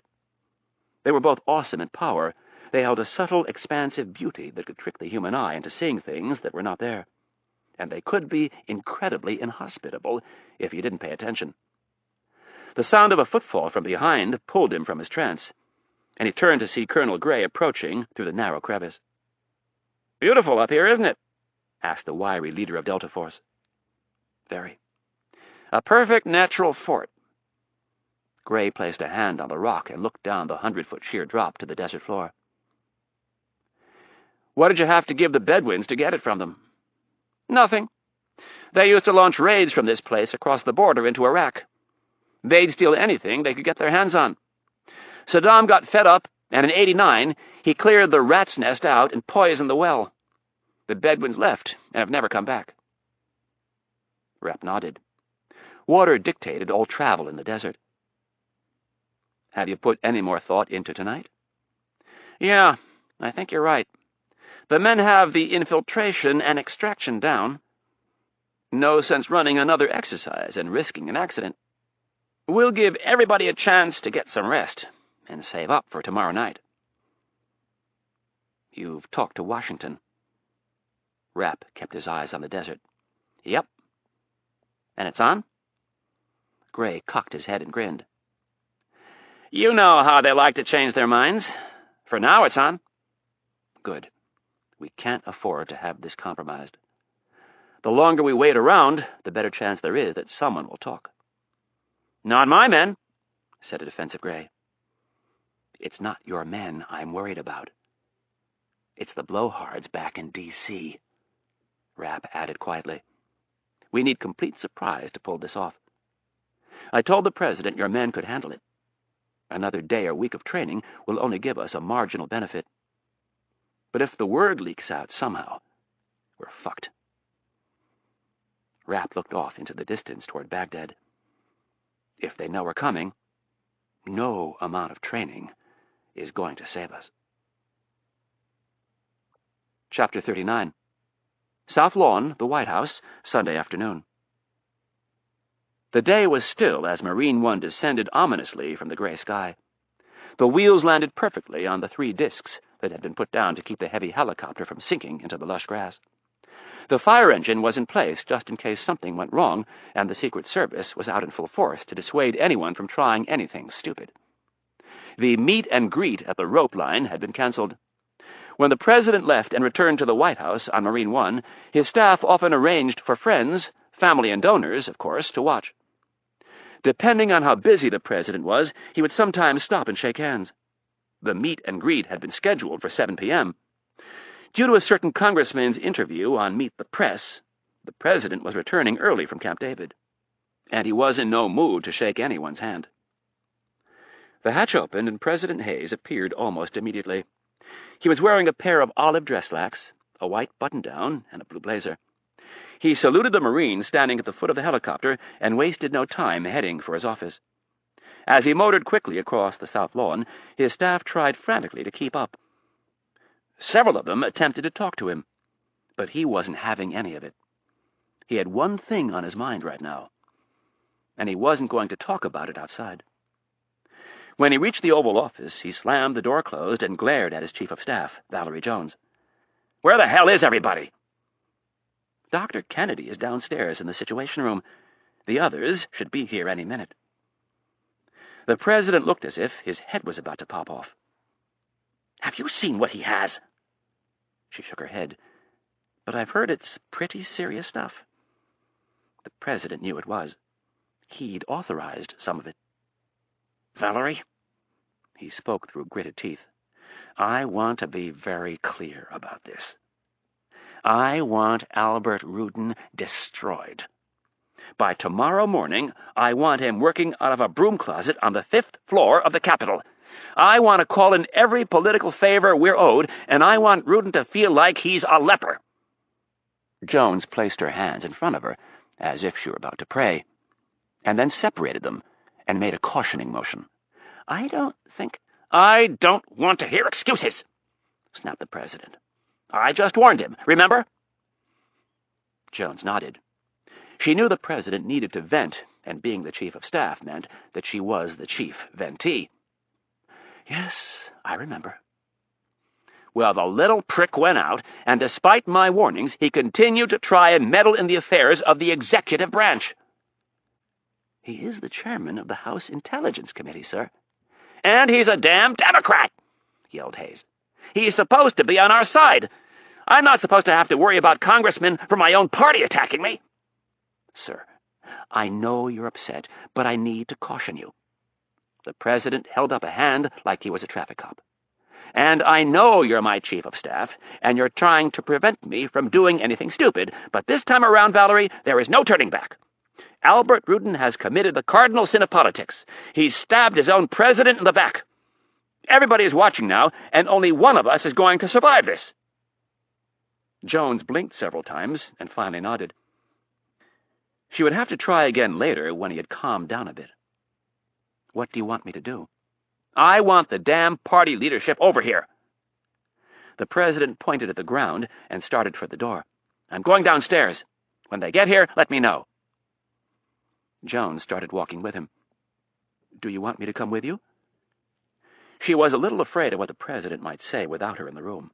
"No," Hayes said, with zero room for negotiation. He left the Oval Office and went down one floor to the secure Situation Room. When he entered the conference room, he was a little surprised that, in addition to Kennedy, General Flood, General Campbell, and a half-dozen of their staff members were also in the room. All three of them were leaning over the table, looking at a series of maps. Upon seeing the President, they stopped what they were doing and stood up.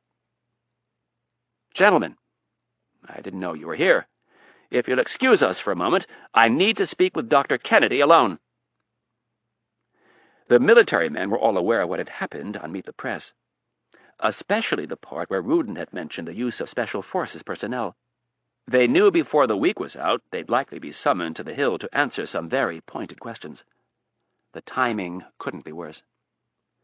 As the military men filed out of the room, the President gestured for Kennedy to sit. She did so, and Hayes remained standing. He placed his hands on the table, and with genuine sorrow looked at Kennedy and said, "Irene, I'm sorry. I'm sorry you've been dragged into this." Kennedy smiled and said, "Mr. President, I'm sorry I've dragged you into this. Albert Ruden hated me long before you became president." "No, I don't mean that. I'm talking about what we asked you to do back in '88. The formation of the Orion team." He shook his head. "We never thought that one of our own would blow the cover." "Sir, I was aware of the risks when I took the job. If it were offered to me again, I wouldn't hesitate for a second." Hayes bowed his head. "I know you wouldn't," he said softly. "That's all the more reason you don't deserve this." Kennedy had expected some of this. It was politics, and it was never rougher than during a confirmation fight.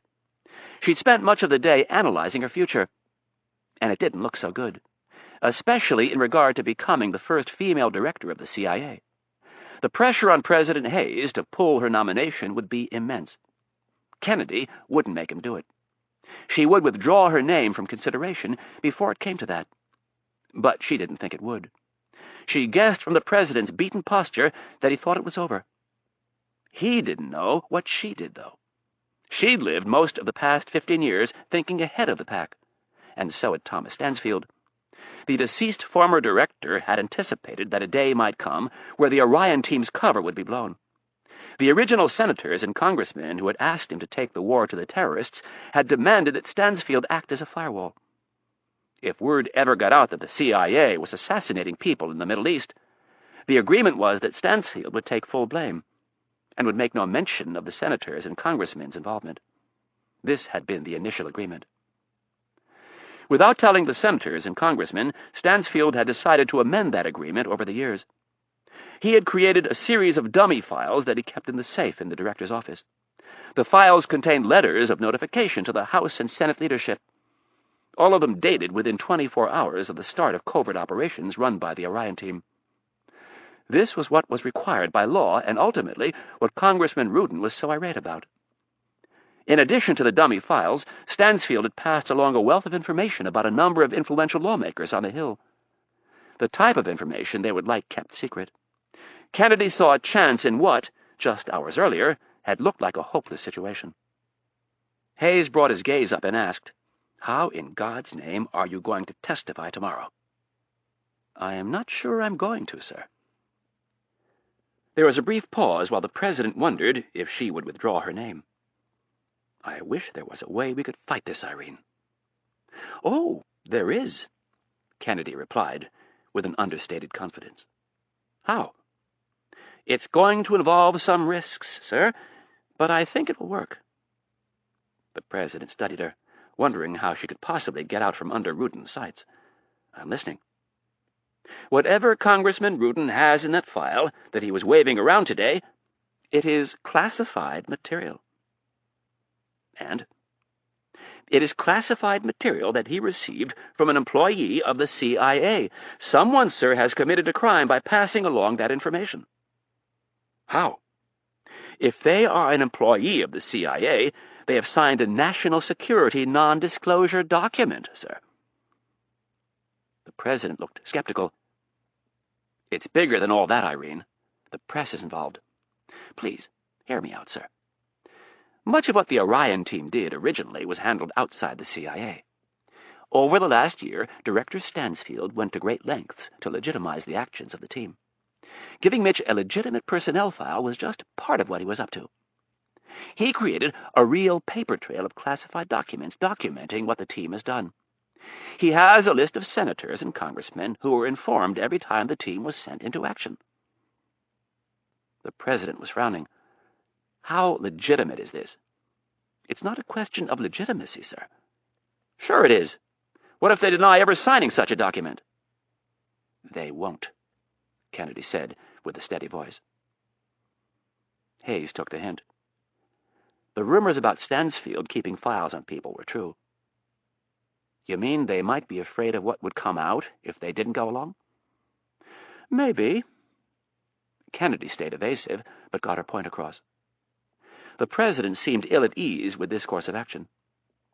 "Sir, all of this is legitimate enough for you to ask FBI Director Roach to seize that file and any copies that Ruden has made." Wincing, the president asked, "You are asking me to have the FBI bust into the home of a U.S. congressman?" "Yes, I am." "You can't be serious. The press will—" "Sir," interrupted Kennedy, "Ruden didn't exactly play fair with you on this one. He, or someone close to him, has broken the law.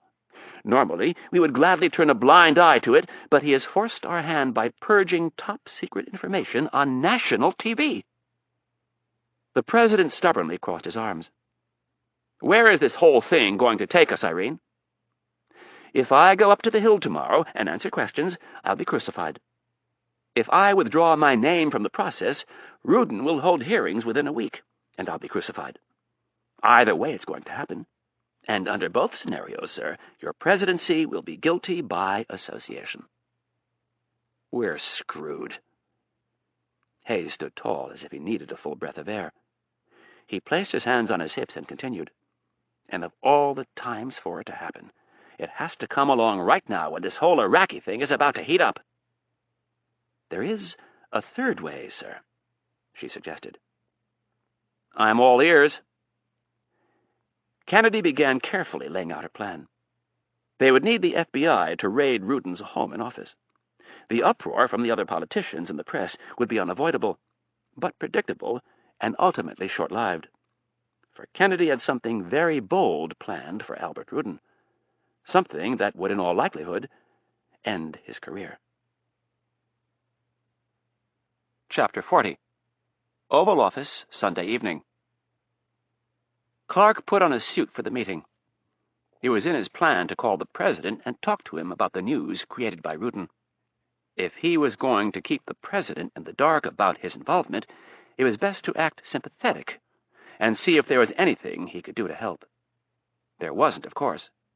He had the president and the Democrats boxed in. Kennedy was going to become the lightning rod for one of the most sensational hearings ever launched.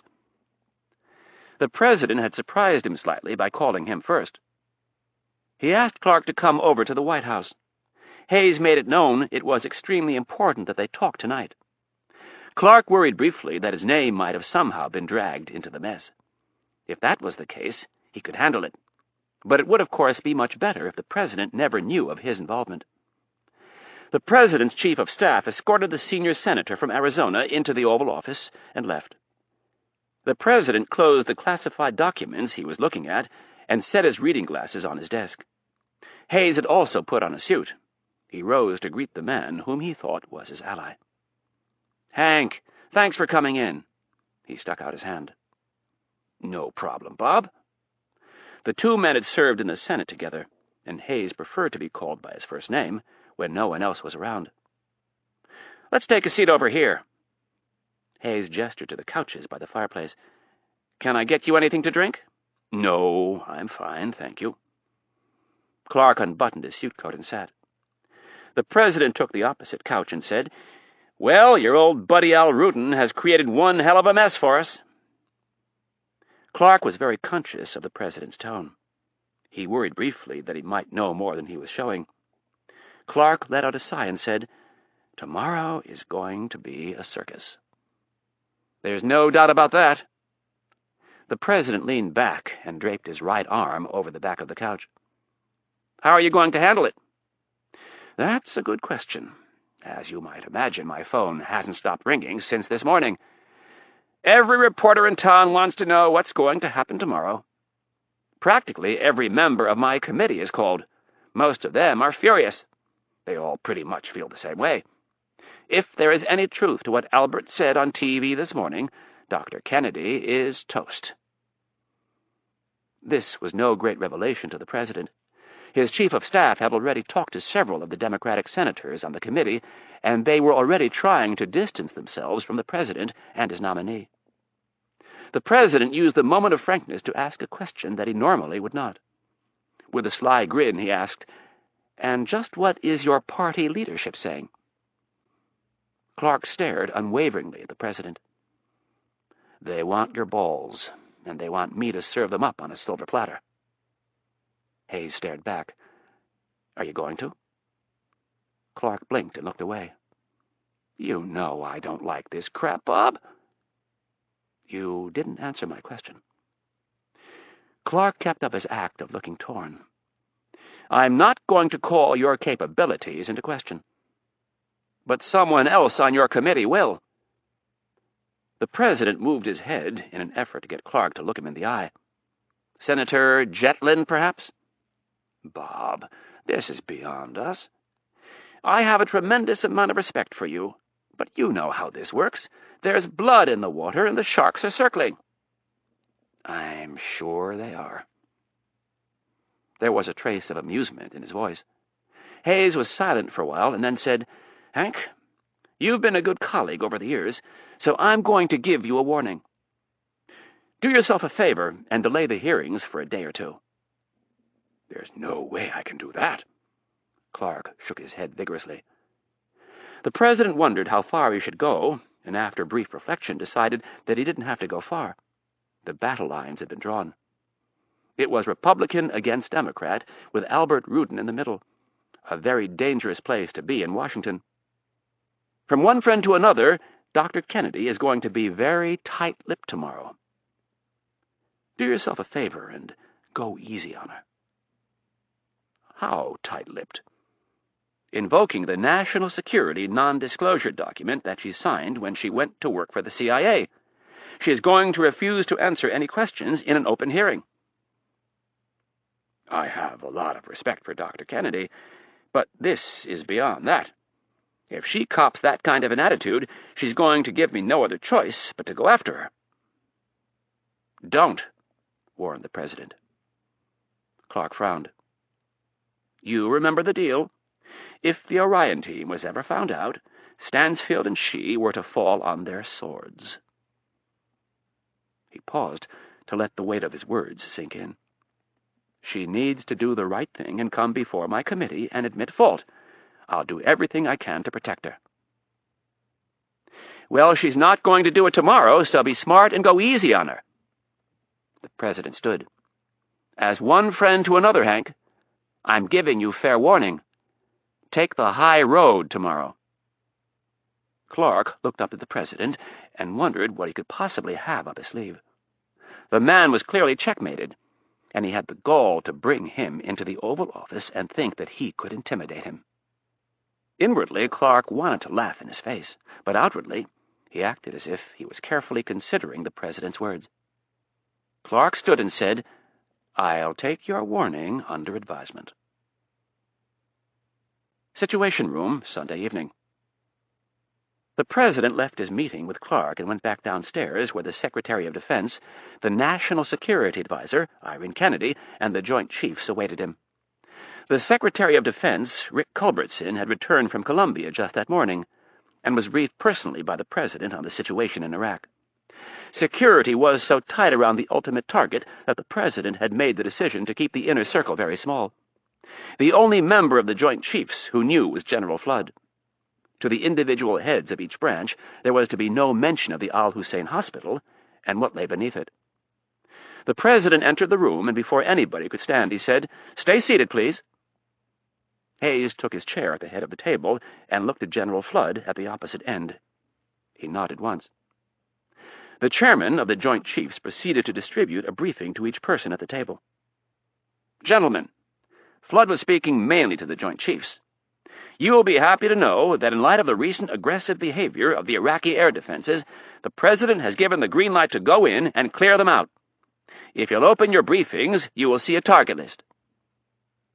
Target lists for the Iraqi theater were updated on a daily basis as aerial, satellite, and human intelligence was fed into the system. The military men at the table hadn't seen a list this comprehensive since the war.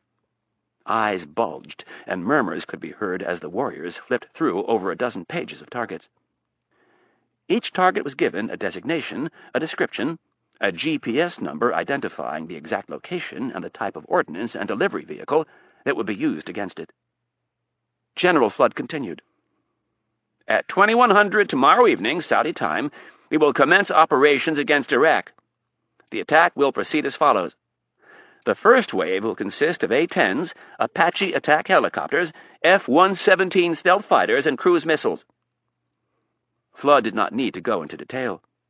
Each officer had seen the plan outlined 1,000 times. The first wave goes in undetected and takes out the air defenses, and then the second wave, consisting of bombers and attack fighters, goes in to take out the hard targets. The men sat stoically and listened to Flood. None of them asked a single question or added a thought. It was all predetermined. The men and women stationed in and around the Gulf trained for this 365 days a year. The military machine was in place. All that needed to be done was to flip the switch. Flood finished his thumbnail sketch of the plan and said, I apologize for not giving you more warning, but there are some other circumstances that figure into this. It goes without saying that we don't want to tip our hand on this, so let's be real careful. Are there any questions? The Admiral and 3 generals shook their heads. Good, Flood said. I'll let you men get back to your commands and put things in motion. As the men got up to leave, Flood added, I should be back in my office within the hour. if you need to speak to me." When they were gone, the President held up his briefing book and said, "General, I don't see the safe corridor blocked out. How are we going to keep our Delta boys from getting bombed? When the aviators go in for their final briefing, they will be handed one of these." Flood held up a map of Baghdad with a portion of it blocked out in red. "Nowhere on their target lists will there be a site within this red zone. They will be given specific instructions before takeoff that they are not to drop bombs within this area." Won't they get a little suspicious? Since the Chinese embassy incident, they're used to being told to stay away from certain areas. But this cordon that we have marked off here— Flood pointed to several roads going in and out of the city. "This is pretty unusual." "So they might wonder?" asked the President. "Yes, sir. Some of them will. But you have to remember they're going to have a lot on their minds." "Sir," interjected Kennedy, "the hospital is in the Al-Mansur district of Baghdad. It's very upscale and is home to several embassies, most notably the Russian embassy, the Jordanian embassy, and the Pakistani embassy.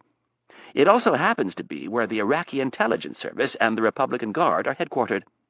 It is not unusual for us to stay away from this area when we conduct strikes." The President seemed satisfied with Kennedy's explanation of the red zone in the middle of Baghdad, but he still thought the corridor snaking out of the city to the south and west looked a bit unusual. "General, if one of these flyboys saw a caravan of white cars screaming down the road in the middle of the air raid, what do you think their reaction would be?" "They would radio the nearest AWACS and report the cars." The AWACS was the Air Force's airborne warning and control system, used to coordinate attacks and vector fighter aircraft to intercept hostile targets. "You don't think they might take the initiative and strafe the cars?" he suggested. The general thought about that, and then said, "They might." "That's not going to work," announced the President. "No, it isn't," agreed Flood, as he tried to come up with a solution. After a moment of deliberation, he looked at the President and said, "Sir, I think we're going to have to let our people know that we will have troops on the ground." The President winced at the idea. "Right now?"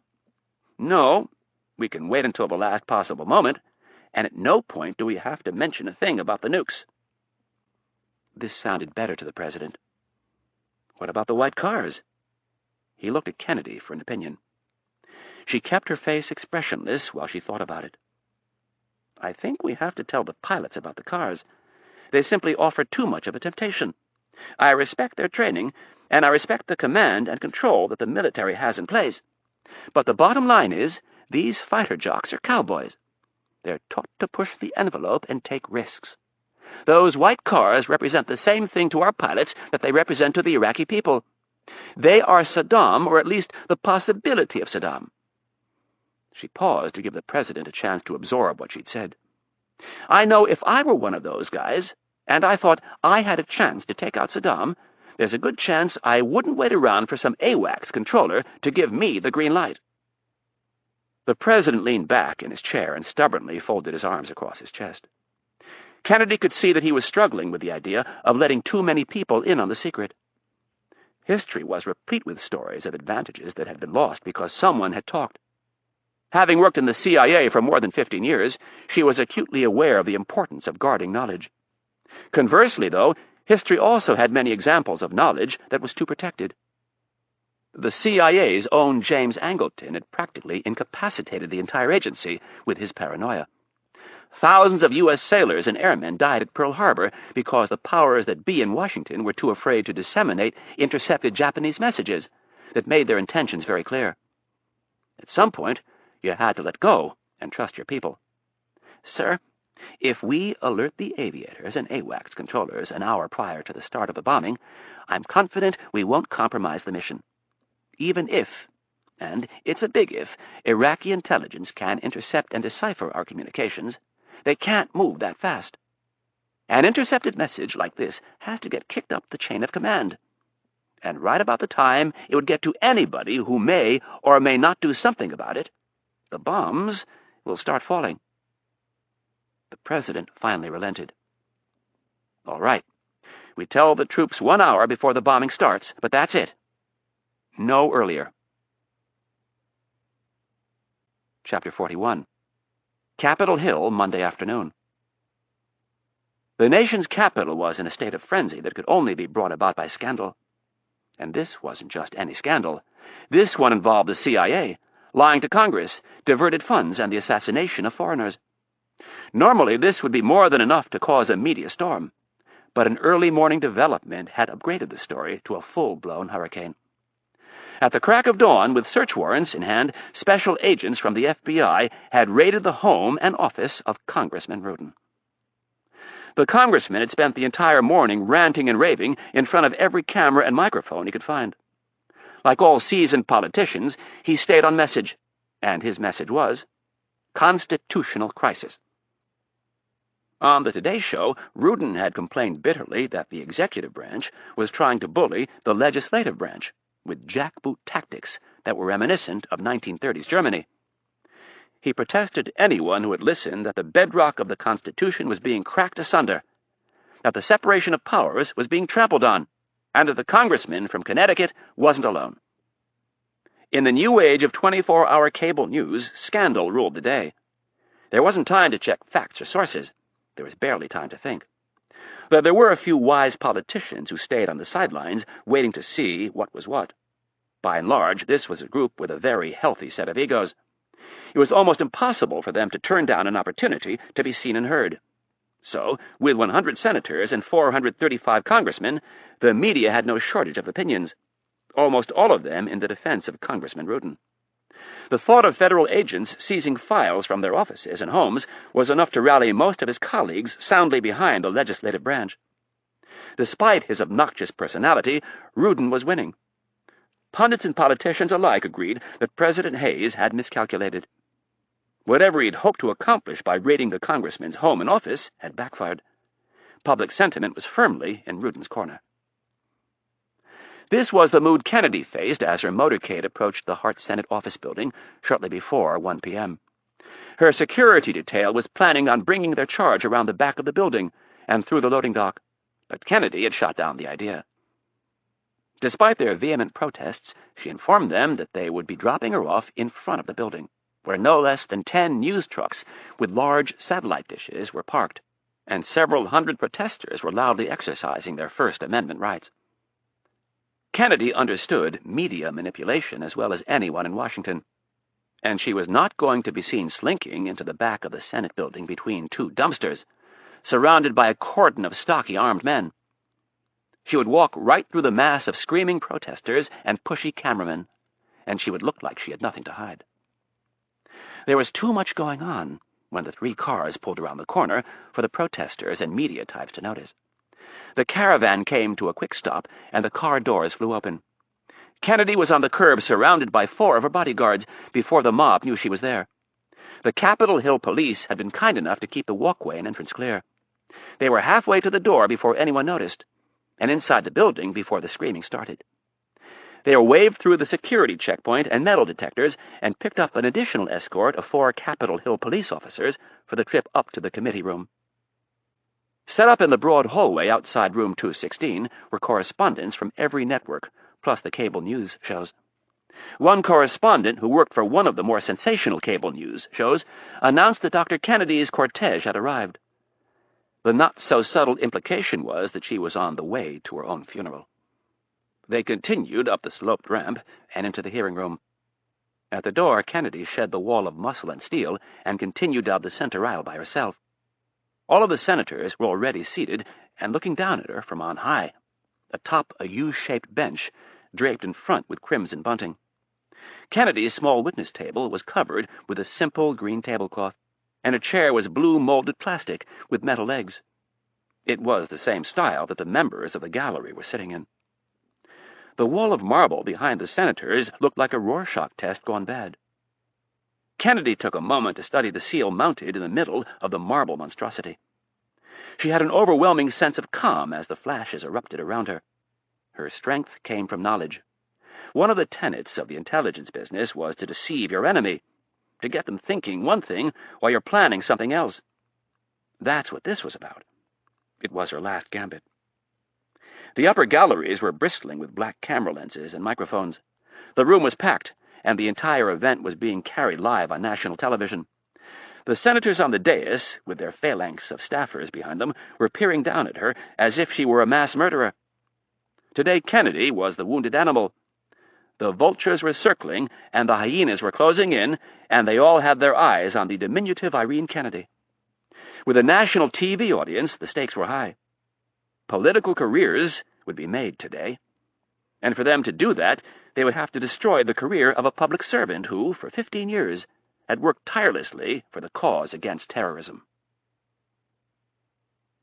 Senator Clark smacked the wooden block with his gavel. He looked tan and handsome in his dark wool suit and deep claret-colored tie. The room ignored him, so he tried again with much greater force and better results.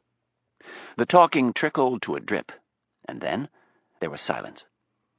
Clark looked down at Kennedy and was briefly reminded of his meeting with the president the night before. The odds were the president was bluffing, but there was a chance he might not be. Clark told himself to move cautiously. Like a king in a game of chess, he decided to let others move out into the field of battle before him.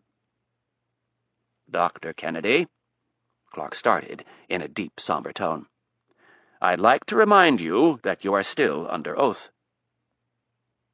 "I am aware of that, Mr. Chairman." Kennedy made Clark look like a giant, sitting at the table all by herself. "A lot has happened since we spoke on Friday." Clark glanced down at a piece of paper before him.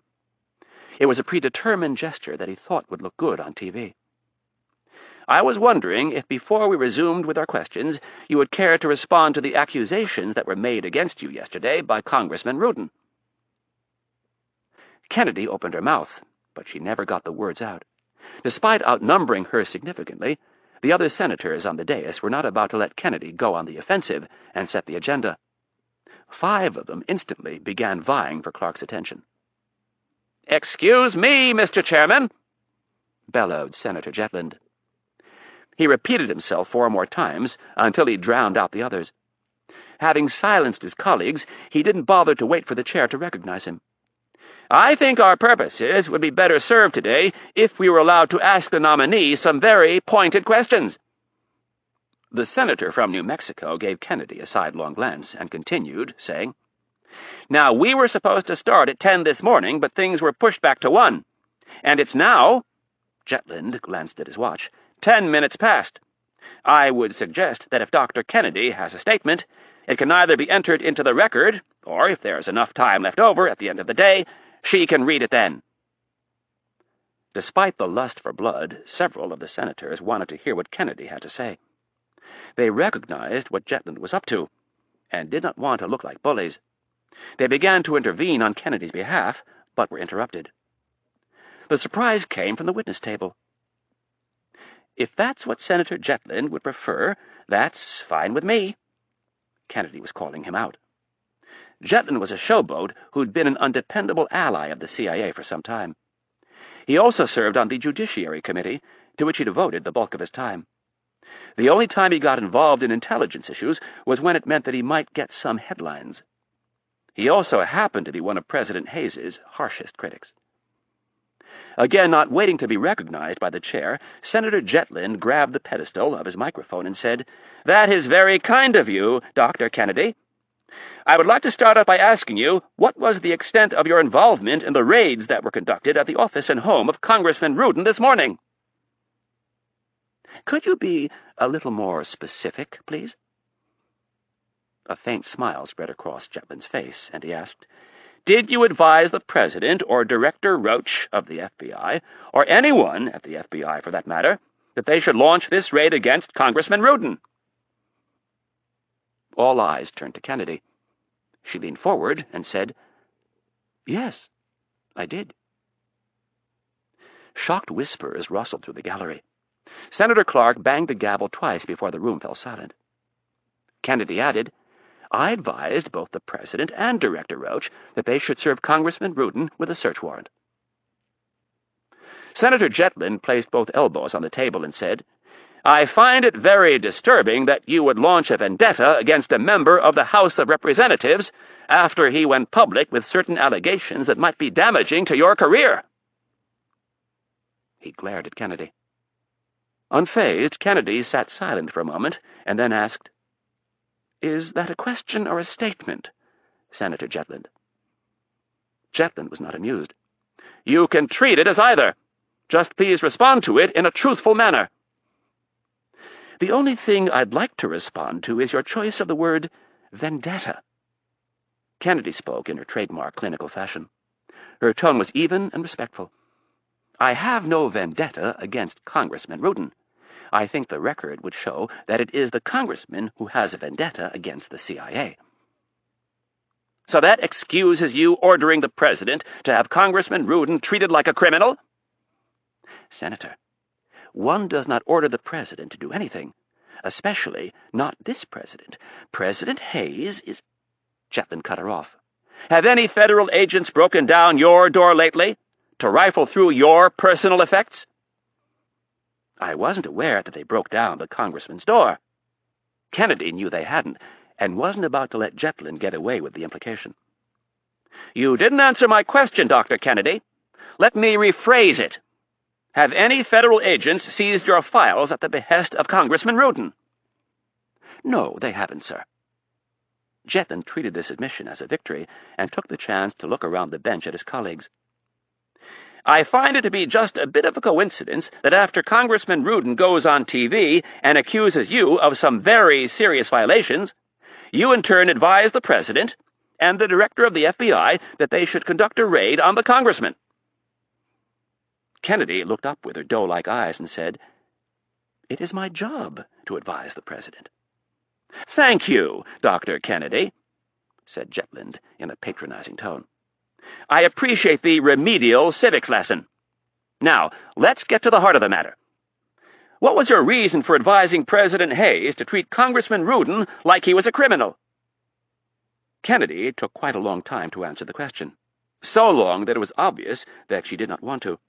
Finally she said, "I'm sorry, but I can't answer your question, Senator Jetland." Jetland's brows furrowed for the cameras, and he scowled at Kennedy's defiance. "You can't, or you won't?" "I won't." Kennedy held her ground. "Are you claiming executive privilege, Dr. Kennedy?" "No, I'm not, Senator. For reasons involving national security, I cannot and will not answer your question." Kennedy's reply tripped the senator up a bit, and it took him a moment to form his next question. Recovering loudly, Jetland asked, "Congressman Ruden appeared on Meet the Press yesterday, and he leveled some pretty serious accusations at you. Would you care to comment on those accusations?" "No." "And why not?" "For reasons involving national security." "How convenient," sniped the senator. Kennedy calmly replied, "I don't think there is anything convenient about national security." "Yes," bellowed the senator from New Mexico. "I'm sure you're willing to go to great lengths to protect what you consider to be this nation's national security. Even break a few laws along the way, perhaps?" In her no-nonsense manner, Kennedy asked, "Again, is that a statement or a question, Senator?" "I have a question for you," spat the senator. "Do you think this committee will confirm your nomination if you refuse to answer our questions?" "No." Kennedy shook her head. "Am I to assume, then, that you no longer want the job as director of the Central Intelligence Agency?" "No. You would be wrong to assume that." "Then you still want the job?" "Yes." Jetland threw up his arms in a theatrical gesture of frustration. "Well, Dr. Kennedy, I hate to be the one to tell you this, but you can't have it both ways. If you want to be the next director of the CIA, you'll have to answer some pretty tough questions. So let's get back to the task at hand." Jetland flipped open a file and said, "Congressman Ruden claims to have information that was provided by one of your co-workers. I know Congressman Ruden, and have no reason to doubt the authenticity of his information. So for now, I'm going to believe him." Jetland repositioned his chair and settled in. "I find that when we get into these types of discussions, it's easy to get lost or confused. So I'm going to make this real simple and clear for everyone." Jetland held up a photograph and showed it to Kennedy. "Here's a face. It's always nice to put a face on a problem. This particular problem has a name, and it's Mitch Rapp. Now, according to Congressman Ruden and his source, this man has worked for the CIA for the last 10 years. And he's no clerk," the senator added with an arched brow. "He's allegedly responsible for the deaths of over 20 people. 20 people!" Chetland paused to give everyone a chance to think of the bodies. "Could you confirm or deny for us whether or not this man is, or has ever been, employed by the CIA?"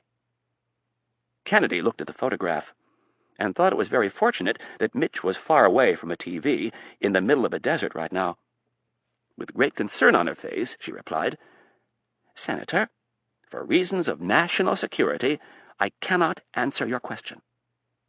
Chetland shook his head in frustration. "That is entirely unacceptable." Kennedy nodded, as if to say she understood. After glancing at her watch, she shocked the entire room by standing. She looked up at Senator Clark and said, "Mr. Chairman, I have something I must attend to. I apologize that I couldn't respond to the committee's questions today, but there are some extenuating circumstances at play. My reluctance in no way should be seen as an affront to the committee or the Senate. The President will contact you within the next day in regard to my status as a nominee. Thank you for your time and consideration." With that, Kennedy turned and left the room to wide eyes and a chorus of whispers. Chapter 42. Saudi Arabia, Monday night. Oasis 1 was a flurry of anxious activity, as helicopters were prepped and equipment was checked. The briefings were all completed, and the team was ready to go. Rapp emerged from the command trailer wearing his special Republican Guard uniform and took in the scene before him. The air was stifling inside from all the cigarette smoke. Colonel Gray and his staff were listening intently to the status reports from the mission's advance element. An MH-53J Pave-Low helicopter from the Air Force's 20th Special Operations Squadron was already across the border and on its way to Scorpion 1. The big helicopter was carrying a 12-member Air Force STS team made up of combat controllers and para-rescue personnel. The team specialized in securing landing sites and evacuating wounded and downed aviators. They were a crucial part of the mission, especially if things went wrong. To bolster their effectiveness, Colonel Gray had sent along 4 of his best Delta snipers. The desert sky was bright with stars. Rapp looked up in search of the moon, only to find a sliver of white. For his part of the mission, he would have preferred cloud cover. But he knew the flyboys dropping their paveway guided bombs from above 10,000 feet would appreciate the clear skies. Rapp scratched the thick stubble on his face. He'd trimmed it up along the neckline and cheeks, just like Uday Hussein did. The red and gold epaulets on his green uniform bore the rank of general. Rapp found it comical that Uday, who was only 37, had already reached such a high rank. Welcome to the crazy world of dictators. He had a black leather belt strapped to his waist with 2 holsters. Uday fashioned himself a bit of a cowboy and was known to carry 2 Colt .45 caliber nickel-plated pistols. To complete the outfit, he was wearing a black beret with the insignia of the SRG on the front and a bright red cravat that conveniently concealed his throat mic. For 2 reasons, Rapp had opted not to wear an American uniform under the Iraqi one. The first was that Rapp was a good 20 pounds heavier than Uday, and putting an extra layer of clothes on under the SRG uniform would have only made the disparity more obvious. The second reason was more fatalistic. If they were caught, they would be tortured and killed, no matter what uniform they were wearing. He was also wearing a Kevlar vest and an encrypted radio with a throat mic and an earpiece. Each member of the team was wearing the same radio. This would allow them to stay in communication throughout the operation. Rapp looked out at the scene before him. Oasis 1 was a comforting sight. It showed a lot of initiative by the military, something they weren't always known for. The rock formation rose out of the desert floor approximately 100 feet and was bowl-shaped, with a slight opening at the southwestern end. The bowl was over 500 feet across at its center. The interior of the bowl was covered by desert camouflage netting. More than 100 yards of it was stretched tightly from one side to the other. Underneath the netting sat 4 highly advanced MH-47E Chinook helicopters, with ground crews climbing over the airframes, checking every inch of the complicated birds to make sure they were in perfect condition. The twin-rotor behemoth was the new workhorse for the Army's 160th SOAR. The 160th SOAR, based out of Fort Campbell, Kentucky, is widely regarded as home to the best helicopter pilots in the world. The only other aviators who can give them a run for their money are the men from the Air Force's 1st Special Operations Wing. And they, too, would be involved in tonight's operation. Both units owed their current peak performance to a tragedy that had occurred more than 20 years earlier. On April 24, 1980, the United States Special Forces community suffered their greatest defeat in an operation codenamed Eagle Claw. Eagle Claw would painfully reveal the inadequacies and shortcomings created by decades of inter-service rivalries and a general reluctance on the part of military leaders to properly fund the Special Forces. The mission on that fateful night was to rescue the 53 hostages held at the American Embassy in Tehran. The Ayatollah Khomeini and his Revolutionary Guard had seized the embassy and its personnel some 6 months earlier. Time had run out on President Carter, and if he wanted to spend 4 more years at 1600 Pennsylvania Avenue, the hostages had to be brought home. The operation would be the first time the Army's super-secret Delta Counter-Terrorism Force would see action. On that cold April evening, 5 C-130 transport and refueling planes were to rendezvous with 8 RH-53D Sea Stallion helicopters at a site known as Desert One. The Sea Stallions were then to refuel and take on the Delta operators for the trip to a site in the mountains outside Tehran. Unfortunately, the mission was scrubbed after 2 of the 8 Sea Stallions got lost en route to Desert One, and a 3rd suffered mechanical difficulties. There were not enough helicopters left to get the job done, so the plug was pulled. That was when a bad situation got worse, drastically worse. As one of the Sea Stallions maneuvered into position for refueling, its main rotor hit an EC-130E, and both the helicopter and plane burst into flames. With fire shooting into the night sky, the team had to make an emergency departure, leaving behind all the helicopters and the burning plane. In the wake of the disaster, the military formed a review group that was aimed at pacifying critics in the media and on the Hill. Admiral James Holloway chaired the group, and fortunately for the Special Forces, the Admiral didn't pull any punches. The group produced a document that eventually became known as the Holloway Report. It laid bare the inadequacies of Operation Eagle Claw. At the top of the list was the subject of helicopters. The report stated that if future covert missions were to stand a chance, the military had to greatly improve its helicopter operations. The result was the formation of a covert aviation unit named Task Force 160. 40 highly qualified candidates were selected to make up the task force. Of those original 40 pilots, more than half a dozen perished in training accidents as they pushed their flying machines to the limit in the worst of weather conditions. It was during this time that they became known as the Night Stalkers. By the early 90s, the force had grown to approximately 400 aviators. This was also when they took on their official name, the 160th Special Operations Aviation Regiment, or SOAR. The aviators and airmen of SOAR train constantly, in the worst of conditions, and do so while hugging the earth at speeds of over 120 miles per hour. This is why they are the best helicopter pilots in the world. Rapp had put his life in their hands on many occasions, and although they'd brought him to the brink of vomiting on at least 3 occasions, there was no other group of aviators he trusted more. He watched the flight crews work on their helicopters under red filter lights. The scene before him looked like something out of a futuristic sci-fi movie. He could see the pilots sitting in the cockpits of the big MH-47E Chinooks. They, too, were working under the faint glow of red filter lights. Because they would be flying with night vision, they could not expose their expert eyes to bright lights for at least an hour prior to takeoff. There would be no Desert One disasters with these guys. Rapp knew they were going through their extensive pre-flight checklist. The advanced Chinooks came at a price tag of $35 million apiece.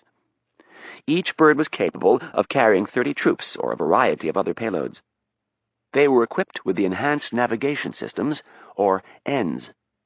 Using 20 separate systems such as Doppler navigation, automatic direction finders, attitude director indicators, GPS, and a bevy of compasses and gyroscopes. The ends tells the pilots exactly where they are at all times. They were also equipped with highly advanced terrain-following, terrain avoidance radar, and forward-looking infrared imagers, or FLIR. This integrated system allowed the aviators to fly deep penetration missions while skimming the surface, in the worst of weather conditions, and land exactly on a target within seconds of their stated extraction or infiltration time.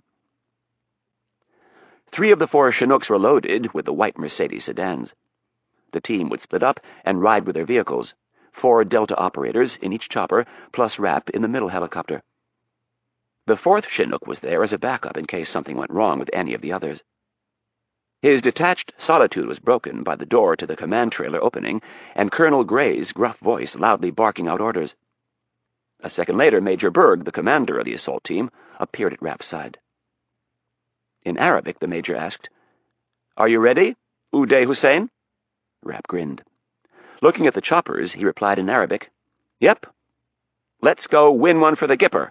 Rah, rah, sis boom bah." Major Berg smiled, showing a bright set of white teeth accented by a thick black mustache.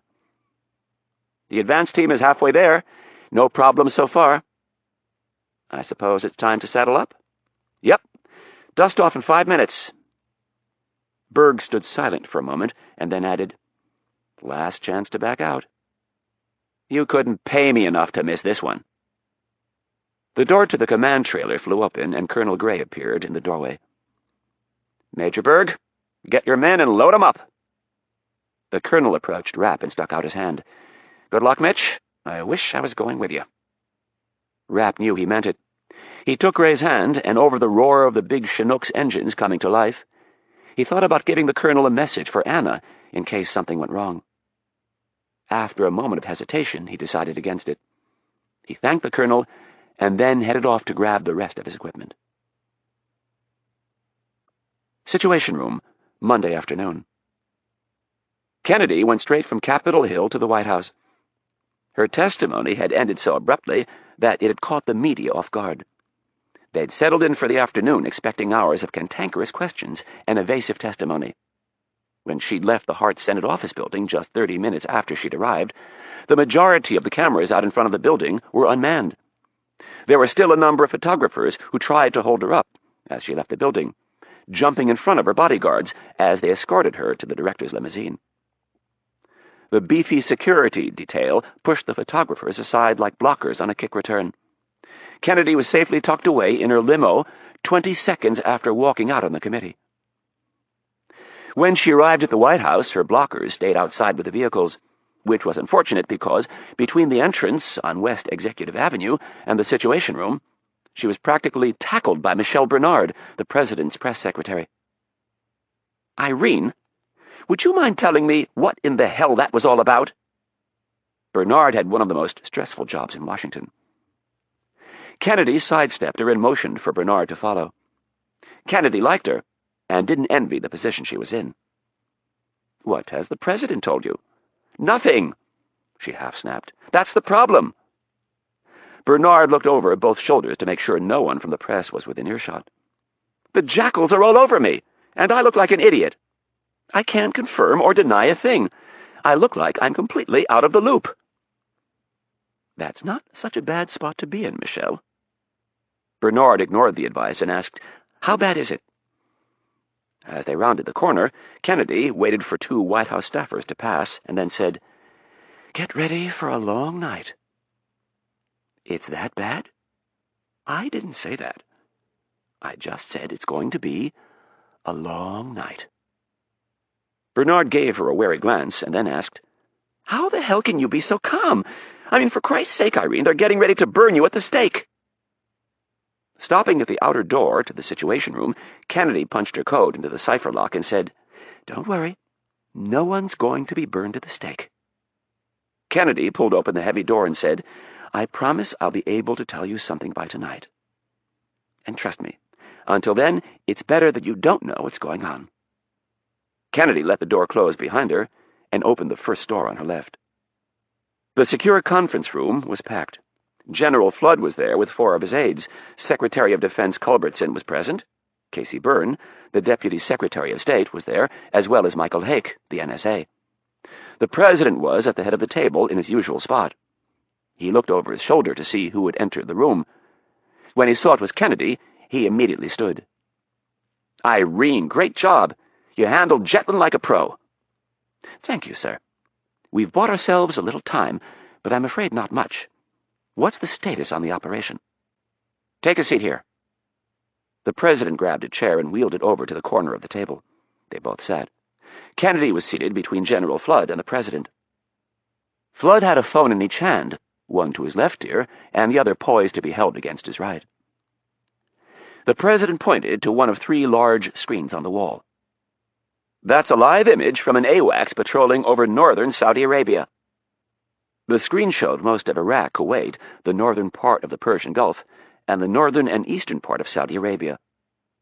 The image was being fed via satellite from an E-3 Sentry airborne warning and control system. These were the Air Force's big Boeing 707s with the large rotodomes mounted above the fuselage. "The advance element is on the ground." Hayes pointed at the screen. "See the blue triangle just south of Baghdad?" Kennedy squinted to make sense of the jumble of electronic markings on the screen. After a moment, she located the site just west of the Tigris River. "Yes. They arrived less than 5 minutes ago. They have secured the area, and we've given the green light for the assault team to go in." "That's the assault team there?" Kennedy pointed to 4 blue triangles closely grouped about halfway between Baghdad and the Saudi border. "Correct." "Have any of our allies called to ask what's going on?" "I just got off the phone with the British PM. I called him. I didn't tell him about the nukes, but I said something serious was up. I'm going to call King Fahd just before it starts, as well as the Russian president. Then after that, it's a long list." "So no leaks so far?" "No." The President rapped his knuckles on the table twice. The secrecy involving the operation had been amazing, thanks to 2 factors. The first was the short time period between receiving the information and launching the operation. The entire thing had been put together in just 6 days' time. A true testament to the readiness of the military. The second factor was entirely unintended. Thanks to Congressman Ruden's appearance on Meet the Press, Washington and much of the world was focused on the scandal. The President had cleared his schedule and spent the entire day in the Situation Room, an action that would normally set off warning bells in capitals all over the world. But today, the foreign intelligence officers who normally paid attention to such things assumed President Hayes had dropped everything to try to salvage the Kennedy nomination. Kennedy's eyes drifted beyond the airspace around Baghdad and noticed the massive air armada that was forming up over northern Saudi Arabia and the Persian Gulf. She knew the battle plan by heart. They had gone over it from top to bottom this morning. The blue triangles that were massing on the Iraqi borders were U.S. jets that were suckling up to big KC-135 tankers and topping off their tanks. Closer to the border were formations of AH-64 Apache attack helicopters that would be led into battle by Air Force MH-53J Pave Lows.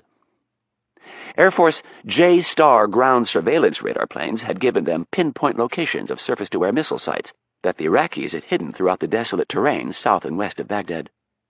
In the northern Persian Gulf, the Independence Battle Group was on station 25 miles off the Kuwaiti coast. The carrier's planes were in the air and were bolstered by 2 squadrons of Marine Corps FA-18 Hornets flying out of Kuwait. In the opening salvo of the operation, the battle group's surface ships would launch more than 100 cruise missiles. In addition, a flight of B-52s out of Diego Garcia in the Indian Ocean were 40 minutes away from being in position to launch a payload of 84 cruise missiles. With so many planes in the air, questions were bound to be asked. So, in an effort to keep a lid on things, earlier in the day, U.S. military attachés in embassies around the Persian Gulf informed their host countries that the U.S. would be holding a surprise readiness exercise, commencing at 1900 local time. The Pentagon ran readiness exercises like this several times a year to keep the troops sharp and to keep Saddam guessing.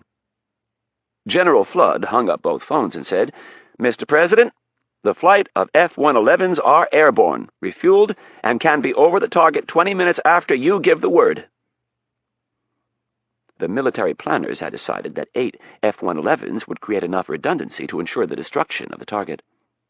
They were confident that they could achieve total destruction with just 2 planes, and were hoping to use the remaining 6 to visit some other targets that they had carefully chosen. The 8 F-111s were all carrying a single deep-throat GBU-28B super-penetrator bomb. If Rapp and the Delta team failed, the hospital would be leveled. The president didn't want to think of that option right now. "What's the status on the ground team?" "Everything looks good so far. They are proceeding without incident, and the advance element has reported the area secure." The president looked over at the center screen for a moment. "Give me the time frame again." "They should touch down in—" Flood looked at the screen. "Approximately 7 minutes. It takes them a minute or 2 to unload the cars, and then it's almost a mile to the main gate of the facility. From there, it's 3 miles to reach Route 144, the main road between Karbala and Baghdad. After that, it's a straight shot, 32.5 miles to the hospital. If they don't run into any trouble, it's supposed to take them 26 minutes to get to the hospital from the time they reach Route 144. "They should be at the hospital in about 40 minutes, Kennedy offered. "And they want the bombs to start falling just after they get to the hospital?" asked a skeptical president. "Yes, that's Mitch's idea." "Why?" "I don't know. But he said he can handle it either way. He'd just prefer if the bombs started falling about a minute after they've arrived." The president was having difficulty understanding the reasoning behind Rapp's rationale. The entire thing was looking more and more complicated to him. He was sticking his neck out further than he'd ever intended. If Rapp and the Delta team failed, he was done. The combination of the Kennedy scandal and dead American troops would be his death knell. Sensing his apprehension, Kennedy grabbed his arm and said with sincere confidence, "Don't worry, sir. Mitch will not fail." Slowly the president nodded. "I hope you're right." Chapter 43. Iraq, Monday night. The 4 helicopters knifed their way through the cooling desert air like a snake slithering across the sand. They were not flying a straight route to Scorpion 1, the designation for the abandoned chemical weapons factory outside of Baghdad. Instead, a predetermined course had been plugged into the Chinook's advanced navigation systems, allowing them to avoid all villages, major roads, and Iraqi radar sites. Cruising at just 100 feet off the desert floor, with only 300 feet between each chopper, and flying at speeds of over 120 miles per hour, there was almost no room for error. In the cargo area of the second Chinook, Rapp tried to think of none of this. When they were in the air, it was all out of his control. From his seat, he looked up at the 2 door gunners. They were both manning 7.62mm miniguns, capable of cutting a vehicle in half. When fired at night, the guns looked like they were spewing fire. Air rushed through the open hatches and down the fuselage, creating a roar that battled the loud engines and thumping rotors. The Mercedes sedan was blocking his view of a 3rd gunner at the rear ramp. But Rapp knew he was there wearing a safety harness and holding a sling-mounted M60 machine gun to further bolster the helicopter's firepower. The car was secured to the floor of the chopper with 4 high-test tie-downs. One of the Delta operators was sitting behind the wheel, ready to back it out as soon as they hit the ground. The 3 gunners were all wearing flight helmets, with night vision goggles and comlinks, so they could tell the pilots and navigator what they saw. The gunners literally flew with their heads outside the airframe.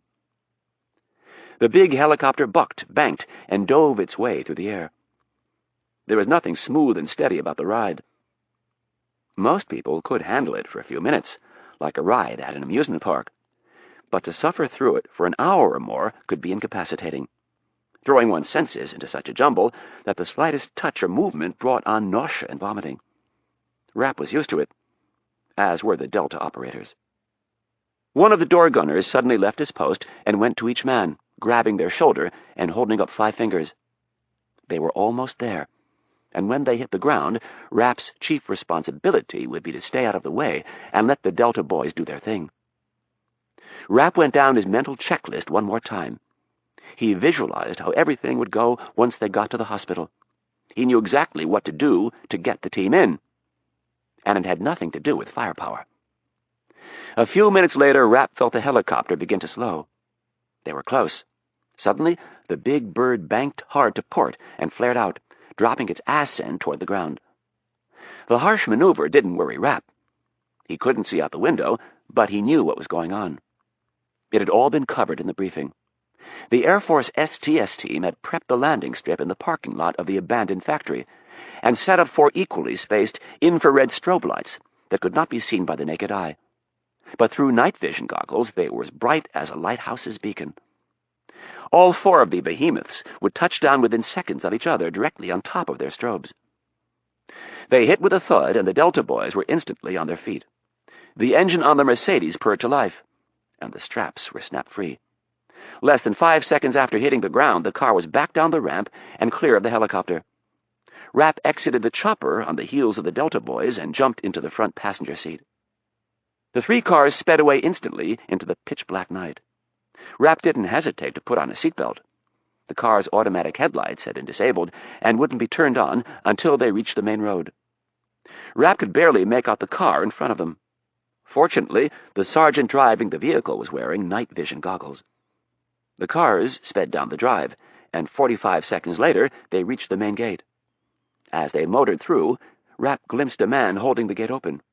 He would be one of the Air Force guys sent to cut the lock and secure the perimeter.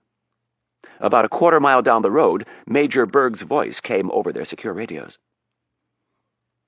"On my mark, turn on your headlights. 3, 2, 1, mark." All 3 drivers snatched their night vision goggles from their faces and turned on their headlights. It was crucial that they do this at the same time. If done while wearing the goggles, it would cause temporary blindness. With the road now illuminated, the team relaxed just a notch. Major Berg's voice came over the team's secure radios again and said, "Nice work, guys. 20 minutes to Baghdad, and then the real fun starts." Capitol Hill, Monday afternoon. Hank Clark had his white shirt sleeves rolled up. His elbows were placed on his desk, and his fingers kneaded his temples. He wished he were in his hide at the Capitol. But he would never have made it over there without being accosted by the media. As it was, his outer office was a complete zoo. There were at least 3 reporters with TV crews in tow demanding to speak to him. And there were another 5 or so print reporters just waiting for the chance to shove their damn dictaphones in his face. He should have been happy with the way things had gone, but something was bothering him. Clark couldn't figure out what he was missing. But he had the feeling that something was afoot. Kennedy's testimony, or lack thereof, had been a surprise, but nowhere as big a surprise as the FBI raiding Ruden's office and house. Clark hoped Stevkin had the sense to make himself scarce. Ruden would not cooperate with the FBI. He hated them too much. But if the charges were real, Ruden might give Stevkin and Brown up to save his own skin. And then there was the president telling him that for his own good, he should go easy on Kennedy. Then Kennedy shows up today and starts talking about national security. Something was going on, but he couldn't figure out what. There was a sudden loud ruckus in the outer office. Clark was about to get up to investigate when his door flew open and Ruden barged in. The bone-thin congressman slammed the door closed and stormed across the room, gesturing wildly with his hands. "I knew you wouldn't answer your damn phone, so I came over here. What in the hell happened?" Clark took a deep breath and stifled the urge to tell Ruden to shut up. "What did you want me to do, Albert?" "I wanted you to tear her head off." "I don't think that would have played too well on TV." Ruden stopped in front of Clark's desk. "I don't care how it would have played, Hank. The damn bitch admitted that she advised the president to raid my house. My fucking house!" "I thought Jetlin did just fine." "Have you lost your mind? He came off looking like a pompous, overbearing ass." Clark was tempted to ask Ruden if he'd watched any tapes of himself lately, but instead said, "And that's exactly what I would have looked like if I'd gone after her." Ruden's disagreement was apparent on his twisted face. "You should have never let her walk out like that. I don't get it." He threw his arms up in the air. "I did my part yesterday, and you just sat there." "Easy, Albert." Clark pointed to a chair and said, "Take a seat. You're way too worked up. Kennedy's done." The senator wasn't so sure, but he recognized the need to say something to mollify Ruden. "Oh, there's no question about that. The president better start looking for a new nominee." Ruden sat. "You know, before all this started, I would have been satisfied to just end her career, but not now." The bags of loose skin under his jaw jiggled as he shook his head. "I want her in jail." "I don't blame you," Clark lied. "If she'd advised the president to raid my house and office, I'd be furious." "Does that mean you're going to let me hold hearings?" Clark smiled slyly. "I think there'll be more than enough for both our committees to handle."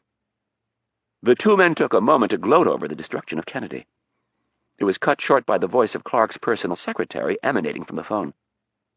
"Senator, President Hayes is holding on line 1. Clark's eyes opened wide in an exaggerated show of surprise. "Thank you, Debbie. I'll grab it in a second." Looking at Ruden, he asked, "What do you think this is about?" Ruden clapped his hands together and gleefully announced, "He's calling to withdraw her nomination. What else?" Clark thought he was right. With Kennedy out of the way, he could breathe a sigh of relief and help select Brown as the next nominee. Beyond that, he would still be able to hold hearings. He could explain to the president that it was needed to balance out what would undoubtedly be a rabid persecution of Kennedy by Ruden and the House Intelligence Committee. Finally, he reached out and grabbed the handset. "Mr. President." "Hank? I don't have much time, so I'm going to make this real quick. In about 10 minutes, we're going to start bombing Iraq. I've already informed the leaders of both houses. I've also signed a presidential finding authorizing lethal force for U.S. Special Forces personnel who are in the area. I can't get into any specifics right now, but we're trying to put together a briefing for later tonight. Please do me a favor and keep this under your hat until the story breaks." "Absolutely, Mr. President." "Thanks, Hank. I'll be in touch." The line went dead, and Clark slowly hung up the phone. Ruden was still gloating. "What did he say? Did he pull her nomination?" It took Clark a moment to answer. "No. He called to inform me that we're 10 minutes away from bombing Baghdad." "What?" screamed Ruden. He jumped out of his chair. "There's no way! He can't! I can't believe he's—" "He can, and he is," said Clark firmly as his mind raced to figure out what was going on. "It's Wag the dog! It's all a diversion to get the media to ignore Kennedy!"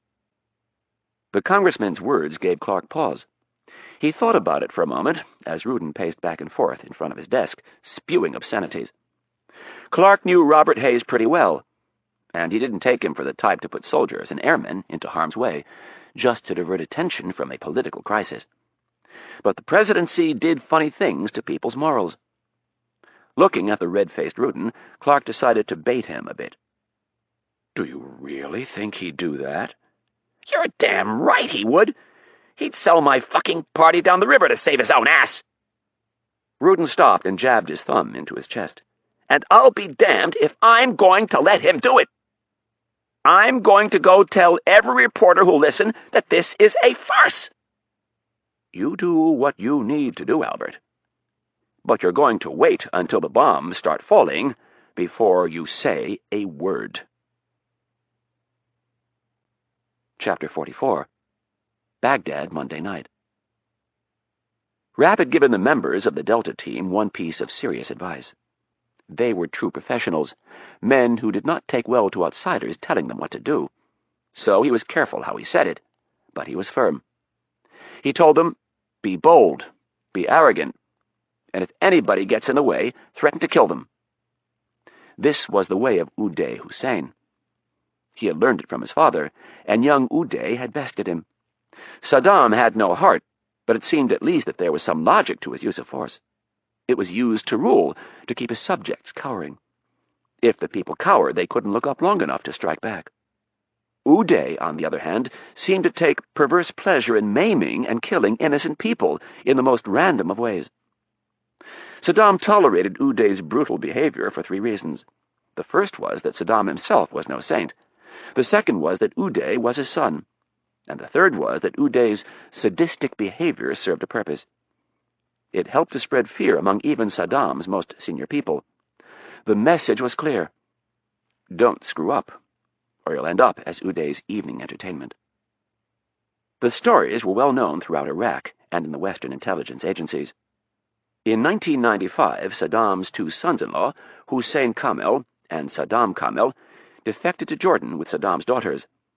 After a short period, Saddam convinced them to come back to Baghdad. He promised them that he had forgiven them, and that the important thing was that they were family. Upon their return to Baghdad, Uday convinced his father that they needed to make an example of them. Saddam was swayed by his son. Uday then proceeded to torture them for hours on end, kill them, and then, as a final message to all the people of Iraq, he burned their houses to the ground.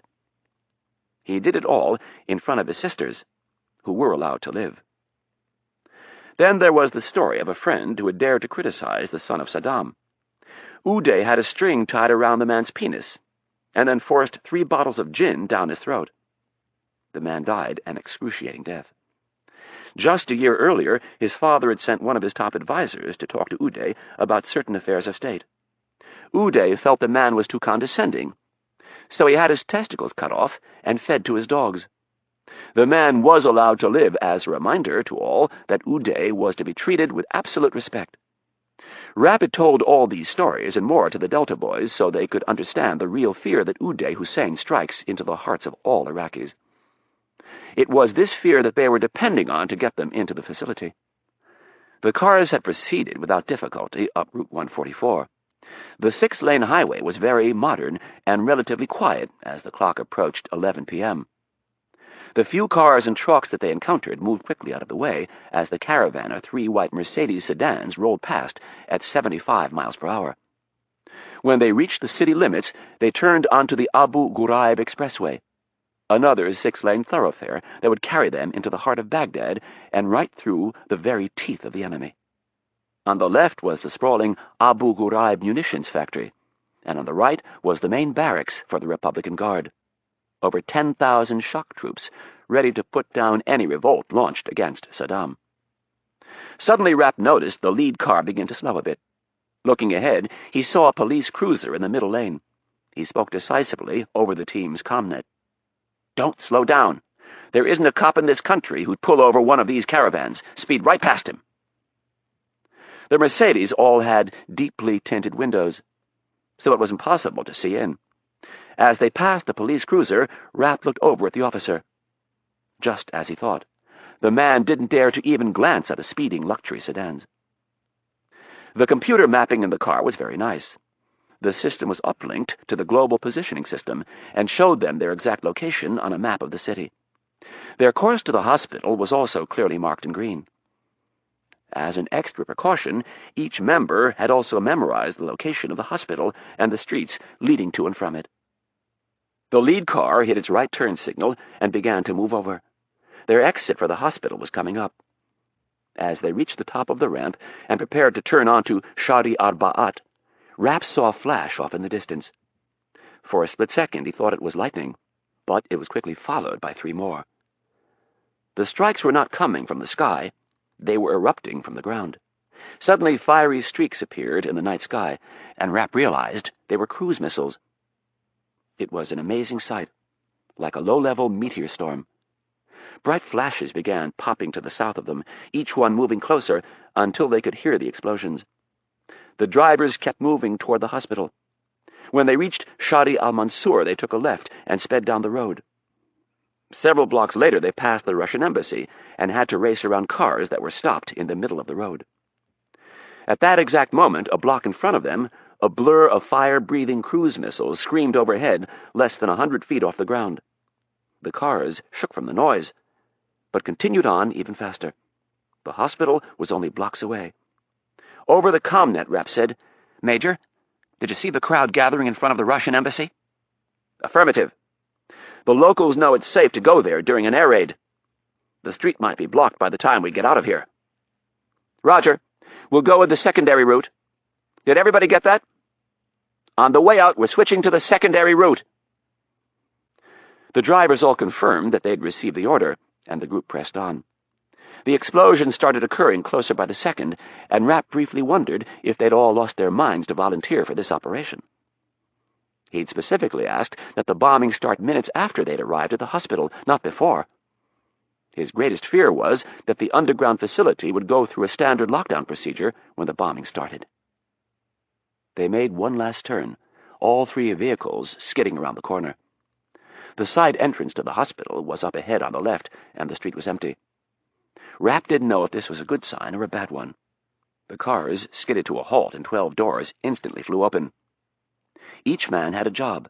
In the back seat of the first and third vehicles, Delta operators popped up through the sunroofs and set up their Heckler & Koch 7.62mm machine guns on tripods.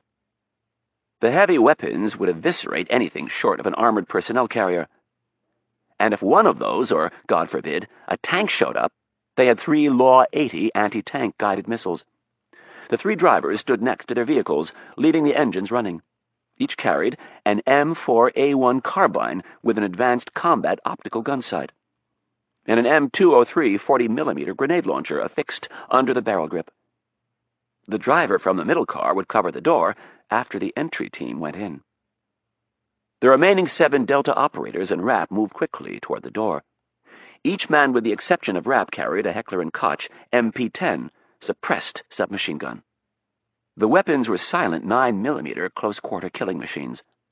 They were the best weapon available for the job, and if not for Rapp, they would have been left behind. The original plan had been to use AK-74s and AKSUs, the standard weapons of the Special Republican Guard.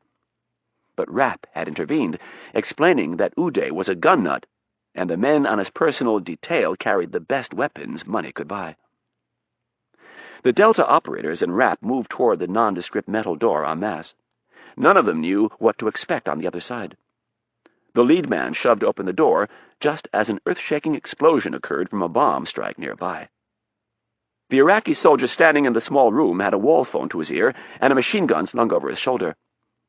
His eyes were wide open with fear from either the explosion or the sudden arrival of the Special Republican Guard unit. Whichever the case, Rapp did not wait around to find out. Remembering his words to the Delta operators, Rapp pushed his way through the men, limping like Uday Hussein would, and in Arabic yelled, "Hang up the phone!" The man mumbled something quickly into the phone and nervously placed it in its cradle. Snapping to attention, he saluted Rapp and said, "General Hussein, we are under attack by the Americans. We must get you down to the shelter." "I know we are under attack, you idiot! That is why I'm here. Take me to the bombs."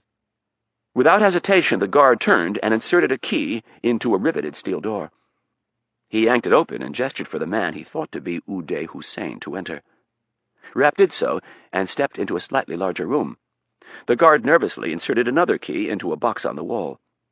2 heavy doors slid back to reveal a large freight elevator. Everyone piled in, and the guard pressed one of 2 buttons. Rapp asked, "Is Dr. Lee here?" The guard would not look Rapp in the eyes. "I'm sorry, General Hussein?" "The Korean!" he yelled. "Yes, I think so," the man answered nervously. "Who are you on the phone with when I arrived?" "Headquarters, General." "Why?"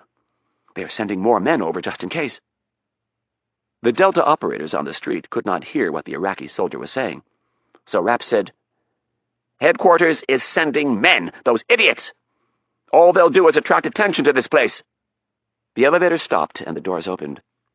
2 guards were waiting for them. Both were at attention with their rifles at port, standing one on each side of a huge blast door. The guard who had ridden down with them asked, "I can call headquarters, General, and tell them not to send the men?" "Yes, do that!" Rapp yelled. He continued forward, marching with his fake limp through the blast door into a cavernous room, at least 100 feet by 300 feet, with 20-foot ceilings.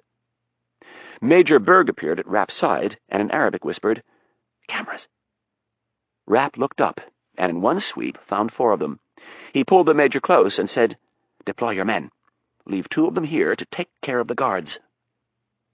Rapp heard a loud humming noise and turned to see the large blast door moving. "Stop!" screamed Rapp. "I gave no order to close that door." The guard at the wall smacked a red button with the palm of his hand and snapped to attention.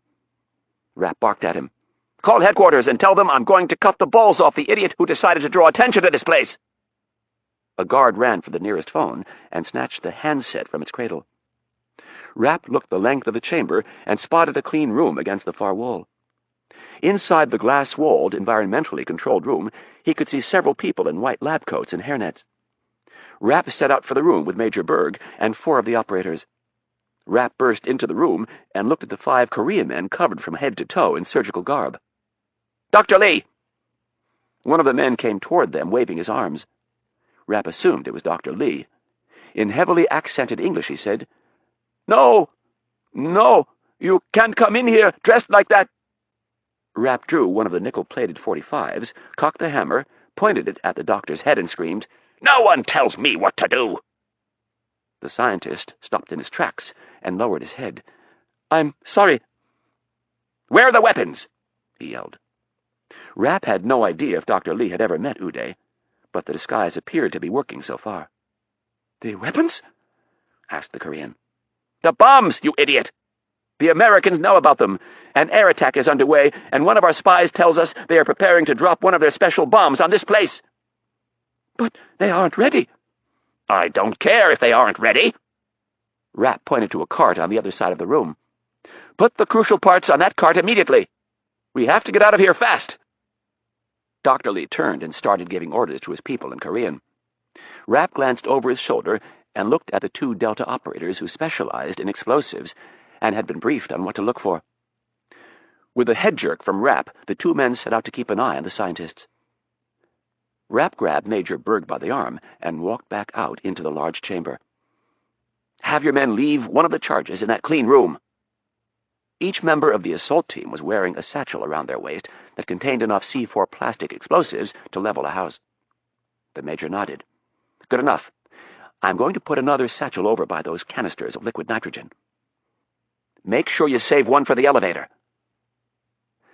The guard who Rapp had told to call headquarters approached nervously. "General Hussein." The man stopped just out of Rapp's reach.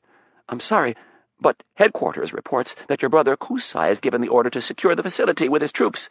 They want me to shut the blast doors." This was big trouble.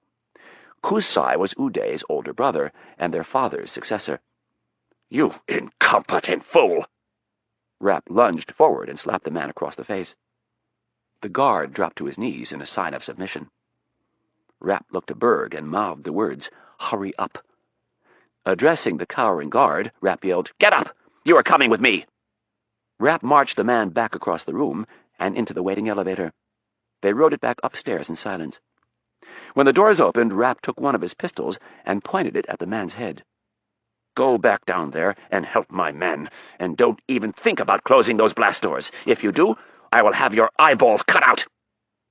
Rapp left the elevator and went back out onto the street. As he emerged from the building, 2 hulking armored personnel carriers came around the corner. The first thing Rapp heard was one of the Delta operators say, "Shit! We've got 2 Russian BTR-80s. Get the laws ready." Rapp limped off in the direction of the steel monsters. Over the group's comlink, he said, "Hold tight for a second, guys. Let me see what I can do." He stopped the vehicles halfway down the block by sticking out his hand and holding his ground. The vehicle stopped, and one of the doors opened. An Iraqi colonel appeared wearing an SRG uniform. Rapp instantly knew he was in trouble. There was a good chance this officer had dealt with Uday on a more intimate level. Rapp kept up the facade. "Colonel, get your men out of here immediately. My father has sent me on a special mission. If he finds out you were here, he will have your head." The officer stopped 8 feet from Rapp and looked at him strangely. With a frown on his face, he asked, "Uday?" Rapp could tell by the look on the man's face that he had pushed his luck far enough. With lightning speed, he drew his gun and fired a shot straight into the center of the colonel's forehead. The heavy .45 caliber round knocked the man from his feet and sent him to the street. Rapp stepped forward, screaming at the top of his lungs, "How dare you talk about my father that way?" He squeezed off 3 more rounds into the already dead body and spat on it. Then, looking up at the armored personnel carrier, he waved his gun in the air and yelled, "Get out of here right now, or my father will have your heads!" Quickly, Rapp turned and limped back toward the cars. Over the team's comnet, he said, "I sure hope you guys have got those rockets ready." "Roger that," someone said. "Then use them right now, before they have a chance to call in what I just did." Rapp watched as one of the Delta operators reached into the car and pulled out a Law 80 rocket. He expertly extended it into firing position, stepped clear of the car, and yelled, "Get down!" Rapp dove for the pavement, and before he hit the ground, he heard the loud swooshing noise of the 94mm rocket leaving the tube. A split second later, there was an incredible explosion, and the armored personnel carrier burst into flames. With debris still falling, Rapp saw one of the other Delta operators run to the other side of the street with a second Law in his hand. The man dropped to his knee in a doorway, acquired the second armored personnel carrier in his sights, and fired. Rapp covered his ears, the explosion lifting his body off the ground an inch. After a moment, he scrambled to his feet. As machine gun fire erupted, he raced for the building and yelled, "Major Berg! Our cover's been blown! Get up here ASAP!" Rapp ran into the building and made it to the elevator. "Give me an update, Major." "We've got the bombs, or at least the parts that matter most." "Wax the guards and get up here," said Rapp with urgency. "What about the scientists?" "Fuck!" He'd forgot about them. He looked around for a moment and said, "Bring 'em all up and do it fast." "Roger." Rapp went back to the street. The shooting, at least for now, had stopped. Nervously, he looked at his watch and swore under his breath, wishing the rest of the team was already up here. The Delta operators had fanned out a bit and were scanning in every direction, ready to shoot anything that moved. Rapp headed back to the elevator and paced back and forth until the door opened. When it did, 2 Delta operators raced past him with the cart. Next, Dr. Lee stepped off, loudly protesting in English that the components were too fragile to be moved like this. Rapp delivered a well-placed left hook to the scientist's jaw and grabbed him as he began to crumple. Tossing Lee over his shoulder, Rapp motioned for the other scientists to get off the elevator. They stood cowering in the corner as one of Major Berg's men threw his satchel charge into the elevator and pressed the button to send it back down. The doors closed, and the whine of the elevator could be heard as the cable unwound. Rapp backed out of the room and yelled at the other scientists, "Do not leave this room, or you will be shot!" With that, he closed the door, went through the small room and out onto the street. Rapp dumped Lee's body into the trunk of the last car and put a pair of flex cuffs on his wrists. Berg appeared at his side. "What in the hell are you doing?" "Dr. Lee is going to spend the next several years of his life telling us everything he knows about Saddam's nuclear weapons program." Berg grinned. "Good idea. Now can we get the hell out of here?" "Yep. Have one of your men close that door over there and set one more satchel charge with a 30-second delay." Berg barked the orders in Arabic, and his men went to work. One by one, they retreated to the vehicles and loaded up.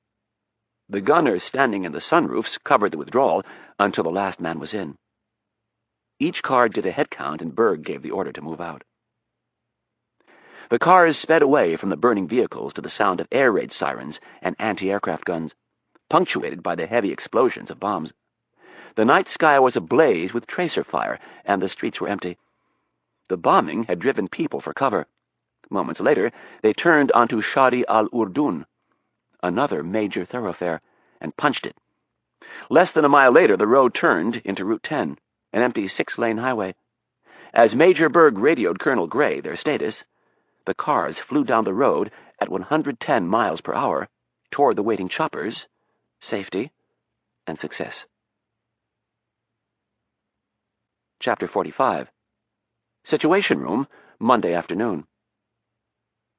Colonel Gray had informed General Flood via secure satellite uplink that the team had achieved their primary goal without any casualties and was en route to Scorpion 1 for extraction. The room erupted in a premature show of excitement that was quickly doused when the President reminded everyone that they weren't out of the woods yet. Hayes felt as if something was trying to eat its way out of his stomach. He was so tense he'd taken to pacing back and forth along one side of the conference table. While this may have helped the commander-in-chief relax a bit, it did little to comfort the others in the room. In the midst of the battle, the President felt the walls closing in. This was, bar none, the boldest, most difficult decision of his political life. He knew without the slightest doubt that he'd made the right choice. But that didn't mean he had to like it. Somewhere in the back of his mind, he knew that Israel had played him. They had sent Ben Friedman to Washington knowing full well that America wouldn't ignore the information. If Israel were to take matters into their own hands and bomb Iraq, it would shatter the Arab coalition that was organized against Saddam. Israel knew Hayes would have to act. This somehow tainted everything he'd done during the last week. Robert Hayes was a proud man, and he wanted to do the right thing for the right reasons. He didn't enjoy being played. He didn't enjoy being caught up in other people's schemes. In the midst of his pacing, he came to a decision. Some things were going to change as soon as the mission was over. If it failed, he was done. And not just kind of done, really done. The only way he was going to be able to put out the fire started by Congressman Ruden was with complete victory. Anything short of that, and his enemies would ravage him. Hayes had no false illusions about the future. If Rapp and the Delta team failed to get out of Iraq with the nukes, he would be crucified. As Hayes continued pacing, he glanced over at the big board and stared at the 5 blue triangles west of Baghdad. If only they would start moving. The president's eyes shifted to one of the other TVs, which was showing CNN. His eyes squinted in genuine hatred at the man on the screen. Congressman Albert Ruden was on the screen, ranting and raving about the bombing. Hayes had already caught his act on MSNBC 20 minutes earlier. He was sure that before the night was over, Ruden would make his wag the dog innuendo on every network and cable outlet in America. The irritating ass was already asking for hearings into the bombings. It was at that precise moment that President Hayes decided he was going to destroy Albert Ruden. It was the first and only time he'd ever been moved to such thoughts in his 25-plus years of politics. But now he savored the thought of the absolute and utter destruction of Ruden's political career. Ruden had been warned, not just by Hayes, but by the leaders of the party to back off and keep his mouth shut. He'd been admonished severely, yet he still continued. He would pay for his irritating insolence and stubborn self-righteousness. If Rapp and the Delta team could pull it off, they would give Hayes the sword he needed to do the job. And if they failed, they'd be giving the sword to Ruden. Either way, only one of them would survive. As Hayes turned to do another circuit behind the table, a sheaf of papers was shoved under his nose by his chief of staff, Valerie Jones. "Give this the once-over." The president took the 4 sheets of paper without comment and began reading them. He was relieved to have something to take his mind off the mission. Midway down the first page, he stopped, and holding the sheets against the wall, he crossed out a word and inserted a different one. He was reading a statement written by Jones and White House Press Secretary Michelle Bernard. The press room upstairs was packed to the gills with reporters and photographers, who were waiting for Bernard to fill them in on what was going on. Hayes quickly finished reading the pages and made just a few changes. He handed them back to Jones and said, "It looks good. Add one more thing at the end, though." Before Hayes could continue, General Flood's baritone voice filled the room.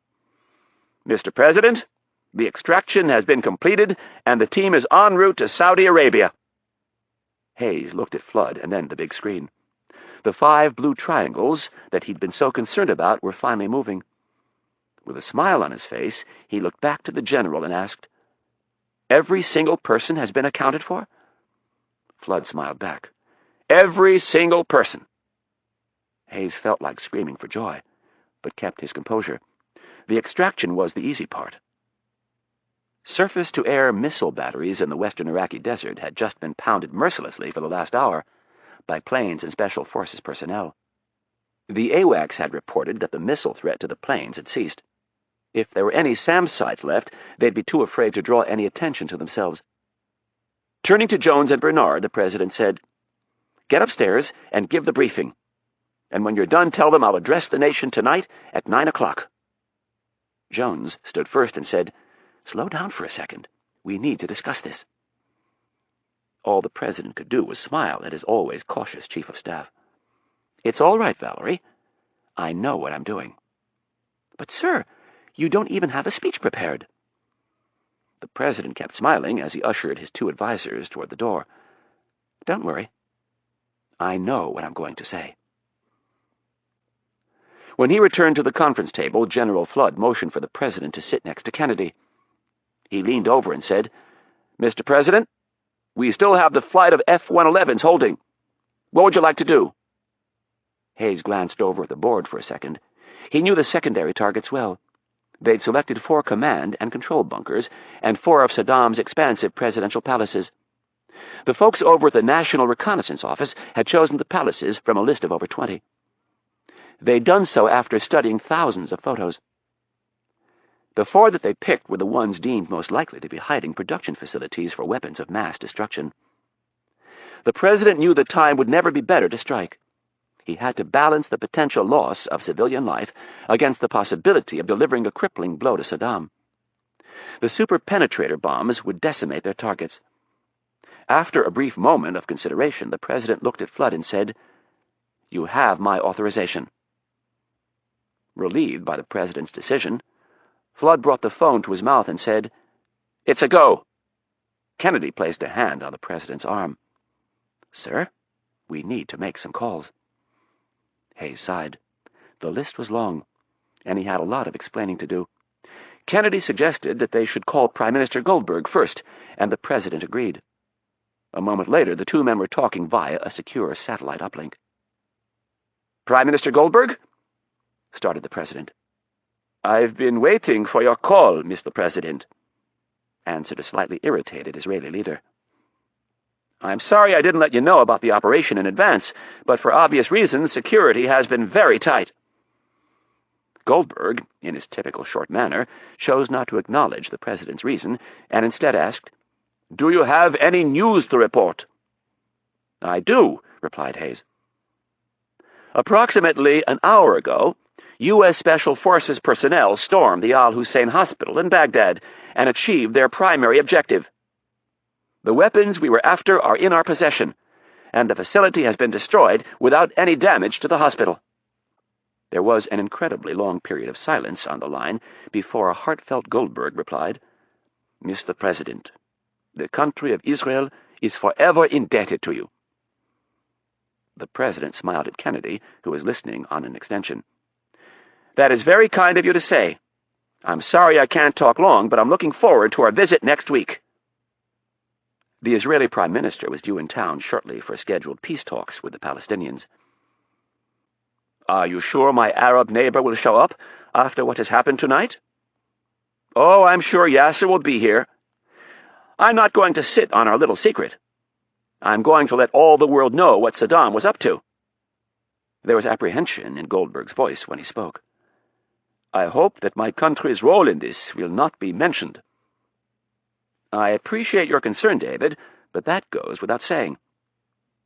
"You are a great ally to the Israeli people, Mr. President." "And Israel has been a great ally to the U.S." Hayes said this with considerably less conviction than Goldberg had. The president looked at Kennedy, who mouthed a name to him. Hayes nodded and spoke into the phone. "David, would you do me a favor and pass along my gratitude and apology to Colonel Friedman?" "I would be happy to, but whatever in the world would you need to apologize for?" "I gave him a bit of a chilly reception when he was in D.C. last week." "Oh, don't worry about that," laughed Goldberg. "I don't think he expected you to be happy with the news he delivered." "Well, that doesn't change the fact that I was less than hospitable. It was wrong to treat him the way I did, and I would like to apologize. In fact, I think you should bring him along next week. America owes him a debt of gratitude, and I would like to thank him personally." "In light of the efforts you've made, Mr. President, I think Colonel Friedman would be honored by such a request." "Good, then. Tell the Colonel that I look forward to thanking him in person next week. I have to run now, David." The president listened to Goldberg thank him one more time, and then he hung up the phone.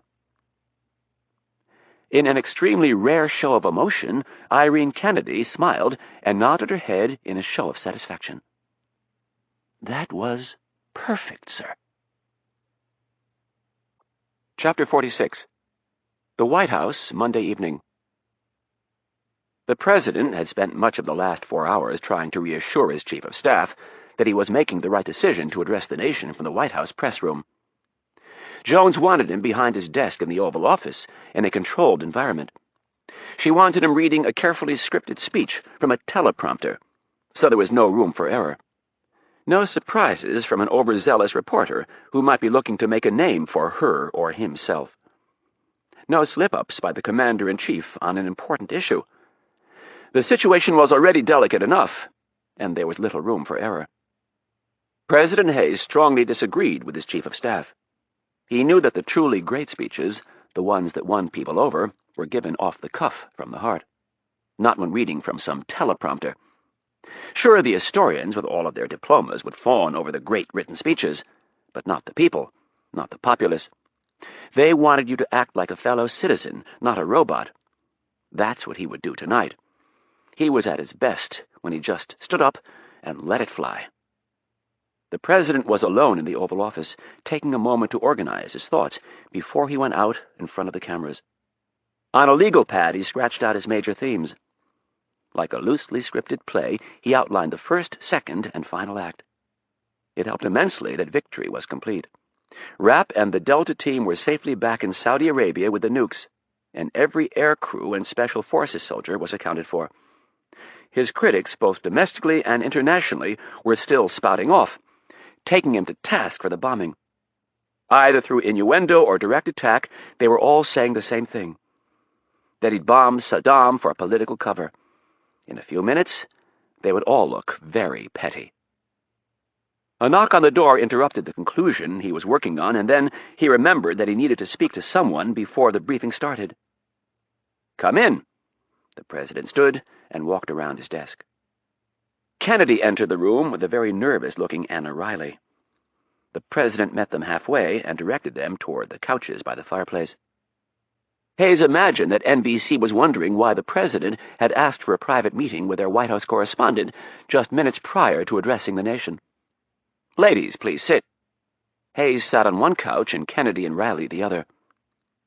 "Anna, Irene tells me you've had a very difficult week." Riley, not wanting to talk about her personal life with the president, gave him a curt nod. The truth was, it had been hell.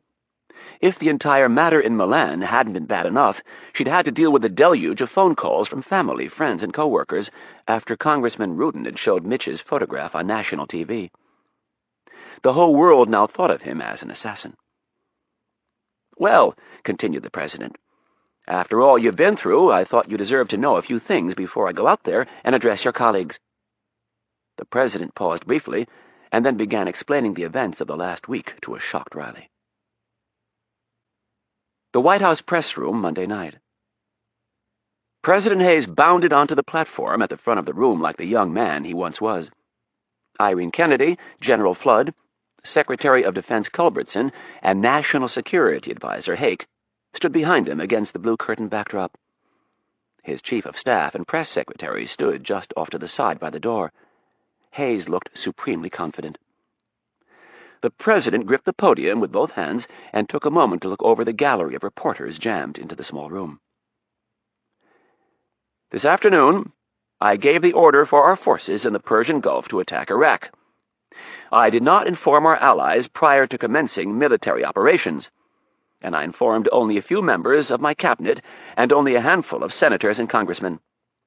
This was intentional on my part, and if you'll bear with me for a moment, I'll explain why I went to such great lengths to keep this attack a secret."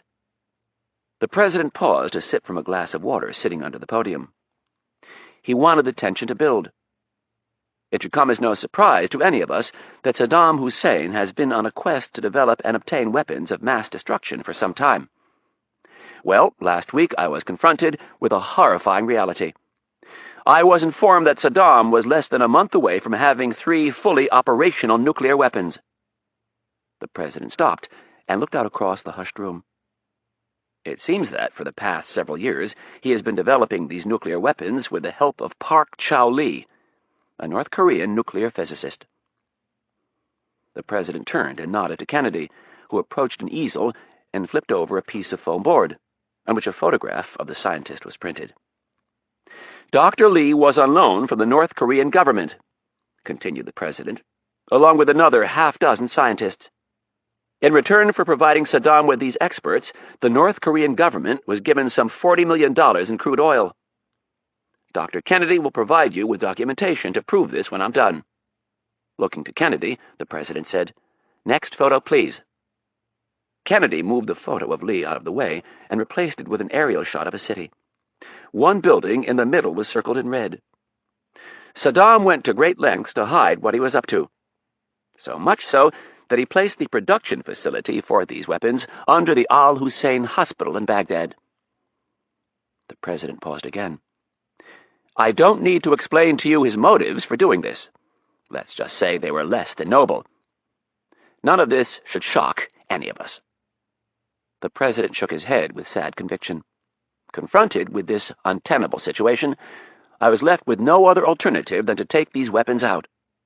A man like Saddam Hussein, a man who has used poison gas on his own people, must never be allowed to obtain the destructive power of a nuclear bomb. At 9 o'clock this evening, Baghdad time, we commenced offensive operations to take these weapons out and destroy the facility. U.S. Special Forces personnel conducted a daring raid on the facility at exactly the same time as an air raid started. I am pleased to announce that the operations were a complete success. The facility was destroyed, and there were no civilian casualties. I repeat, no civilian casualties. In addition, the Special Forces team that conducted the raid was able to take the 3 nuclear devices with them when they were extracted.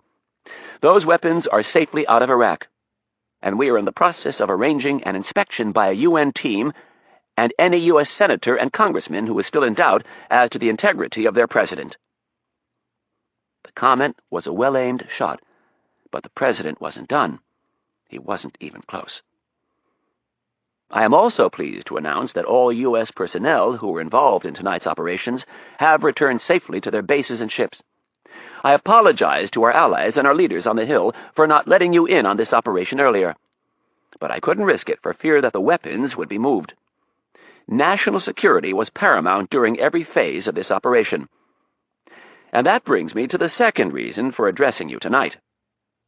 Just yesterday, this entire operation was put in jeopardy by Congressman Albert Ruden when he went on TV and divulged classified top-secret information.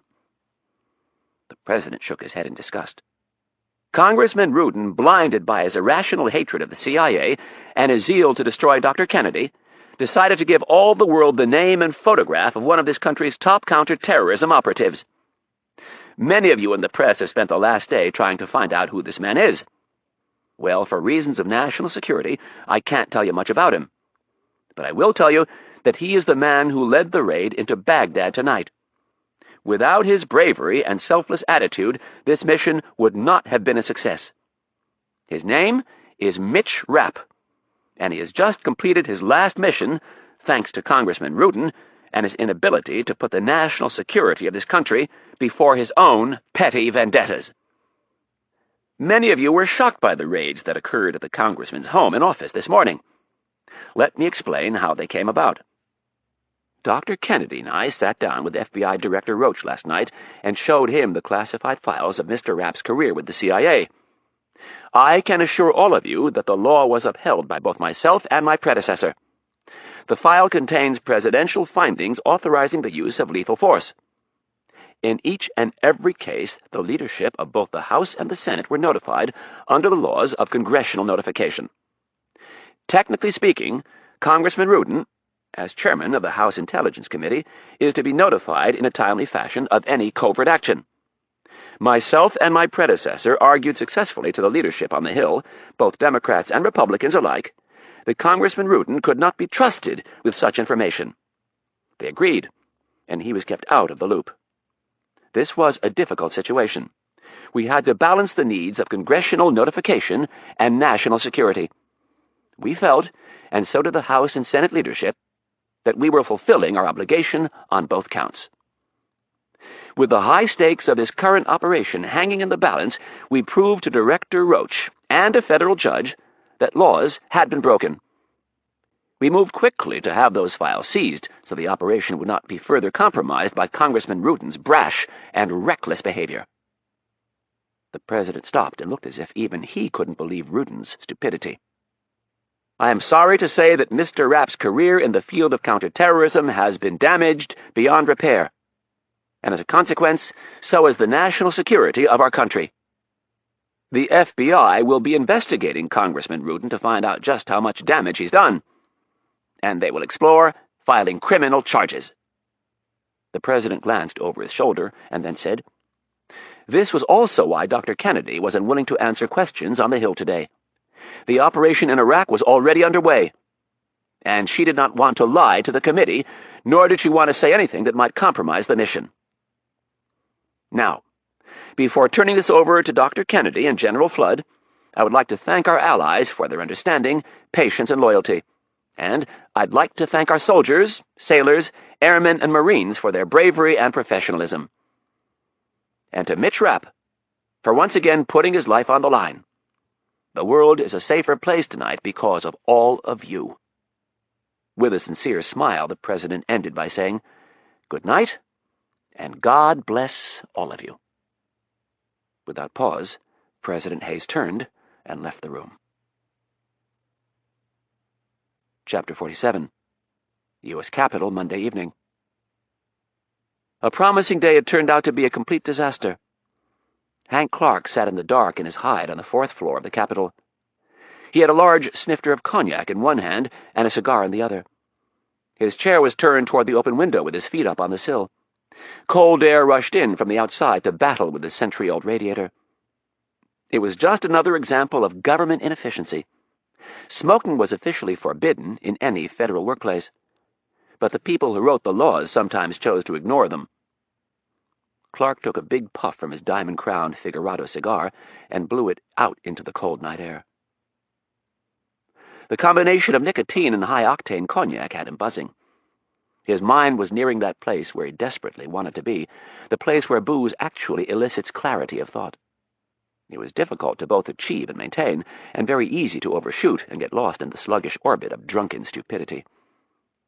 The senator's grand plans were in tatters, and he was trying to figure out how he'd been so badly outflanked.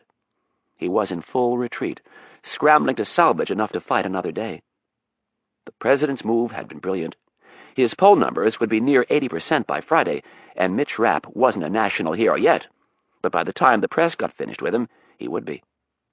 Kennedy's stock had risen, too. She was seen as a cool professional in the midst of a crisis.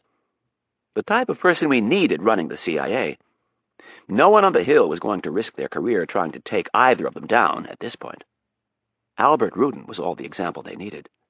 If ever a politician was finished, it was Ruden. The president had just jumped from the bully pulpit and squashed him like a bug. The man was radioactive.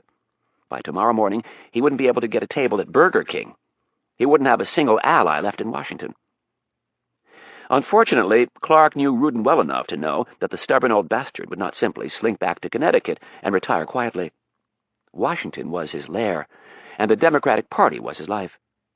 He would be a desperate man, and desperate men rarely think wisely. Ruden was now a major liability.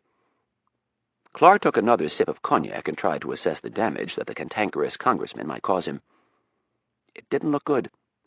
Clark could try to take the high road and dismiss Ruden's ranting and raving as those of a bitter, beaten man, but the president would still wonder. And then there was the issue of Stevekin and Brown. If the president was serious about the FBI pursuing a criminal investigation, they were in trouble, and that meant he was in trouble. Ruden had to be convinced to keep his mouth shut, or Clark would be up the old shit crick without a paddle.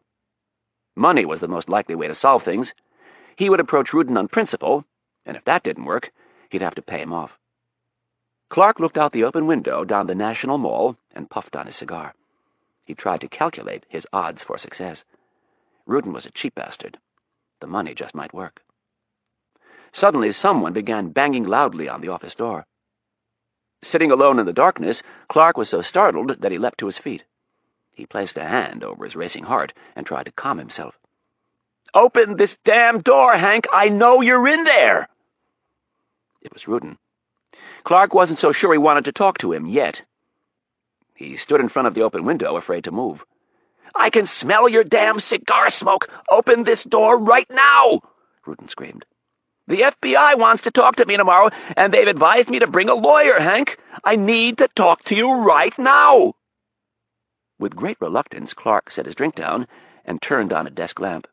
He went to the door, unlocked and opened it. Ruden shouldered his way past Clark, muttering obscenities as he went. Clark closed the door and turned to address the congressman. "Albert, I feel horrible about what happened tonight. I can understand the president's frustration, but I think he's crossed the line a bit." "Understand his frustration?" Ruden snapped, with spit flying from his mouth. "He just fucked me over in front of the entire country. Hell, the entire world, and all you can say is you understand his frustration." "What about my frustration?" Ruden barked. Clark made a calming motion with his hands. "I'm here to help you, Albert. Your screaming will accomplish nothing." "Here to help me?" he bellowed. "You're up here hiding. Fucking help me, my ass!" The senator sighed and told himself to stay calm. "You're right, Albert. I'm sorry." "Well, sorry ain't gonna cut it. You're gonna make things right." "Albert, I want to help you. But before I do that, you have to admit to some blame here." "Blame?" he screeched with an angry face. "The only blame I'm going to take is for listening to you. You were the one who sent that oddball Stevekin to see me. You were the one who told me to go on Meet the Press and tell the world about Mitch Rapp. If I hadn't listened to you, I wouldn't be in any of this." Clark's calm demeanor began to unravel. "Oh, Albert, I think you can take more than a little bit of the blame for the position you're in." "Bullshit! I'm right and you know it!" "Everything the president said tonight was true, especially the part about you having a vendetta." "Fuck you, Hank!" Ruden furthered his point by raising his middle finger. Clark leaned in. "You'd better watch it, Albert. I'm probably the only friend you have left in this town." The senator's sighs managed to intimidate Ruden enough to force him back a step. In defense he said, "I'm desperate. I'm a desperate man. You have to help me." Clark remembered his own earlier thought. Desperate men do desperate things. It was as if he'd been given a sign. The fog had cleared. Clark saw a way out of the entire mess. He placed a hand on Ruden's bony shoulder and said, "Come here. I want to show you something that I think will help." Ruden hesitated at first, but Clark nudged him with his large hand. The two men walked over to the open window, and Clark pointed off in the distance toward the Washington Monument. It was bathed in a bright light on all four sides, shooting up out of the middle of the mall, as if it were a rocket ready for flight. Clark gazed out the window and said, "You fought the good fight, Albert. Just like Washington did, only you didn't have history on your side." Ruden shook his head angrily and said, "History fucked me." "Well, I'm going to make things right. You and I are going to see the president in the morning, and I'm going to get him to call off the FBI." Clark patted Ruden on the back and said, "Don't worry. I'll take care of it." Ruden's shoulders sank in relief. "Oh, thank you, Hank. Thank you, thank you, thank you." "Don't worry about it." Clark patted him on the back again and said, "That's what friends are for." And with Ruden finally relaxed, Clark took a half-step back and placed both hands in the middle of the wiry congressman's back. With one good push, the senator sent Ruden toppling out the open window. There was a brief blood-curdling scream, and then, an instant later, a dull thud. Clark stuck his head out the window and looked down some 80 feet to the stone terrace below. There lay Albert Ruden's lifeless body. Clark went to his desk and grabbed his snifter, where he downed the remainder of the liqueur in one gulp. Next, he grabbed his mobile phone from his suit coat and dialed a number. When a woman answered on the other end, he said, "This is Senator Clark. I need to speak to the president immediately. Something terrible has happened." Chapter 48.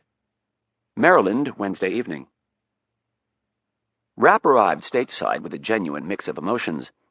He was still riding high from the operation and doubted that the pride he felt over the mission's success would ever wane. He had more than likely reached the apex of his career, and he could think of no better way to exit. Whether he liked it or not, Congressman Ruden had blown his cover.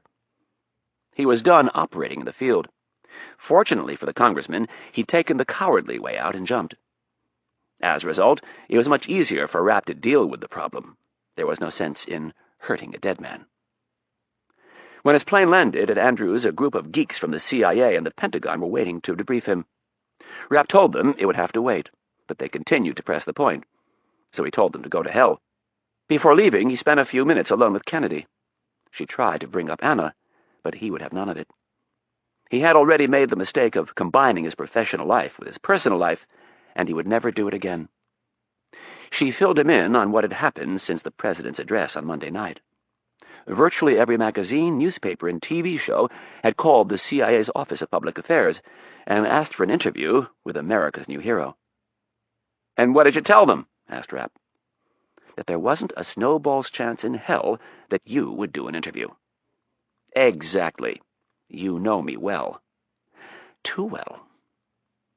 She tried to bring up Anna again, but he cut her off. He was going to crawl into a hole for a few days, and when he was ready to come out, he'd call. Kennedy stood alone with the worried expression on her face and watched him drive away. She could tell that beneath Mitch's tough exterior he was hurting. She knew him better than he knew himself, and Kennedy could see he was ready to crumble. Rapp flew down the rural country roads of Maryland with a mixture of apprehension and excitement coursing through his veins. Before leaving Saudi Arabia, he'd called her apartment and left a message.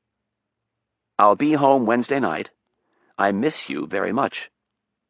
It would mean a lot if you were at the house when I got there." He figured this was safe. He met her halfway, and now it was up to her. As he returned to America, the cruel irony of the situation began to set in.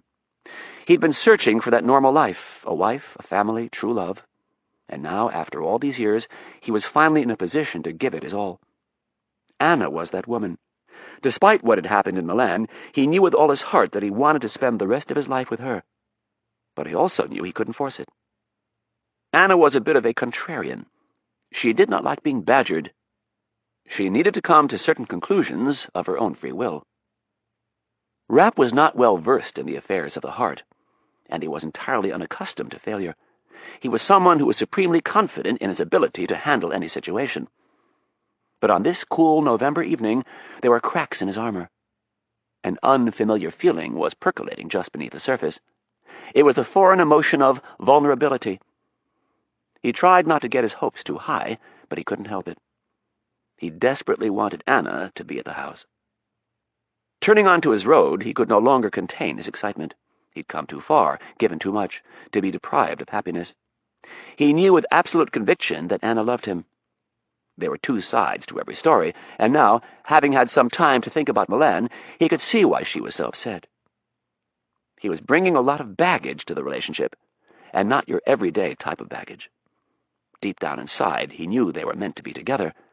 It was fate.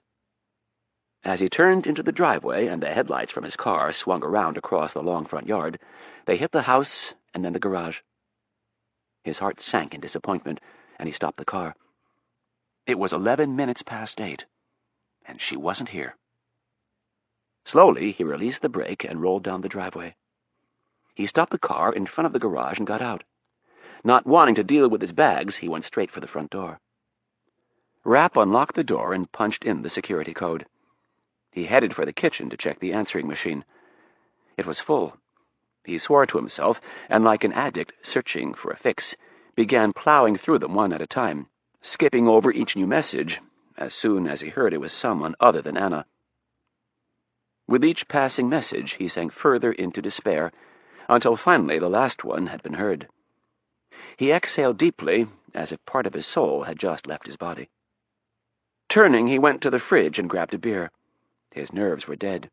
He grabbed a jacket and went outside onto the deck. For some reason, he needed to see the water. As he looked out across the dark bay, he tried to find an excuse for her. Why she wasn't there, why she hadn't called and left a message. He felt pathetic for not facing the truth, for grasping at empty hopes. Needing to do something, anything, to take his mind off the pain he felt, he set off to get a few logs and start a fire. 5 minutes later, he seemed to have found a brief moment of relief. The flames licked upward into the chilly night air, and the bark on the birch logs popped and crackled. The wind blew in off the bay and carried the smoke with it. He took a sip of beer, and looking into the flames, he remembered that Anna had given him the fire kettle for his birthday. He suddenly felt awash in a barren sea of loneliness. He'd spent years hiding his inner thoughts. Emotions were a luxury he could ill afford. Anna had changed all that. She gently peeled away the tough exterior to expose an array of feelings that he'd never known. Now those feelings had turned against him, and the pain was excruciating. As he stared back into the fire, tears began to fill his eyes. He leaned back in the Adirondack chair and wondered what life would be like without her. The smell of her hair, the touch of her skin, her enchanting green eyes, her smile, her laugh. It was all gone, and somehow he felt cheated. His sacrifices had been great, and this had been all he'd asked for in return. A little happiness. A companion to spend the rest of his life with. Through the tears, his analytical mind raced ahead in an attempt to see his future. He would survive, he knew that. Strip away everything else, and he was the consummate survivor. The pain of this loss would diminish, but not entirely heal. There would be no other women, at least not for a long time. And when and if he ever found one, she would never measure up to Anna. She was his one true love, and he had lost her. With tears streaming down his tired face, he began to wonder if any of it was worth his sadness. Riley stood in the shadows near the side of the house and watched. She smelled the smoke when she got out of her car and came around the side of the house. She did not want to be there when he got home. She wanted to make a point. She wanted him to feel what she had felt. Now, standing in the shadows, seeing the pain he was in, she couldn't take it anymore. She stepped from the shadows and approached him. He stared up at her the way a child looks when they first awake from a long sleep. Gazing down at his tear-filled eyes, all she wanted to do was make his pain go away. Reaching out, she cupped his face in her hands and said, "Darling, I'm sorry." He did not speak. He grabbed her, pulled her down onto his lap, buried his face in her chest, and wrapped his arms around her. Riley kissed the top of his head and ran her fingers through his short hair. "How did you feel when you got home and I wasn't here?" "Like shit." She gazed at him seriously. "I wanted you to know what it feels like to wait for me. To wonder if I'm going to come through the door, if you'll ever see me again. That's what I went through in Milan." His head stayed buried in her chest. "It's no fun. No, it isn't." She grabbed his strong chin and lifted it toward her. "Now that you know how painful it is to be confronted with losing me, promise me that you'll never make me go through it again." Without hesitation, Rapp said, "I promise." They embraced in a long kiss and held each other as if they'd been apart for months. After several minutes, they stood, and Rapp asked her to wait outside for a minute. He ran into the house and raced upstairs. A moment later, he came back downstairs and out onto the deck. He grabbed Riley by the shoulders and had her sit in the Adirondack chair. Kneeling in front of her, he kissed her on the lips and asked, "Do you remember when we met?" Riley looked at him as if he were asking a trick question. It would be impossible for her to forget when they'd met. He'd saved her life. "Of course I remember." "Do you remember what you said to me when the hostage standoff was over? That it was fate?" Riley smiled. "Yes." "Do you still believe that?" he asked sincerely. "Yes," she said softly. "So do I." He cupped her face in his hands. "I think I was sent there to save you, so that later you could save me." Still smiling, she had tilted her head and asked, "How?" "By spending the rest of your life with me." He reached into his pocket and pulled out a beautiful diamond ring. Grabbing her hand, he gazed into her eyes and asked, "Anna, will you please marry me?" Her eyes filled with tears of joy, and her bottom lip began to quiver as he slid the ring onto her finger. Not able to speak, she slowly nodded her head and bent forward to kiss him on the lips. Chapter 49. The White House 1 week later. The President stood in front of the fireplace in the Oval Office. The cameras snapped away, and flashes filled the room. On his left was Yasser Arafat, and on his right, Prime Minister Goldberg of Israel. It had been a great week for Hayes. His poll numbers were through the roof. He had a mandate to get things done both in Washington and on the international stage. Even the press was fawning over him. There wasn't a country in the Middle East, including Iran, that wasn't relieved that Hayes had pulled the teeth from Saddam's arsenal. Saddam was screaming bloody murder over the raid, but no one was listening. Hayes had carried the day. The President's chief of staff stepped in front of the press pool and said, "Okay, that's it for now, thank you." Jones ushered them toward the door, gesturing with her arms like she was moving livestock into a corral. When the press was gone, the President turned to his guests and said, "Something has come up that I need to attend to. It shouldn't take long. My chief of staff will take you into the Roosevelt room and get things started." Hayes smiled at both men and left the Oval Office. As soon as he reached the hallway, the smile vanished. He traveled by himself down to the basement. When he reached the Situation Room, he entered and closed the door behind him. Irene Kennedy was sitting on one side of the table, and her Israeli counterpart was sitting across the table. Ben Friedman stood immediately and said, "Mr. President, thank you for your invitation to come to the White House." Hayes stood behind his leather chair, his hands resting on the back. This was Kennedy's plan, and he was more than willing to play his part. "You'll excuse me if I got you to travel all this way on a less than honest pretense. But I don't think you would have made the trip if I told you the real reason I wanted to talk to you." The smile melted from Friedman's face as warning flags went up. "Sit." Hayes pointed toward the Israeli's chair. Reluctantly, the intelligence chief sat. "Is there anything you'd like to get off your chest?" asked Hayes. Friedman scrambled to come up with the source of the President's ire. He'd just spent the entire morning with Kennedy, and it had been very pleasant. No sign whatsoever that something was wrong. He looked across the table for her assistance, and all he got was an inquiring glance. He turned to the President and said, "I'm sorry, sir, but I'm not quite sure I understand." "Oh, I think you do." Hayes was ready to burst. He knew what Friedman's eventual excuse would be, and he already didn't buy it. It was high time they started acting like true allies. "Does the name Peter Cameron ring a bell?" Friedman was a professional liar by trade. He shook his head, and with absolute conviction said, "I don't think so." The President scoffed at his answer. "How about Donatella Run?" Friedman had been wondering where she'd gone, and now he knew the answer. "Yes, I do, Mr. President, unfortunately." "Oh, why is that?" Hayes asked, with feigned concern. "I recruited her personally to work for Mossad. She was very good in her day, but several years ago we lost control of her." "Lost control of her?" asked Hayes. "It happens from time to time in our line of work, sir." Friedman glanced at Kennedy. "We don't have the best retirement plan, and there are people who are willing to pay a lot of money for someone with Donatella's skills." Hayes glanced at his watch, and then at Kennedy. "I don't have time for this BS.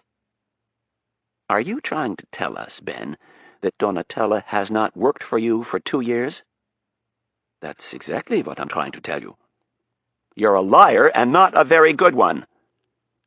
The President picked up the phone behind him and pushed a button. "Send them in." He placed the phone back and watched Friedman squirm. A moment later, the door opened. Donatella Ron and Mitch Rapp entered the room. Donatella went around the table and sat next to Kennedy. Rapp stood next to the President and glared at Friedman.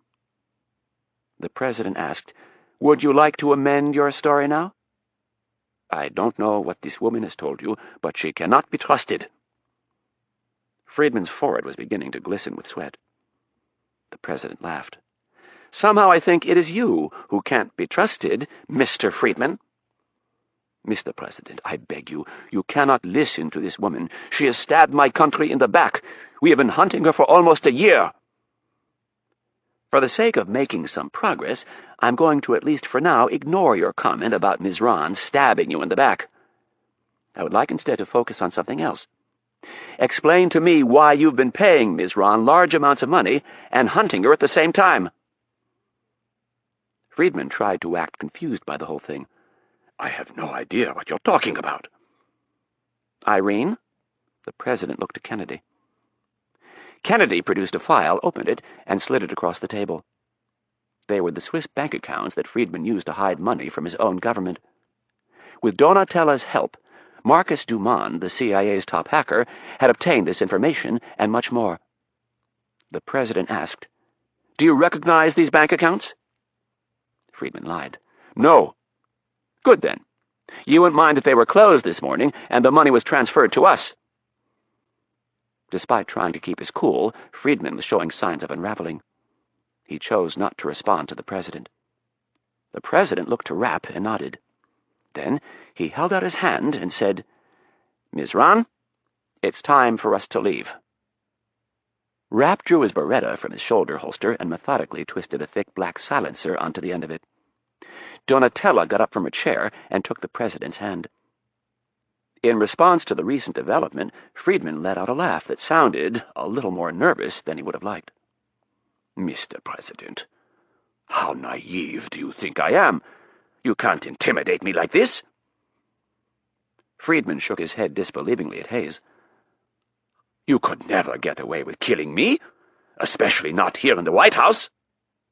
"Oh, Mr. Friedman, I think you underestimate my dislike for you, and I think you overestimate your importance to your government. All I have to do is show Prime Minister Goldberg what you've been up to, and by the time I'm done, he'll be thanking me for killing you."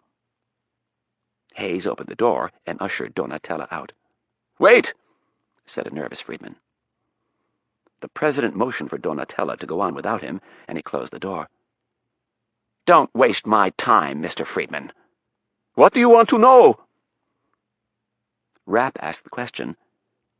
"Who hired you to kill Peter Cameron?" Friedman squirmed. "That's a complicated question." Rapp raised his gun and pointed it at Friedman's kneecap. "No, it isn't." He looked at the gun and then at the man holding it. There was absolutely no doubt in Friedman's mind that Rapp would pull the trigger. In the blink of an eye, he made up his mind and said, "It was Hank Clark." "What?" asked a shocked president. "Hank Clark." Friedman looked at Kennedy and said, "Give me my money back, and I'll tell you everything I know." Rapp turned to the president and said, "I'd like you to leave now." Hayes, still reeling over the name he just heard, said, "But—" Rapp grabbed the president by his shoulder and said, "Leave." Hayes looked at Kennedy for guidance. She nodded and looked at the door. After a moment of hesitation, he reluctantly left the room. When he was gone, Friedman breathed a sigh of relief and said to Kennedy, "Good. Now we can deal." "Wrong!" bellowed Rapp. He pointed his gun at Friedman's leg and pulled the trigger. A bullet spat from the end of the silencer and grazed the Israeli's meaty inner thigh. Friedman lurched back in his chair and grabbed his leg in a mix of shock and pain. Rapp moved the weapon back to Friedman's knee and through clenched teeth said, "I'm looking for a reason to kill you. So there ain't going to be any negotiating. If you want to walk out of here alive, you're going to tell us everything you know." Clutching his leg in pain, Friedman nodded his head and began to talk. Epilogue. The Cosmos Club was Senator Clark's kind of place, especially around Christmas. The mansion at 2121 Massachusetts Avenue was a bastion of wealth, class, intellectual discussion, fine food, cigars, and liquor. It was the type of place that would have never allowed Congressman Albert Ruden through its doors. The century-old club had rules, and chief among them was a sense of decorum. Differing opinions were encouraged, but loud, divisive arguing was not. The senator's limousine was queued up on Mass Avenue with the other social elites of Washington. He was fifth in line with at least as many limos and cars behind him. Sally Bradley's annual Christmas party at the Cosmos Club was an event not to be missed. That was, unless you were wife number 3. She'd gone home to Phoenix. Washington's cold gray December skies depressed her too much.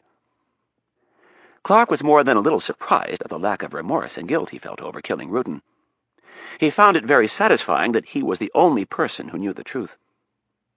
Just 3 weeks after the death, the case was ruled a suicide and closed. The police had been very easy to handle. Clark laid it all out for the detectives. Ruden had been depressed for some time, especially since a meeting he'd had with his party's leadership and the president several weeks earlier. They threatened to strip him of his chairmanship and do everything in their power to make sure he didn't get reelected. Ruden had been devastated. Blinded by his convictions, he tried to find a way to torpedo Kennedy's nomination. Clark warned him against it, but Ruden said he discovered something that would ruin Kennedy. That was when he went on Meet the Press with his accusations. The next night, his world fell apart around him when the president gave his speech to the nation. Clark told how a panicked Ruden came to him and begged him to talk to the president. He'd pleaded with Clark to intercede and get the president to call off the FBI's investigation. Solemnly, Clark told the investigators that he'd refused Ruden's plea. How he told Ruden that he had nobody to blame but himself for the mess he was in. "I didn't think he'd jump. The thought never occurred to me. Now I realize I failed him in his hour of need." Clark seemed genuinely remorseful, and the police believed him. Much of his story was backed up by the president himself, and even Ruden's wife had said he'd been in a dark funk for several weeks. Clark was never once treated as a suspect, and after a short investigation it was ruled that Ruden had committed suicide. The feeling of having avoided near disaster was intoxicating. Knowing that he had fooled them all gave him a sense of omnipotence. His plans to run for the White House, however, were on hold. Ellis and his West Coast financiers were very upset that Kennedy had been confirmed as director. But there was nothing he could do about that, at least not for now. In the meantime, he told Ellis that he would begin trying to find another mole at the CIA. Amazingly, neither Stevkin nor Brown's name had been dragged into the spotlight. After Ruden's death, the FBI just dropped everything. President Hayes was untouchable at present. His numbers were so high, someone would have to be a complete fool to run against him. But that was now. Who knew what the political climate would be like in a year? Clark would hang around biding his time. He'd lived to fight another day, and his dream of someday occupying the Oval Office was still alive. Clark's limousine finally pulled into the small drive, and a doorman, resplendent in topcoat and top hat, opened the door. The senator got out of the car in his double-breasted tuxedo and entered the club. He looked tanned and rested from another weekend retreat in the Bahamas, and was in the mood to have some fun. He proceeded to the magnificent worn lounge where a band was playing and most of the party-goers had gathered. Too many, in fact. Upon seeing that they were 5 deep at the bar, the senator reversed his course and headed off for the Cherrywood bar. A few folks tried to stop him on the way, but Clark politely informed them of his predicament and told them he would be back. Fortunately, there were only a few wise souls bellied up to the curved granite bar. He ordered a glass of Merlot and settled in. He'd finish this one and order another before he went back to join the revelry. He was about to begin making small talk with the bartender when an absolutely stunning blonde in an ivory beaded dress sauntered into the room. She cozied up to the bar 1 chair over from Clark and ordered a glass of Chardonnay. When she looked in his direction, Clark said, "How are you doing this evening?" "Just fine, thank you." She turned her attention back to the bartender. The woman had just a touch of an accent, but Clark couldn't place it. She was absolutely gorgeous. High cheekbones, full lips, and a curvaceous figure with a tiny waist. Clark was already wondering what she looked like with her clothes off when he asked, "Are you enjoying the party?" "Yes." She studied Clark for a second and said, "You look familiar. Have we met before?" He smiled and took a big sip of wine. "Most certainly not. I'd remember that." Standing, he extended his hand. "I'm Senator Hank Clark." "Oh, that's right." She took his hand. "I've seen you on TV." With a flirtatious smile, she added, "You're much better looking in person." "Why, thank you, and so are you." The woman laughed and patted Clark's hand. "And what is your name?" "I'm Mary Johnson." "You must not live in Washington, Mary, or I'm sure we would have crossed paths." "You are correct, Senator. I'm from Richmond." "So how'd you get mixed up with this crowd?" The glass of Chardonnay arrived. "I was a sorority sister of Sally's daughter in college." "Oh, great. Here, take a seat." Clark offered the stool next to him. "Thank you."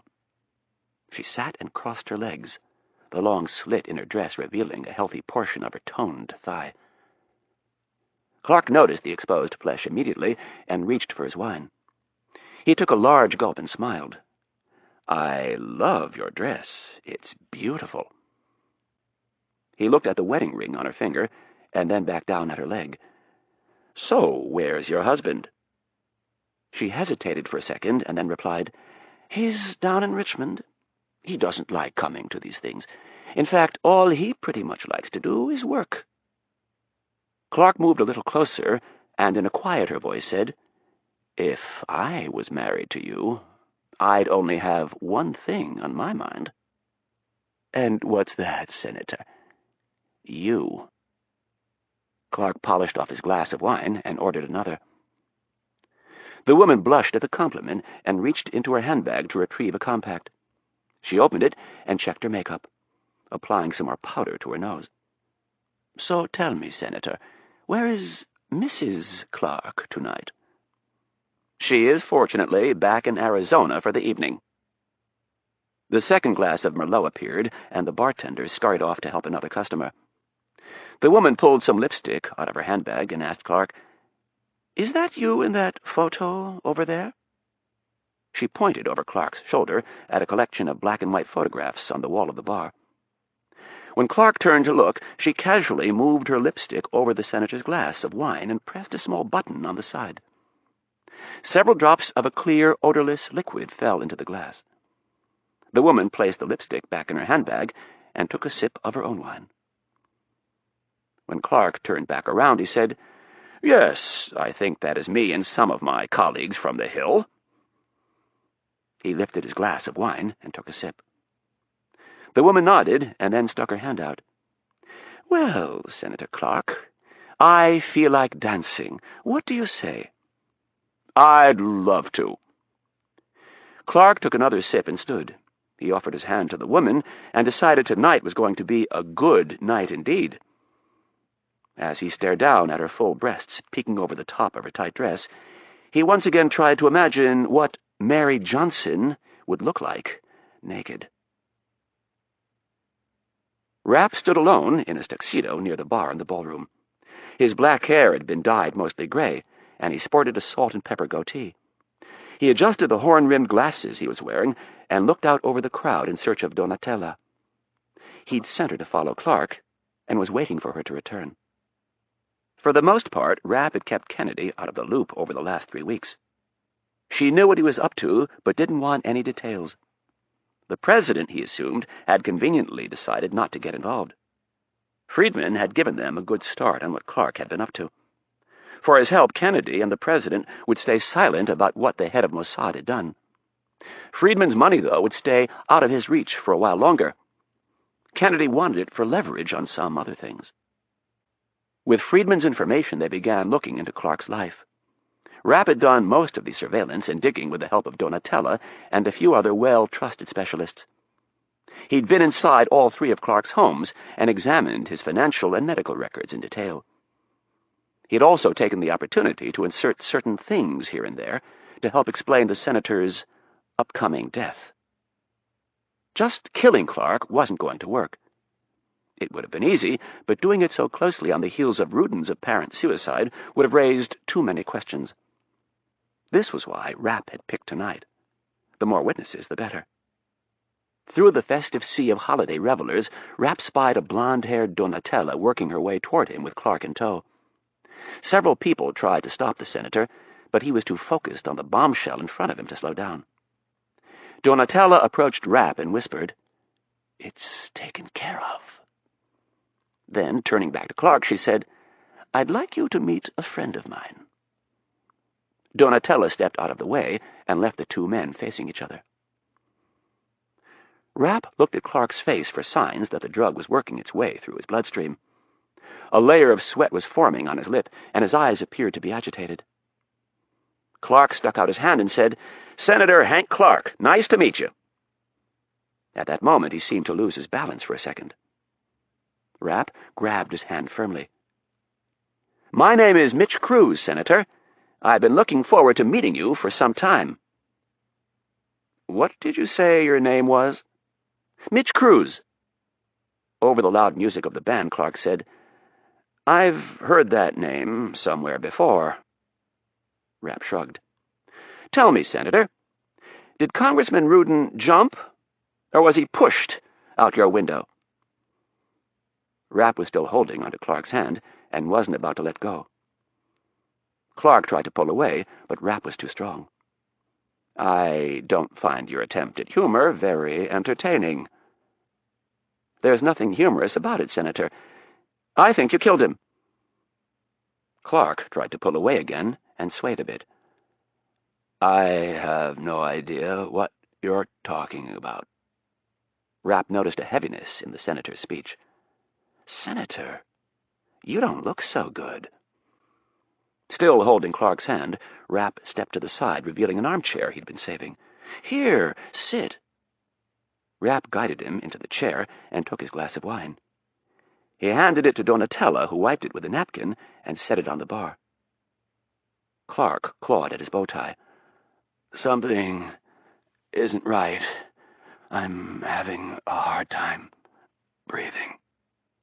The words barely made it out. "You're having a heart attack, Senator. Just try and stay calm. It'll all be over in a minute." There was horror on Clark's face. He tried to speak, but nothing came out. Rapp leaned in real close and said, "By the way, Senator, my name isn't Mitch Cruz. It's Mitch Rapp." There was a flutter of recognition in Clark's eyes, but he was too far gone to react. "I just wanted to meet you face to face before you died." Rapp stepped away so he could see the look of absolute horror on Clark's face fade to a death stare. With Clark sitting wide-eyed, Rapp turned and extended his arm for Donatella. She grabbed it, and they walked across the dance floor to the sounds of music, conversation, and laughter.